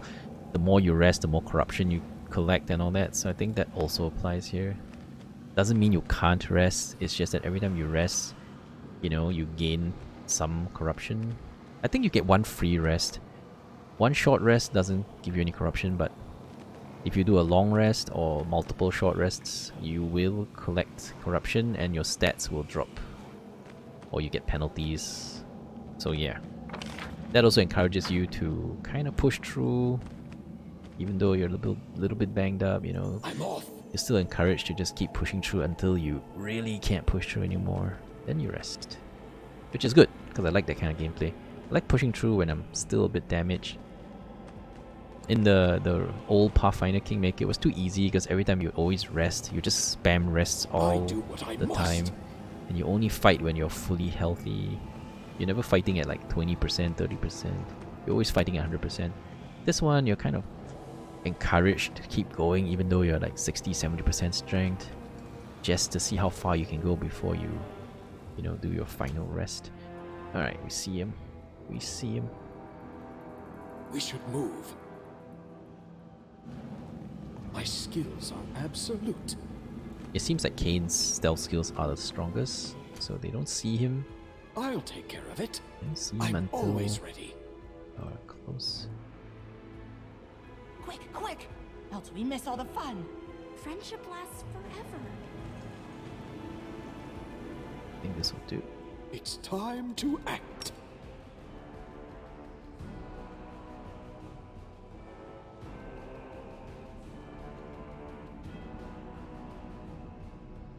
I'll carve my name onto your flesh.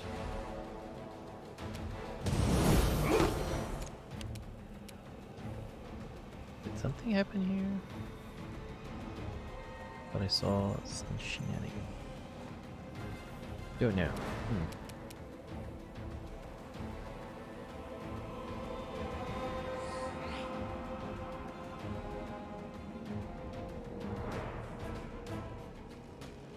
Oh, and Kingmaker? Yeah, Kingmaker, they had timers, so to prevent you from taking too much time. Actually, it's not really like a hard cap. It's just to put some pressure on you so you don't think you have all the time in the world. I didn't feel the time too pressurizing in Kingmaker. Burn! Slice! But that's it, I am kind of okay at these kinds of games. And I usually play on max or mostly max actually, mostly max difficulty. Except for Kingmaker. Kingmaker on unfair, it was ridiculous. The +5 to all rolls was just ridiculous. I did play it quite a lot though, but I still find it pretty ridiculous. Here it's not so bad. Here they give +2 to all rolls in the difficulty, and then they boost other factors to make it harder. But in Kingmaker, it was just a ridiculous +5 to all rolls, which, like, you know, all spells will fail, all spells get resisted. It's kind of boring because nothing works. And you keep spamming magic missiles if you're playing a spellcaster because that's the only thing that will hit the enemy. Everything else just gets resisted. Yeah, unfair is very unfair, but here it's not so bad. Not as bad as Kingmaker. Kingmaker was just infuriating. I think that was the only game I've ever like dropped the difficulty because it was just infuriating. Pretty much every other game I will play on the hardest because I know I can beat it on the hardest. This game's not so bad, but Kingmaker was really bad. Kingmaker, the only way you could beat it on the hardest was cheesing hard, like really breaking game mechanics and cheesing super hard in order to beat it on the hardest. Or you could just keep re-rolling until your hits actually hit something, which is not how I like to play my games. Stand down.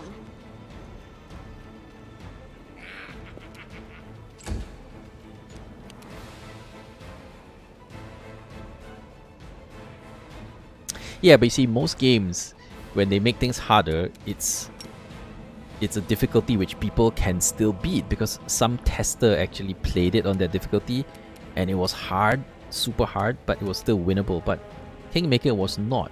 Nobody ever played it on the hardest difficulty. It is arbitrarily decided, okay, to make it super hard, we'll just pick a +5 to rolls and everybody will never hit anything. Your hits will always miss, enemies will always hit you, and so on. So nobody actually beat it, nobody actually played it. It wasn't tested. So it's completely arbitrary. And that was not fun. Because that was not something that a regular person can beat without super breaking all the game mechanics and just cheating. Most games have some semblance of fairness, May I see your entrails, please? even on the hardest difficulty, because it's meant to be played by humans.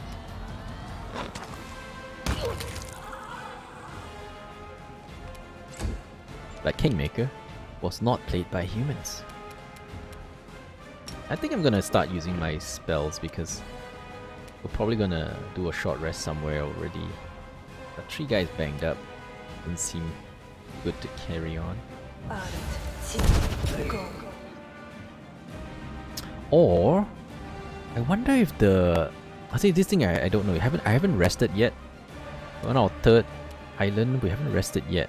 Oh, we're on the 2nd island. I think we're on the 2nd island. I haven't rested before, so I don't know if you build up rest and then you go back to the ship, does it keep that? Does it keep the corruption that you collected, or does it erase once you finish this dungeon and go back to the ship? I don't know. Yeah, somebody knows, let me know. Fill me in on that. Because if you build up corruption and it doesn't go away until you go back to the town, then I'll probably try not to rest. I'm just gonna go with 1 HP. Right? Because why not? Strike! I can smoke stuff. Why not?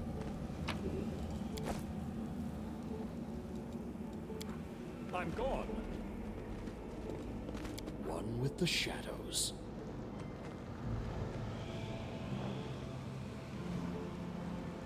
Yeah, just don't get hit. Exactly. I mean, you can get hit once. Anyway, this is the exit, so you can get hit once We'll do it my way. because you just go unconscious. Just don't get hit again once you get knocked out.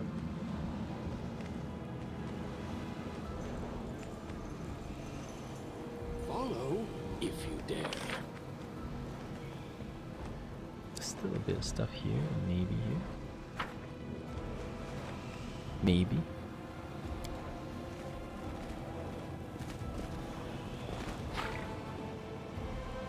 There's nothing here, though.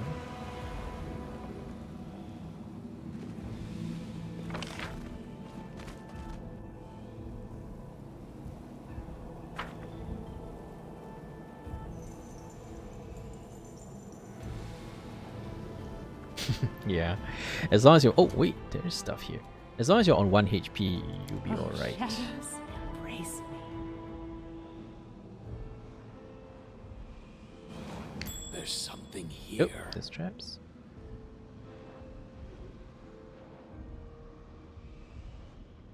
Is there trouble? The road calls me. I'll take the bait. Okay.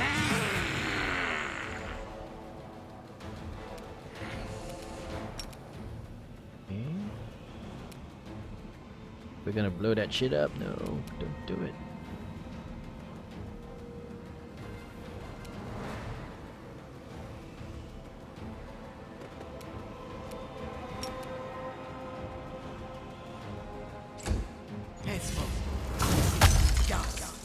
Missed, sucker.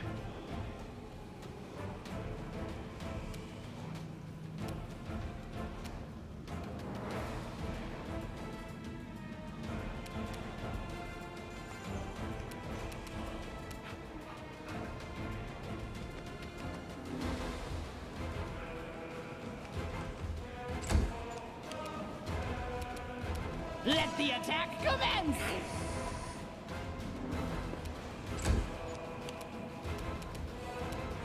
Away, you rascal!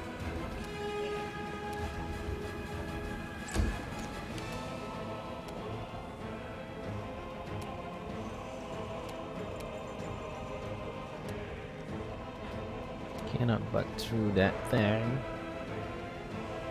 Go around.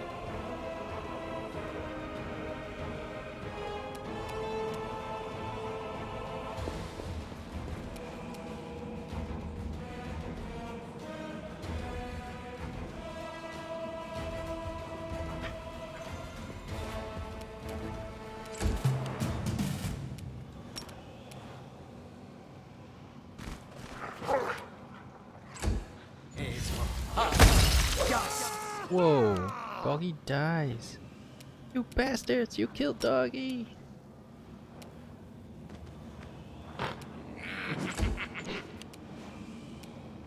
Die, die, die! Your time is over. Alright, Big. Maybe I should turn on the each round. Only one health.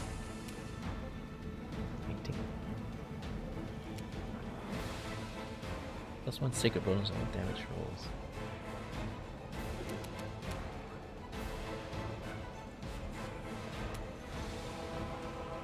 Alright, let's try the one that gives us damage rolls. Oh, it's damage rolls. How about 2 hit? No. I want the 2 hit rolls. Ah, there you go. Attack rolls. And fishing. Die. You should have run! Oh wow, Mega's dead. Oh my god. Does it? Is he permanently dead? This guy's just wrecking us.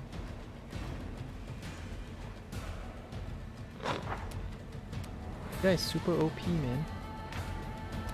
The level 3. Just eating us up, man. Damn those hacks. Maybe I should just burn him out. Better than being dead.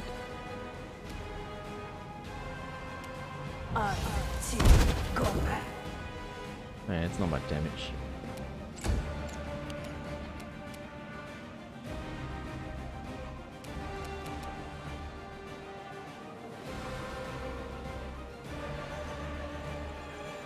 Alright, it's adjacent. That's no use here.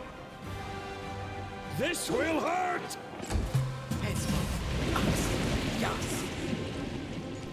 Oh my god, this guy is so strong.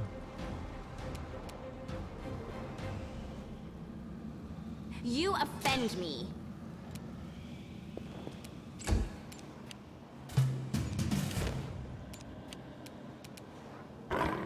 Oh, he fell down too from his own grease. That's what you get, sucker.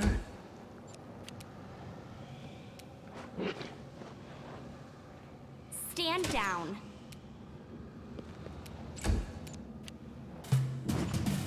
He fell from his own grease too.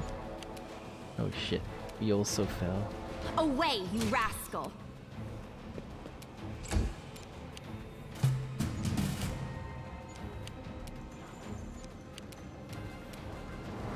Your time is over.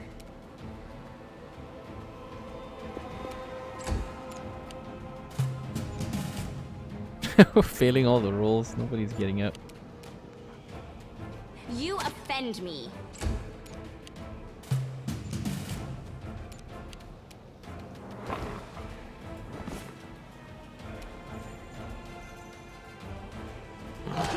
Get him.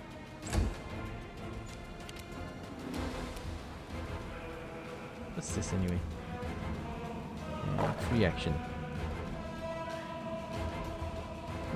Increase cast level by 1. Oh, we should have used it on our last spell. We're already at the reservoir thingy. Wait a second, that's not an alchemy spell, is it?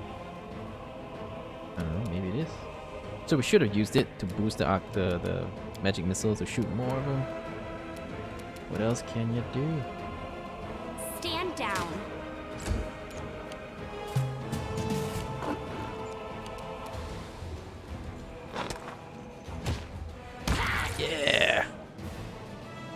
Although, Doggy's dead and Mega's dead too.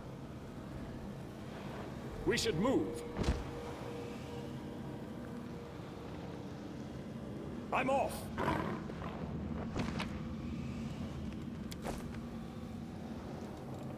And all that for 5 XP. Clearly we should have just left.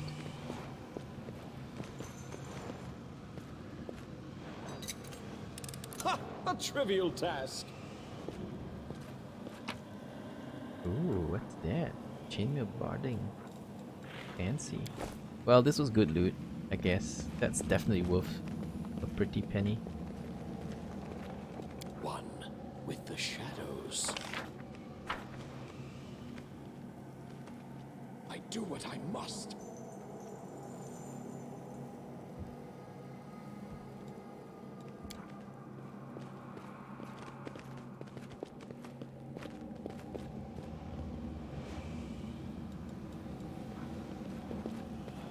One with the shadows. Okay, last bit is maybe here. Although I think we've cleared that.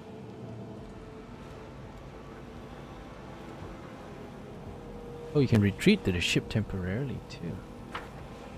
You can back out.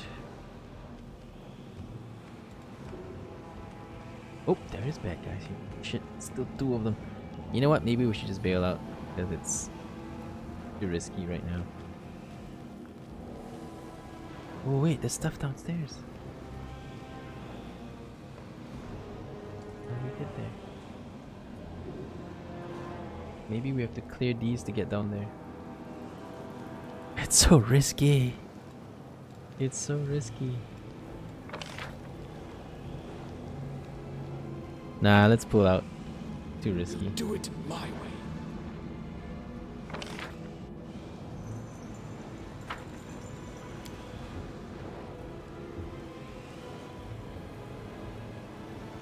We stand to lose too much.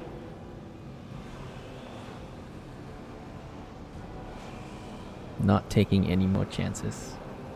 So I'm assuming we get him out, but I don't know if he's dead or... If I tried using my Arcanist cantrips, might be liable. I haven't tried it actually.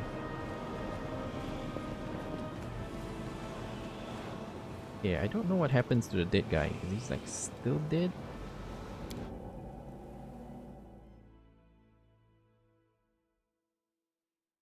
Are we supposed to like load the previous save before he died? Oh my god, the dead stayed dead. You're fucking kidding. You're kidding. Right? I thought they come back to life.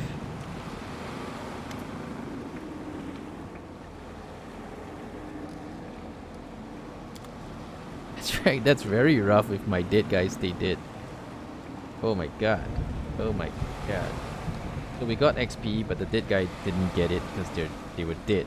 I can't load the save because it automatically saved. Didn't it? Let's just try it anyway. Let's try it. Maybe it loaded like a save from earlier before we got wrecked. But it looked like it saved when we came in. Yeah, okay. So we are still screwed. How do we res him? I don't have any res scrolls.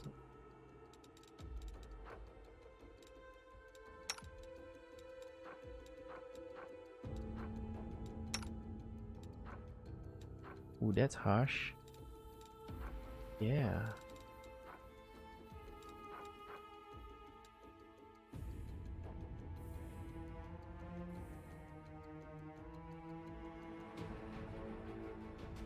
The Mega is dead.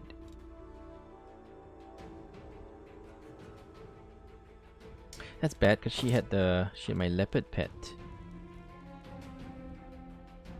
Kitty's still alive though. Weird. So the pet is still alive, but the master is dead. Yeah, there's no older save because it's Iron Man. Yeah, this is a different campaign that I just tested. Delete that again. And that is yeah, it's my solo campaign. Huh.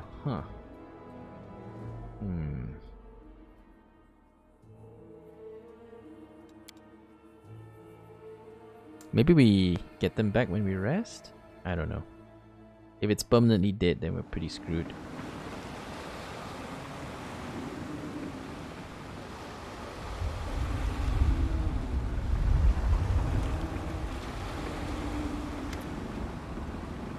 Abu Shinryu.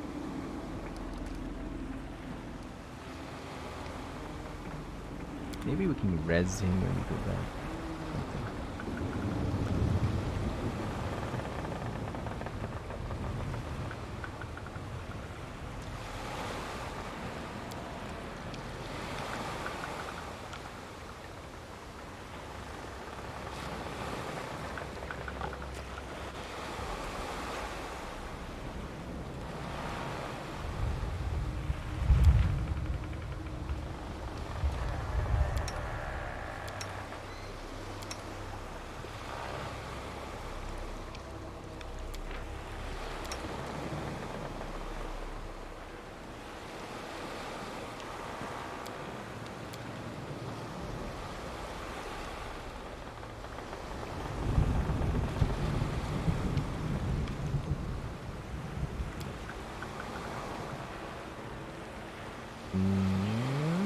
Coming back?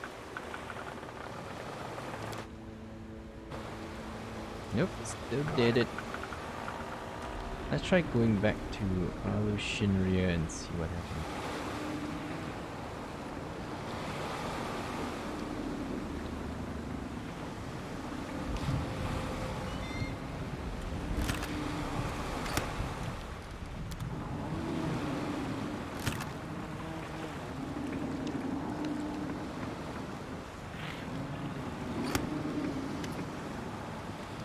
Yeah, you can recruit replacements. It'll cost you money though, but you can recruit replacements.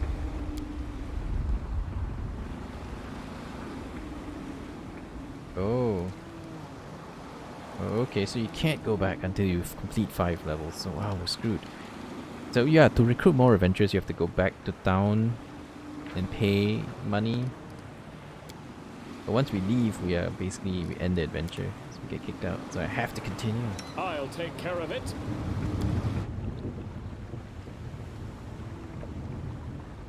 We have to continue. The only chance.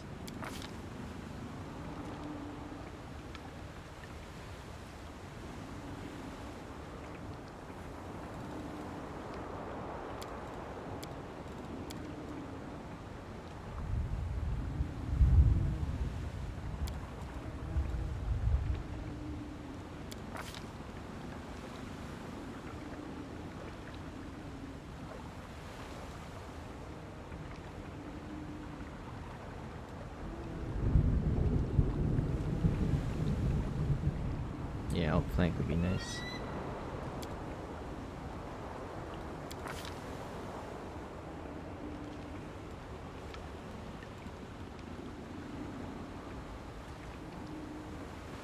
That's good. Maybe take a Cure Light Wounds just to get people out of knocked out status.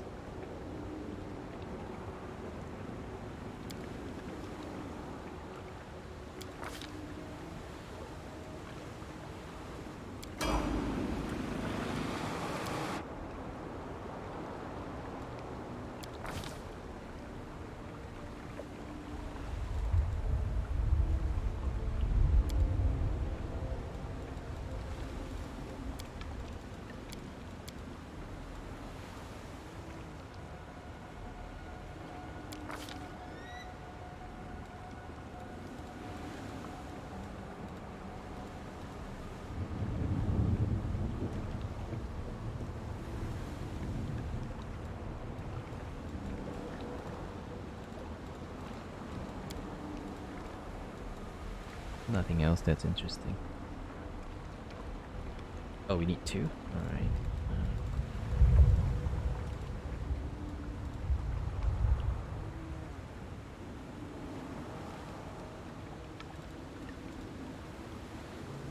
Maybe a coast. Probably not gonna use it though. Or protection from alignment. But these spells only good for early game, and then they're not that good, so I tend not to bother with them. Or how about the hurricane bow? Oh, already learned it. Alright, carries or Ceres berries. Thanks for dropping in. Okay, so couldn't level the dead guy. And we have to keep going. Only 2 guys.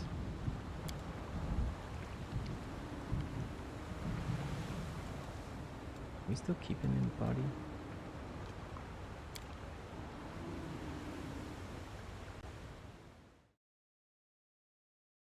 I guess so. We keep him in the party so the leopard's still around.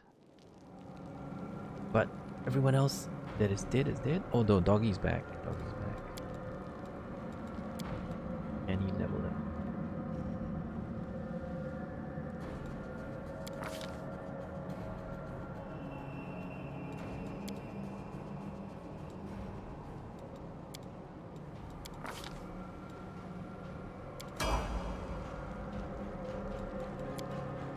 The leopard is alive. Now you see me. Now you don't. Should probably buff up because buffs sure were handy. Esmith, Axe, yes. Esmith, Axe, yes. Esmith, Axe, yes. I am never wrong. Buffs don't last very long though, so not too early game.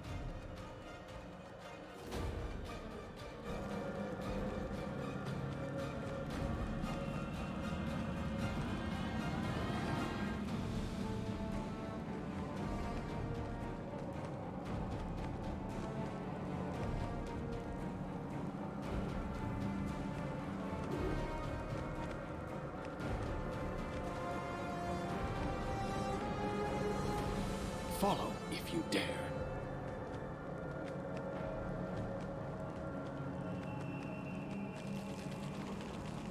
Uh-oh.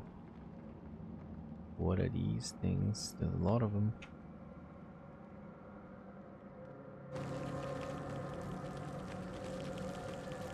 They choose to stand against me?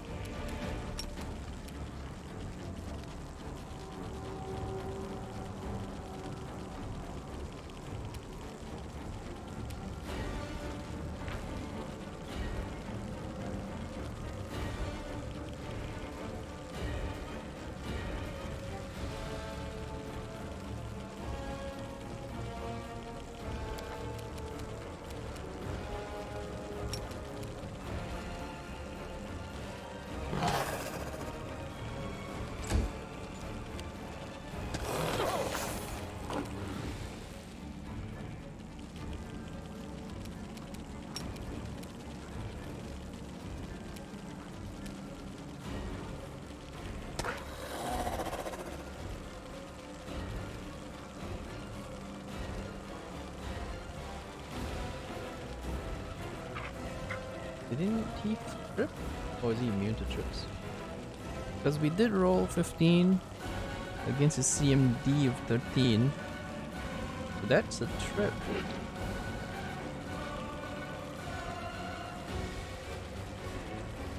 I didn't see him tripping. Maybe he's immune to trips. Oh yeah, he's immune to prone, so you can't go down. Oh well.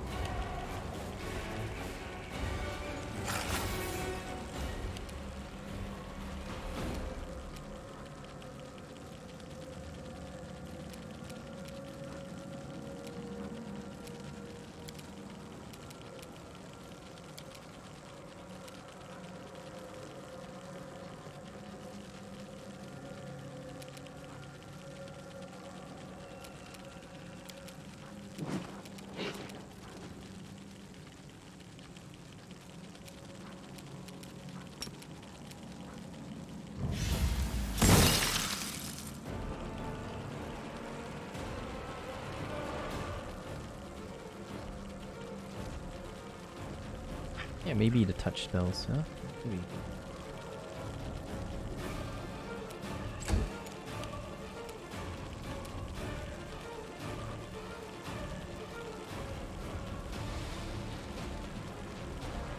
Don't hold back!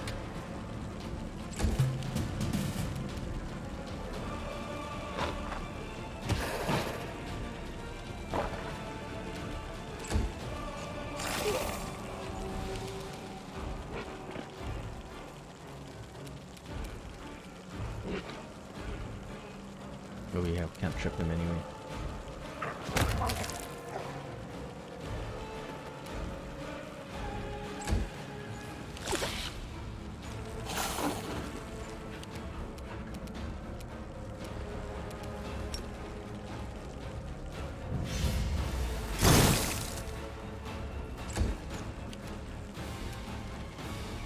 Strike!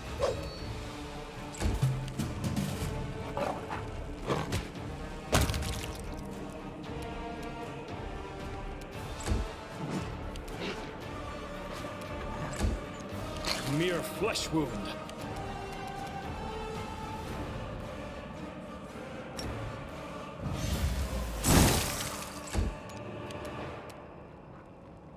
You should have run!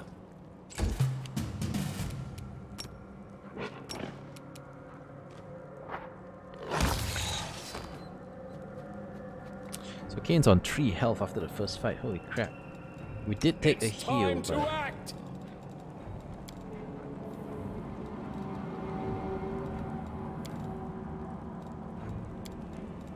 I only have 2 charges of heal, so that's not a lot. This will hurt!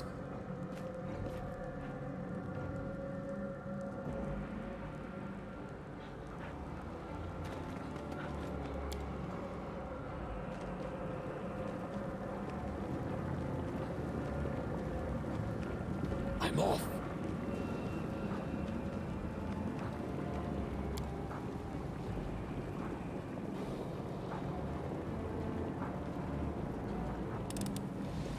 That was easy.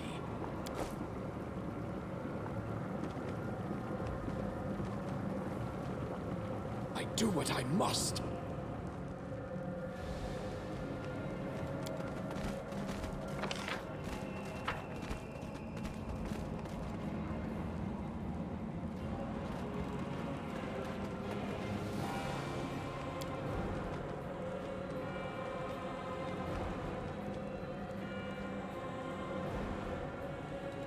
I'm always ready.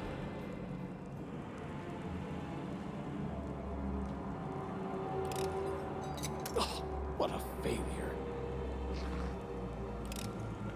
Impossible! A trivial task.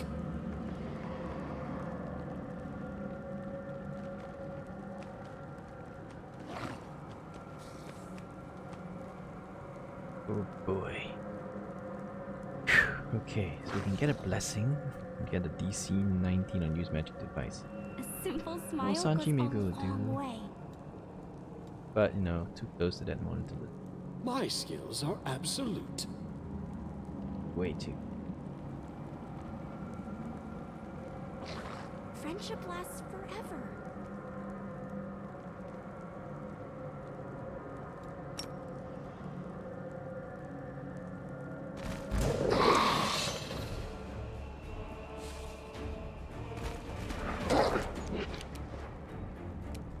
Away, you rascal!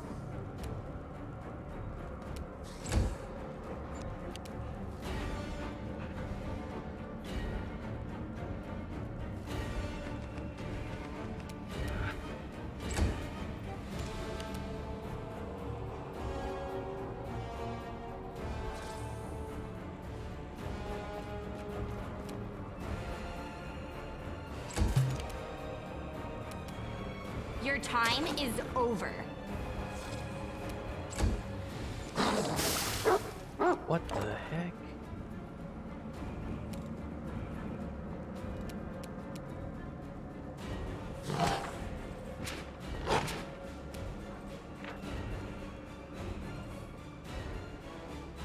Oh, he's a really strong enemy.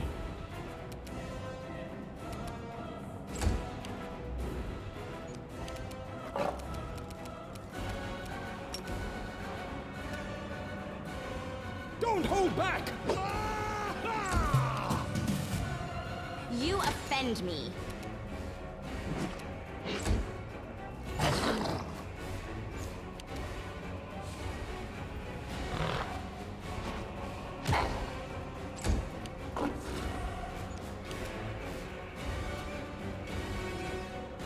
Strike!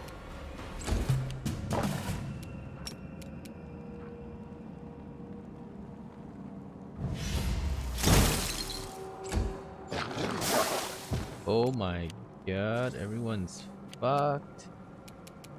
This is bad. This is bad. Well, we're one man down, so everything is a lot harder now. Rip. You should have run! Hey, I hit a 20. Maybe we'll get him before the end.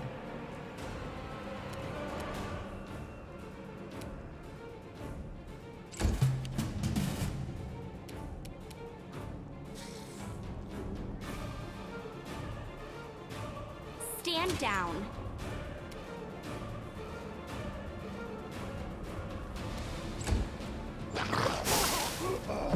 Okay, maybe not. Everyone's dead. GG. Rip. We lasted 4 hours, did we? Oh, the adventure duration was 3 hours. Yeah, first 45 minutes was probably just building the first character. MVP is Kaen. Chest Serpentine. Everybody did. That's also because we never managed to buy that very first great sword to give us reach. Kaen was way too close to the front line when AC was very low. So we weren't able to do the whole plan, which is, you know, hold the reach weapon, sit behind the pet and smack. In fact, we ended up having to tank, which was bad. But anyway, this lizard was just insane. He killed the dog, he killed the lizard, killed Kaen. Everybody got wrecked. Alright, so I'm gonna go grab food.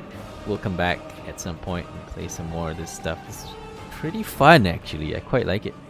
I don't know, it had really bad reviews. This DLC had really bad reviews on the Steam forum. I mean on the Steam page, but I don't think it's warranted. I think this is actually pretty good. It lets you play shorter, more combat-focused campaigns, which when you don't have a huge amount of time, and it's fun. So far, I've had a lot of fun building the characters and playing. So we'll come back and do some more. Thank you guys for watching. We'll get you at stream. Don't forget to like, subscribe, follow, all that good stuff. We'll be back real soon. Take care, guys. Bye-bye.